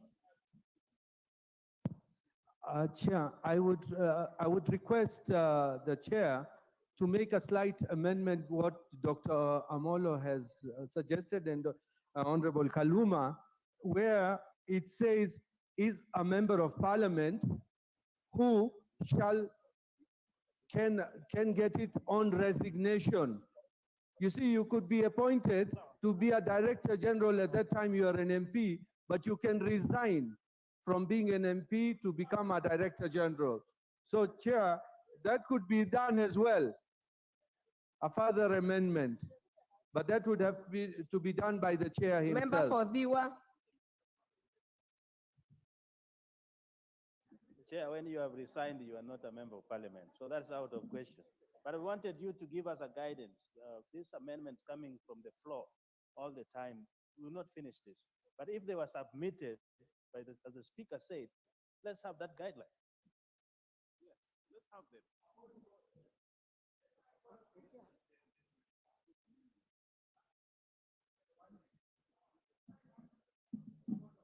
Honorable Kaluma. Yes, Chair, I'd submitted my amendments through the committee clerk, Madam Malina Hiro. I think she has gone to check them at the desk of the speaker. But may I then say this, Honorable Chair? Honorable Chair, may I therefore move, as we wait for that amendment, that you declare clause 7A and B outright unconstitutional and they be annulled from this bill. And I'm saying this, Chair, these clauses say that if you are a member of parliament in clause A, and in B, if you are a member of the county assembly, you cannot be the director general of the authority being proposed here. Honorable Chair, I'm saying this is unconstitutional under a petition because under Article 260 of the Constitution, a member of parliament and a member of the county assembly are state officers. And under chapter 6 of the constitution, a member of parliament and a member of the county assembly are already disqualified from holding any other position from which they can be in gainful employment. So that this provision flies in the face of the constitution straight away. That without even amendment, Honorable Speaker, Honorable Chair, I request that this clause 7A and clause B be removed. Lastly, on clause D, Honorable Chair, when you say is convicted, when you are drawing a law in relation to qualifications, this means you'll be waiting for them to be convicted upon taking the job. And so it should be, has been convicted. So if they are not being amended as we wait for our copy of the proposed amendments, Honorable Chair, would you declare them null and void, in which case you don't need to nullify them yourselves, and you put the question, we pass this clause with those amendments. Honorable Kaluma, you know you're trying to bring your amendments through the back because I've not seen them, but I'll give Honorable Elachi, then I'll give the chair. Thank you, Chair. Chair, I just want to support that indeed for this House, looking at how members of parliament have been treated in other appointees, where we made sure we said a member of parliament cannot be either a commissioner until 5 years, it has really affected many of the members who have left this House. So the moment you bring it in, if you walk into a judge's court and he decides to interpret it in his way, Madam Speaker, you will, any member who is now no longer a member of this House will not get the job. So Madam Speaker, we must agree in this House that that is a clause that will ensure, it will infringe in very many people's lives who would wish to do other jobs when they're finished being members of parliament. Thank you, Madam Speaker. Chair Committee of Health. Chair, having listened to the Speaker's ruling, I think the Speaker said there were those who presented the amendments late, and he approved those amendments. And I think they should be with the office of the Speaker. If a member wanted to make a further amendment, the Speaker also said they should also consult the chair. In D, where Honorable Tienda Molo had proposed a further amendment that has been convicted, I think that is an improvement to what is there. And in E, is a salaried employee. I think those two amendments, I agree with them. When you look at A and B, this has been picked from the Constitution. And I think whether we use it or don't use it, it doesn't make any difference, because in the Constitution 2010, it speaks of a person shall not qualify for position if you are a member of parliament or a member of county assembly or county executive committee. So for me, I think I want to agree with the further amendment by Honorable Tienda Molo on D, if we can move it properly, neatly, and then D and E. I would wish that they can move those amendments and then we prosecute it.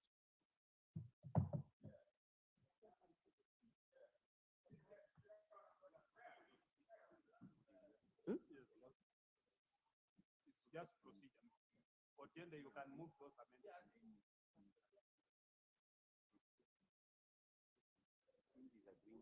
Honorable Chair, Honorable Pukose, if I hear you right, Honorable Pukose, and maybe Honorable Gladys, please give us a minute. I talk to Honorable Pukose for a minute. Chair, if I hear you, you are agreeing with the amendments that have been proposed on D. On D. Honorable Kaluma, I have your amendments from the table office, and yours was to delete the whole entire clause 7. Yes? Clause 7, that it was to be a deletion. Yes?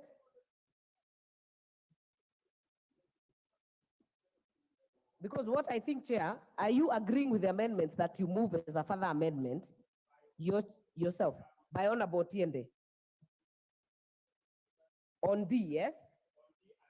On D and E. And Honorable Kaluma?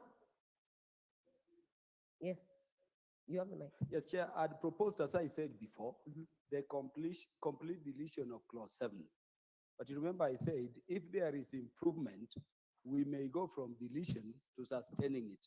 And that is why I was saying, I would support the amendment. It's a give and take at this stage. So it if makes Honorable sense. Otiende moves, Yes. do you support Honorable Otiende's I will amendment? support. Yes. Even the committee, If I will Honorable support. Otiende's amendment is taken up by the committee, you drop yours. Is that what you're saying? I will drop mine, but I will also seek a further amendment to clause 7 by deleting A and B. And if they don't do that, you will allow me to move it. Honorable not to delete the whole Otiende. thing, yeah. Further amendment is a simple one. We come to clause 7, D. Instead of saying is, we delete is and say has been. In E, add the word at the beginning is a salaried employee. I so move, Madam Chair.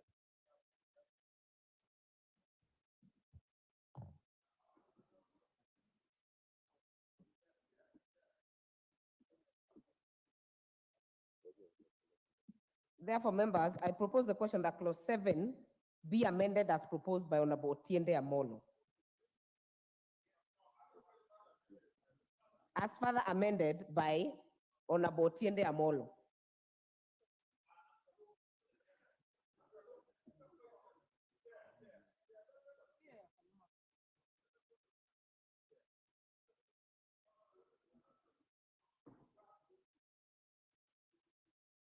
Honorable members, there is a leeway for debate at this point, so it's okay.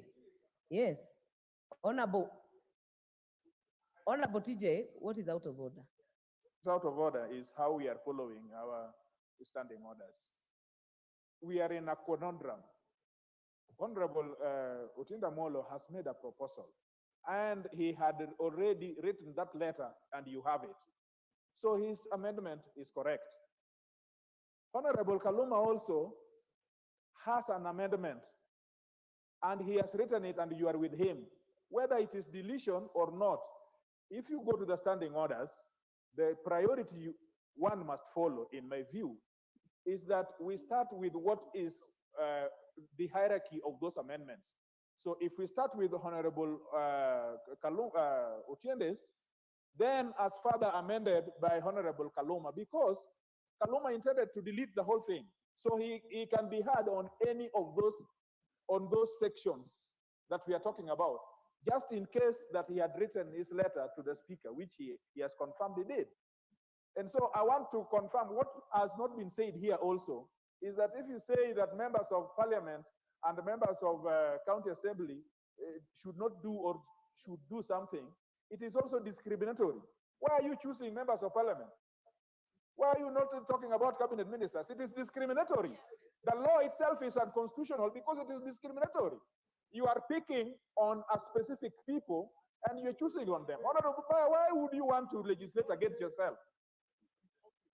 Why on earth would you want to legislate yourself against something which is discriminatory? Honorable TJ, I think you're preempting because we have agreed, and I heard Honorable Kaluma very well, that Honorable Otiende will move a further amendment on D, and you will move yours as amended on A and B, then we will put a global question. Yeah, let us proceed like that, honorable members. So I will not.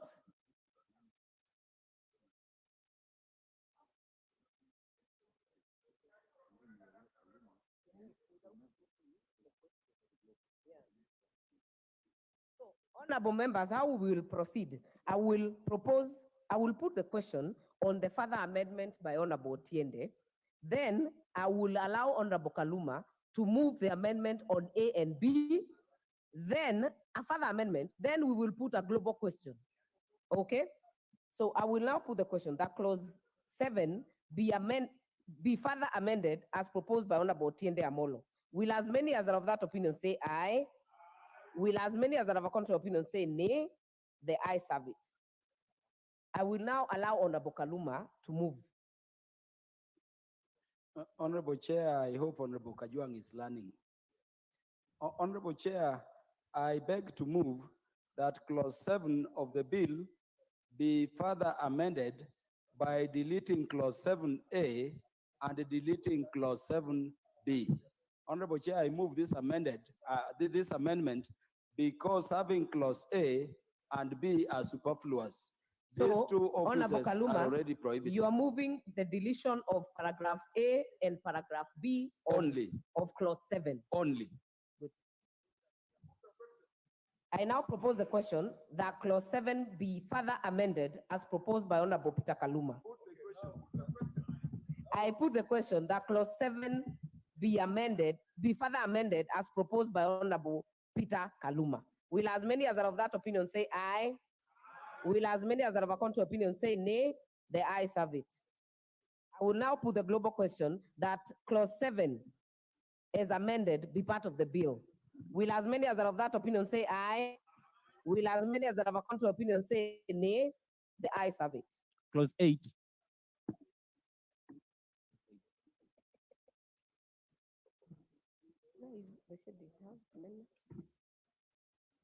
I propose the question that clause 8 be part of the bill. Mover. Chair. Honorable Chair, I move that clause 7, clause 8, sorry. Clause 8 be amended as per the order paper. Clause 8A in subclause 1 by deleting the words Kenya drugs and substituting the word, therefore, Kenya Health Products and Technologies Regulatory. This in line with the name,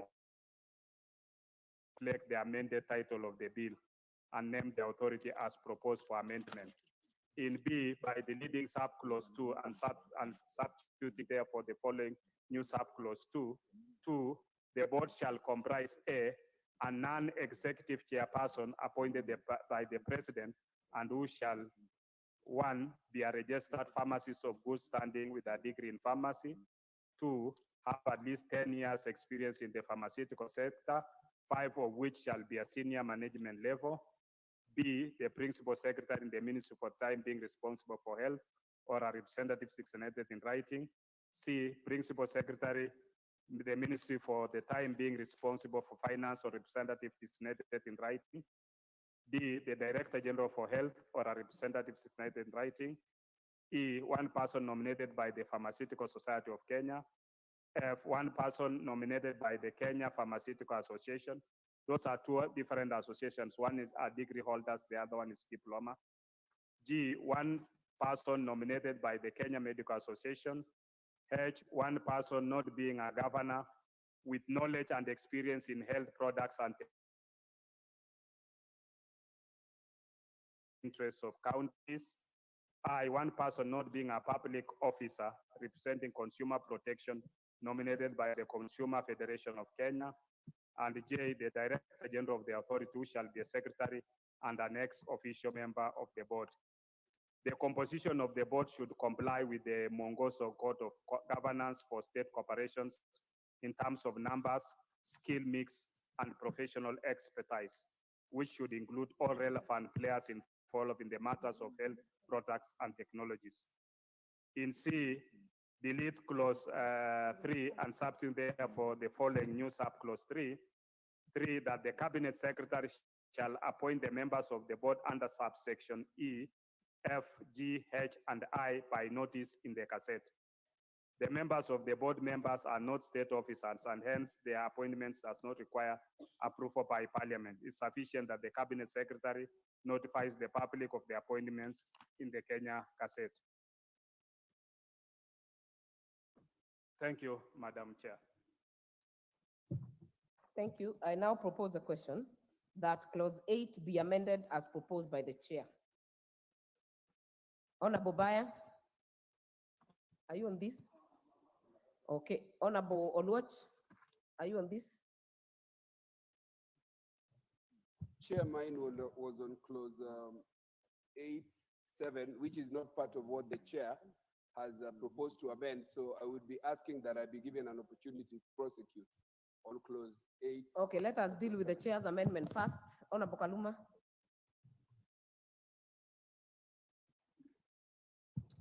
Yeah, Chair, these amendments by the chair is diluting very good provisions already put in terms of qualifications and the appointment process for both the chairperson and the members. Honorable Chair, you know these board chairs and the other appointments have been tribalized in the recent past. Honorable Chair, we were just debating the other day here the matter of employees at Kenya Revenue Authority. Honorable Chair, you see also what is happening at Teacher Service Commission, where some areas have employed teachers up to those who graduated in 2022, regions like mine up to 203. Honorable Chair, this is why we need, for instance, clause 8, subclause 3, which says when you are going to deal with the appointment of the chairperson and even the members of this important board, and let us agree it is very important, let us subject them to parliamentary approval to confirm that those ideals undergirding public service in terms of the face of the nation and the qualification set are adhered to. Chair, if you look at clause 8, subclause 2 in the bill, it is very clear the president is going to appoint. But the qualification criteria has also been set very clearly under A1 and 2. What the committee is doing by the amendments to that provision, if you look at them, is to dilute this qualification criteria. And Chair, just look at them. Do you want me to read them? Honorable, in 8(2)(a), a non-executive chairperson appointed by the president who shall, at 1, be a registered pharmacist of good standing with a degree in pharmacy and have at least 10 years experience in pharmaceutical sector, 5 of which shall be at a managerial level. Chair, if you go to how it is being amended now, 2A1 is being reiterated.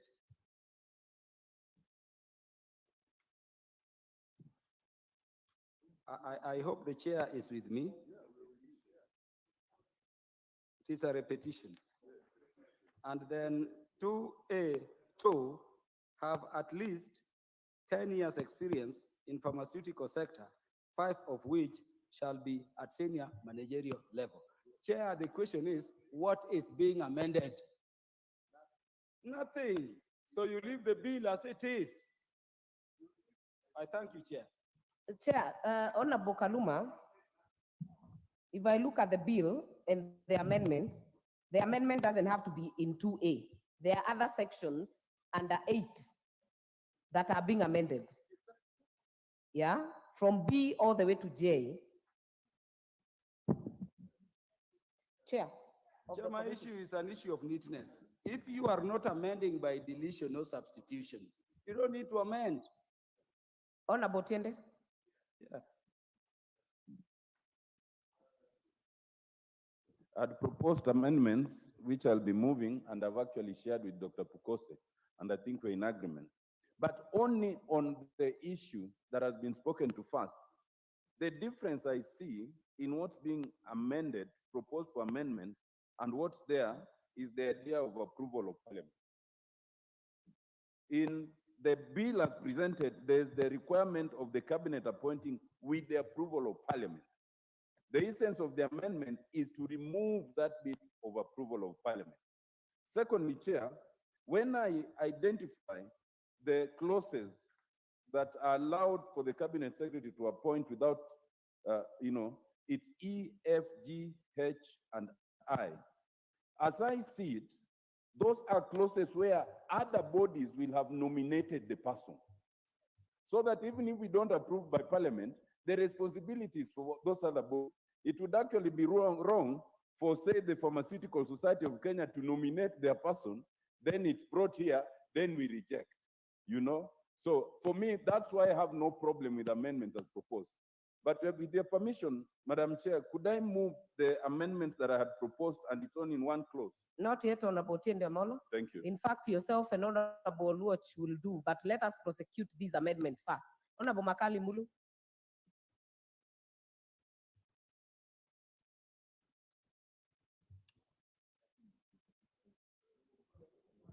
Giving me another one, all right. Honorable Chair, I've listened to the proposed amendments, and I have concerns with the chairperson's qualifications.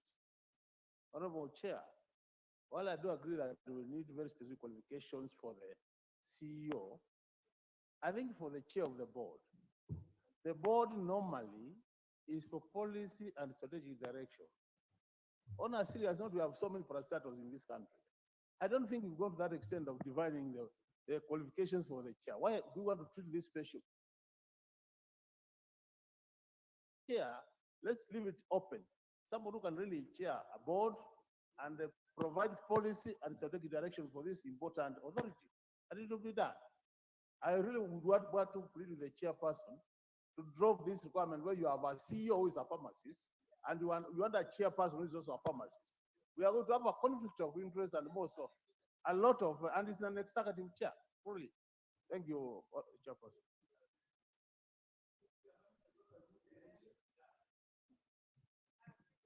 Chair. Before the chair, Honorable Gekaria. Honorable Chair, I stand to support the amendment by the chair. Honorable Speaker, if I look at even in other areas, I think the president, actually, it came today in the morning when we were looking at a bill. It is the president who appoints a chairperson, and that should not change with this only. And others, it is where he appoints the chairperson.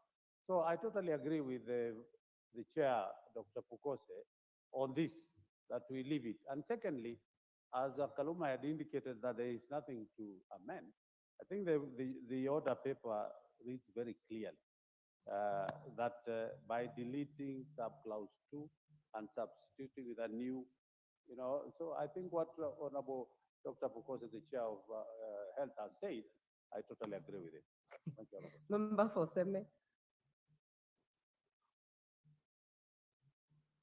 Chair, there's a principle here I would like us to look at. It's very general, not just here. The issue where we are saying that the chair needs to be a pharmacist, and then we put years of experience in management. The truth is, most of us can actually manage. And when you go to get management, you can manage anything. But the other truth is, if you're managing something where you have an experience in, it is totally different. In fact, if you have people at a higher level, say the chairman's level, who has no inkling in what the technical issue is, basically the people then run the institution are actually the directors. And many times we have experienced, we have seen it in the NHF, we have seen it everywhere, where they actually misdirect the chair because the chair depends on them for understanding the intricacies. So what I support is that at this level of chair, the need for management and experience in management is key. But what makes that important is your past experience in the same field. So I think it's a principle that we should hold when we'll be having others. So actually, that was the committee's position, and therefore I support the committee's position. Honorable Elachi. Chair, while I agree and disagree, this is a board. And in every board, we believe that every person brings in different ideas and how to build this board. Now, you've given us all who have just pharmacists. What about the trends that are happening in the country? What about an IT person? What about, because I believe in every board, that is why the boards are put, you must have different, you must have a financier, you must have, but if we put everyone from one, and let me ask, the ones who are going to be appointed by the cabinet secretary, so those ones, and today you have this one, tomorrow you have a different one. I Okay. believe the chair can have good governance. Thank you, in Honorable this. Lachi. Honorable Baya. I want to agree with Honorable Dr. Nikal, who has been once a principal secretary and also Director General of Medical Services. Gentlemen and honorable members, I want to say this. If you look at the people that are coming in, E, F, G, H, there are people who are well versed in these areas, very well. You do not want to put a chair that who will be the only person who has no knowledge on pharmacists. He will be swamped by the ideas of these people. And you also do not want to put a director general with a chair who may not even understand. I want to push that principle that pharmacists manage this organization in such a way that chair needs to even be a stronger pharmacist than any other person there for us to ensure the problems we have in this country, in some of these parastatals, is where we have people who have no knowledge in the areas they are appointed in, completely managing entities, and you think that you'll have efficiency. Honorable Chair, we need to put our stamp down and tell them that pharmacists, if we are going to have a director general who is a pharmacist, the chairman should even be a more qualified pharmacist. Honorable Speaker. Honorable Member for Nyeri Town, Honorable Maina Mathenge. Thank you, Chair. Chair, I'm a member of the committee and I'm supporting the chair's and the committee's amendment. Chair, the pharmacy, the practice of pharmacy is not any other ordinary practice. We are putting our own lives on the line. We are putting the lives of our people on the line. Chair, the presence of a knowledgeable person in this area, in terms of the decisions of the board, is key and is paramount. And the knowledge and the experience should match the knowledge of all the other technical people in that area. In Honorable fact, they should CNN, be stop more shouting at more the chair. superior. Have your card ready. I will see you. Honorable DMM, you are finished? Thank you, Chair. Okay, I the next support. one I'll give the member for Kiminini, Honorable Bisau Kakai. Thank you, Chair.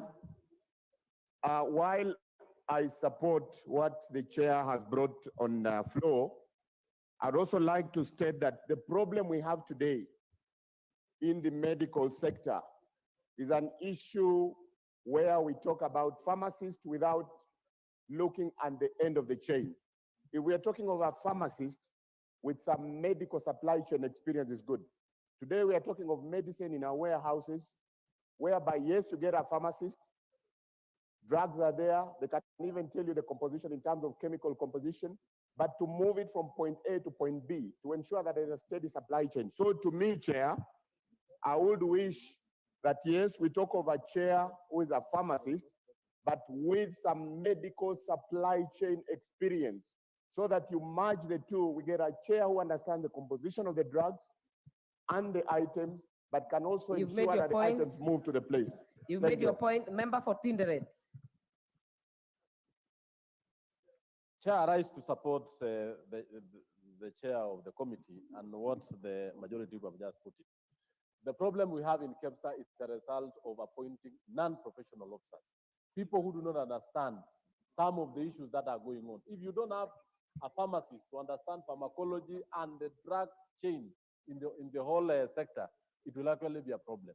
I want to ask that the members, we support what the chair has just put across, and it is actually very self-explanatory and is very clear. I thank you, Madam Chair. Honorable Kaluma.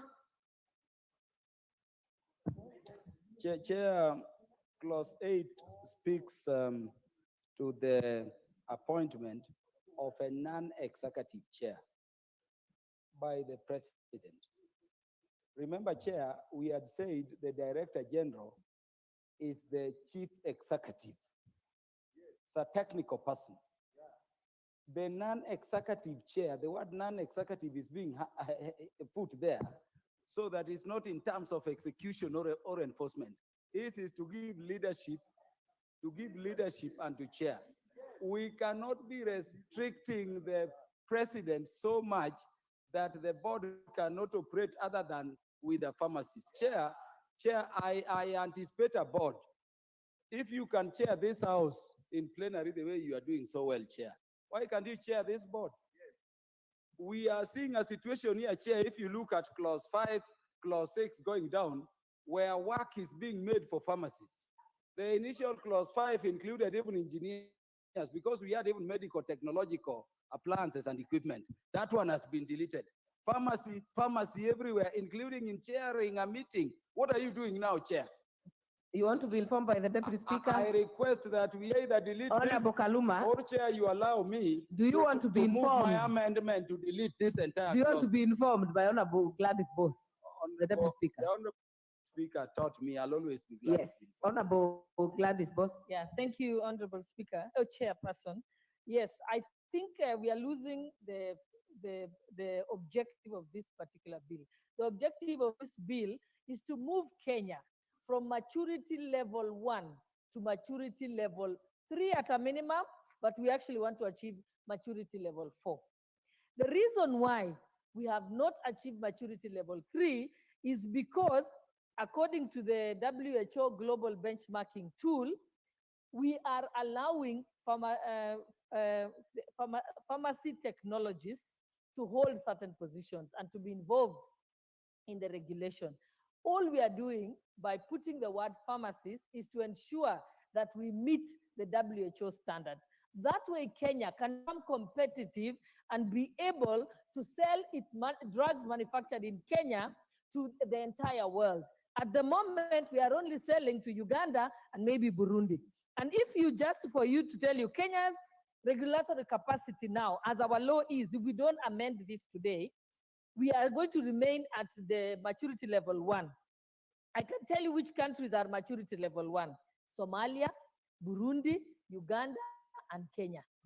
Currently, the countries that are maturity level 3 is Egypt, South Africa, Tanzania, Ghana, and Nigeria.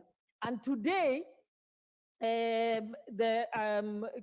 Tanzania, within the next 6 months, will be maturity level 4. Within the next 6 months, Rwanda shall be maturity level 4. So Kenya shall lag behind and never be able to export its drugs manufactured here in Kenya. All because, and vaccines, all because we have not made sure that we are at WHO standards. So this is not trying to put anyone out of work. We are just trying simply to become a pharmaceutical manufacturing country that is capable of exporting. That is the bigger picture. We don't want Kenya to lag behind on this particular point. And in fact, if you want to confirm, Kenya has been trying since the last parliament to achieve this status. And in fact, I can bring the attention of Honorable Kaluma to what we call Kenya's Strategic Health Plan. If you read it, since the last parliament, we've been trying to achieve that. And I must commend the chairperson of the Health Committee because he is trying to make sure that we achieve something we have failed to do in the last 6 years. And for that, I kindly persuade Honorable Kaluma to rethink and be guided. Honorable members, allow me to put the question on this. I put the question that clause 8 be amended as proposed by the chair. Will as many as are of that opinion say aye? Will as many as are of a contrary opinion say nay? The ayes have it. We have another amendment. Honorable Tiende Amolo, your amendment by this being carried, yours will fall because you wanted to amend you wanted to amend paragraph J, and the import of this being carried is that yours is dropped. Honorable Luot, yours falls.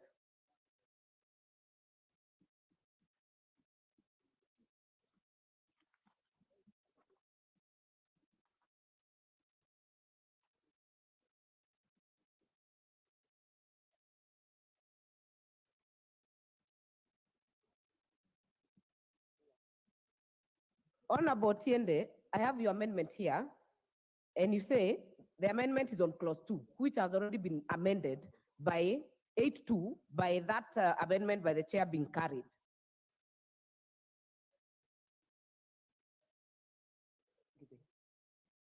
Chair, I actually have the benefit of having discussed this with Dr. Pukose, and we are in agreement. It's only that procedurally, we had to move. I had initially thought that the suggestion by Honorable Gikaria would carry us faster. That is, where there's an amendment proposed by the chair, and there's a discussion to improve it, if you would then allow the chair himself to move a further amendment, rather than even me moving an amendment after, it would be faster. And my understanding, Chair, my understanding first, there's a grave clerical error in this amendment number 8.2. If you look at the original, the provisions in the bill, it does not amend H.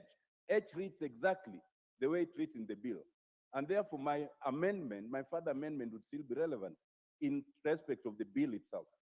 And my amendment on that bill, and we're in agreement with Dr. Pukose, is only this. The clause H, 8.2H, mistakenly talks of Council of County Governors. While we all know that— Which one are you reading on about Tiende? Is it the bill or the amendment? Because we've already put the question on the amendment by the chair.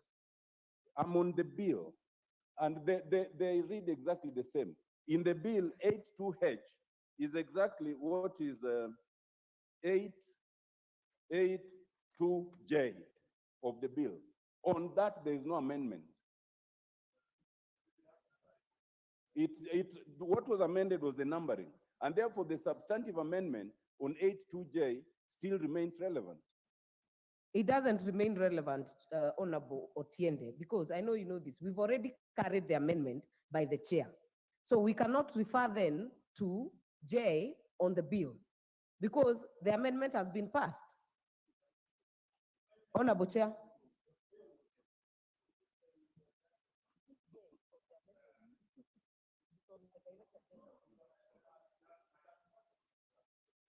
Chair. Honorable Tiende's amendment is that there is no Council of County Governors. It's supposed to be the Council of Governors. So, to represent the interests of counties, okay?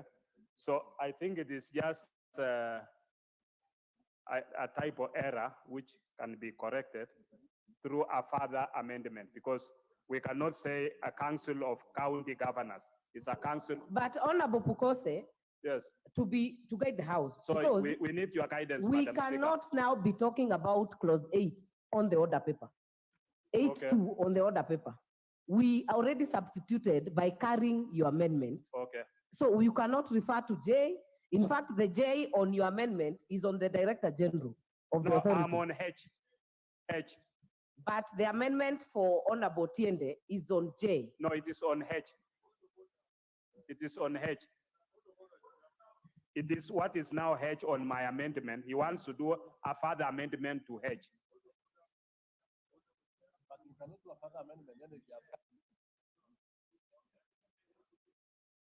I heard Honorable Tiende that you had already spoken to the chair.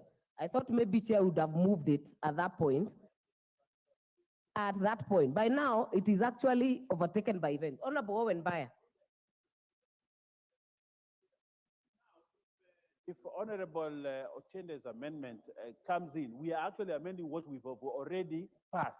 And that's the import of carrying the amendments by the chair. This should have been done much earlier so that it is incorporated in the amendment. But as it is overtaken by events. Honorable Tiende. It is overtaken by events.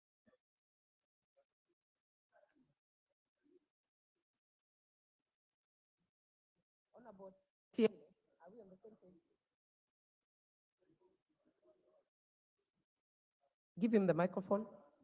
As a point of order, Chair, first of all, I think we're becoming more rigid in the way we were guided to proceed, because that rigidity will lead us to spoil this mood. Madam Chair, I have my written amendments, and the Speaker allowed me to move on them. When the chair spoke, you guided that I wait for the chair to finish, then we finish with it, then I will move my amendments. Now you are telling me I cannot even move the amendments. Honorable that Otiende. leads to that rigidity that does not help us. Madam Honorable Chair. Otiende, I think I'll be the last person to be accused of rigidity. All we No, have not been you. doing this We- afternoon we is actually agree. accommodating members this afternoon, the whole Because- time. And Honorable Otiende, I have your amendment here. And your amendment is on part 2J, AI and J of the bill. And it is totally different when the proposal and the amendment of the chair has already been carried. If the import is that your amendment falls, we cannot now say to reduce rigidity that we go against our own standing orders. We have another amendment by Honorable Oluoch, which you will prosecute because it is not impacted by what has already been passed. Yeah, so I think let us make progress. Honorable Gekaria, what is out of order? Otiende, don't do that.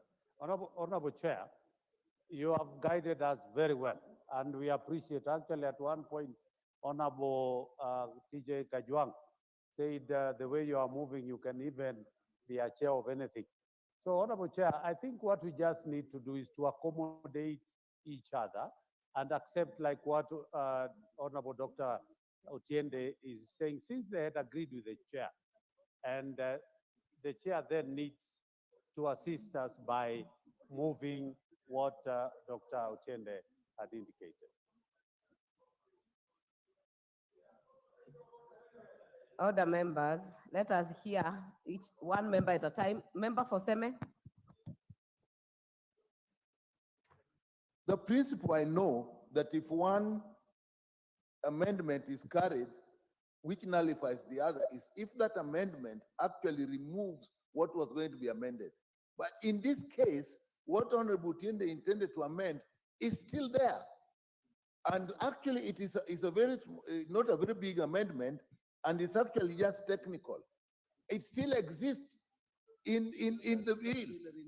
Yeah, except it's the renumbering where it was J, now it is H. Honorable member for Seme. Yes. Let me just guide a bit. Or let us Honorable hear members, what, we have been very good this afternoon. I don't want us to go south. So if I want to just say, just to give the way forward, because we have already replaced, you cannot now read 8.2. We have put a new section altogether by having the amendment of the chair. So any member who had amendments on 2 has nothing to amend. And no, honorable member for Seme, the only recourse for this will actually be to recommit. The only recourse for this specific one will be to recommit. Yeah, it's the only way out. I will allow Honorable Oluoch to move, but before Honorable Oluoch, what is it, Honorable Omboko? Thank you. And Honorable Chair, I want to tend to listen to me and this court. Indeed, the amendments of Otenda Molo, as you remember, had been spoken on by the substantive speaker. But indeed, you are further explaining well that the fact that the chair went early makes his amendments not to fall. But the way, the direction you are taking for me is good, because we need to retain the good understanding which we knew that this particular bill will have, and therefore consensus will be important. So if that amendment, and we have already seen it, is a small one that is actually more of just technical error and grammar, then let's carry it to recommittal so that we don't lose the spirit that otherwise we were moving with. And that's my comments on the chair. Yeah. Honorable Kaluma, I want to bring this to a close. Chair, I'm relying on your great wisdom this afternoon. And Chair, this afternoon, you've given members a lot of latitude. And this is how legislation is best done. Chair, I hear Honorable Tiende Molo to be saying that the clause he decided to amend does still exist in its substance, word for word.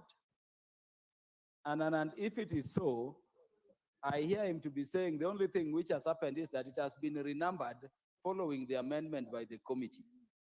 instead of recommitting chair, may I crave your indulgence that because that amendment will actually improve the bill when it will be enacted into law, we allow Honorable Tiende to move his amendment, but in amended form.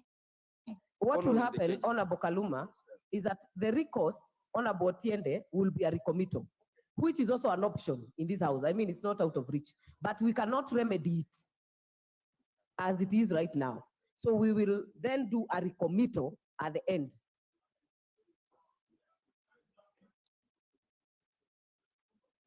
I will then allow Honorable Oluoch to prosecute his amendment.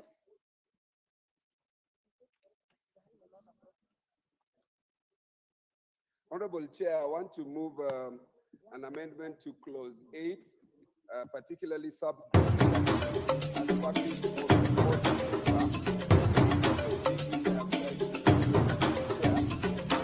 You are watching Sound County Talk. Watch, share, like, subscribe.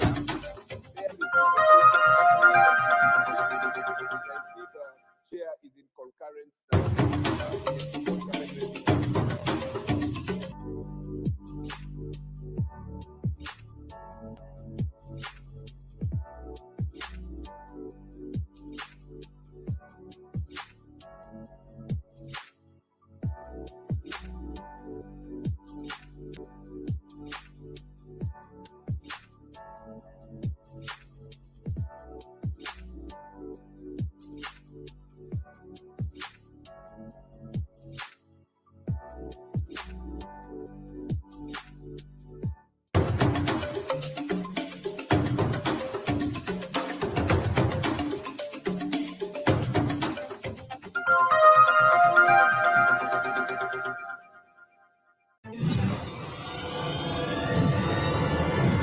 Kila siku ya Jumatano kuanzia saa 3 asubuhi, Triumphant Bible Media inakuletea online Bible Summit ukiwa nao. Come to Jesus so that he can reveal himself to you.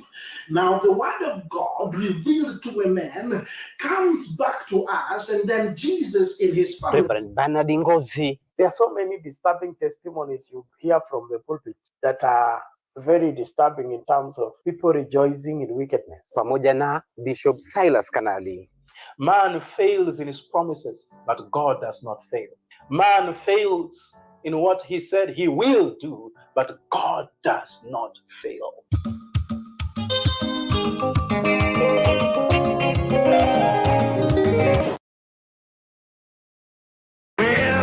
His life is matchless. His goodness is limitless. His mercy is everlasting. His love never changes. His word is enough. His grace is sufficient. His reign is righteous. And the yoke is easy.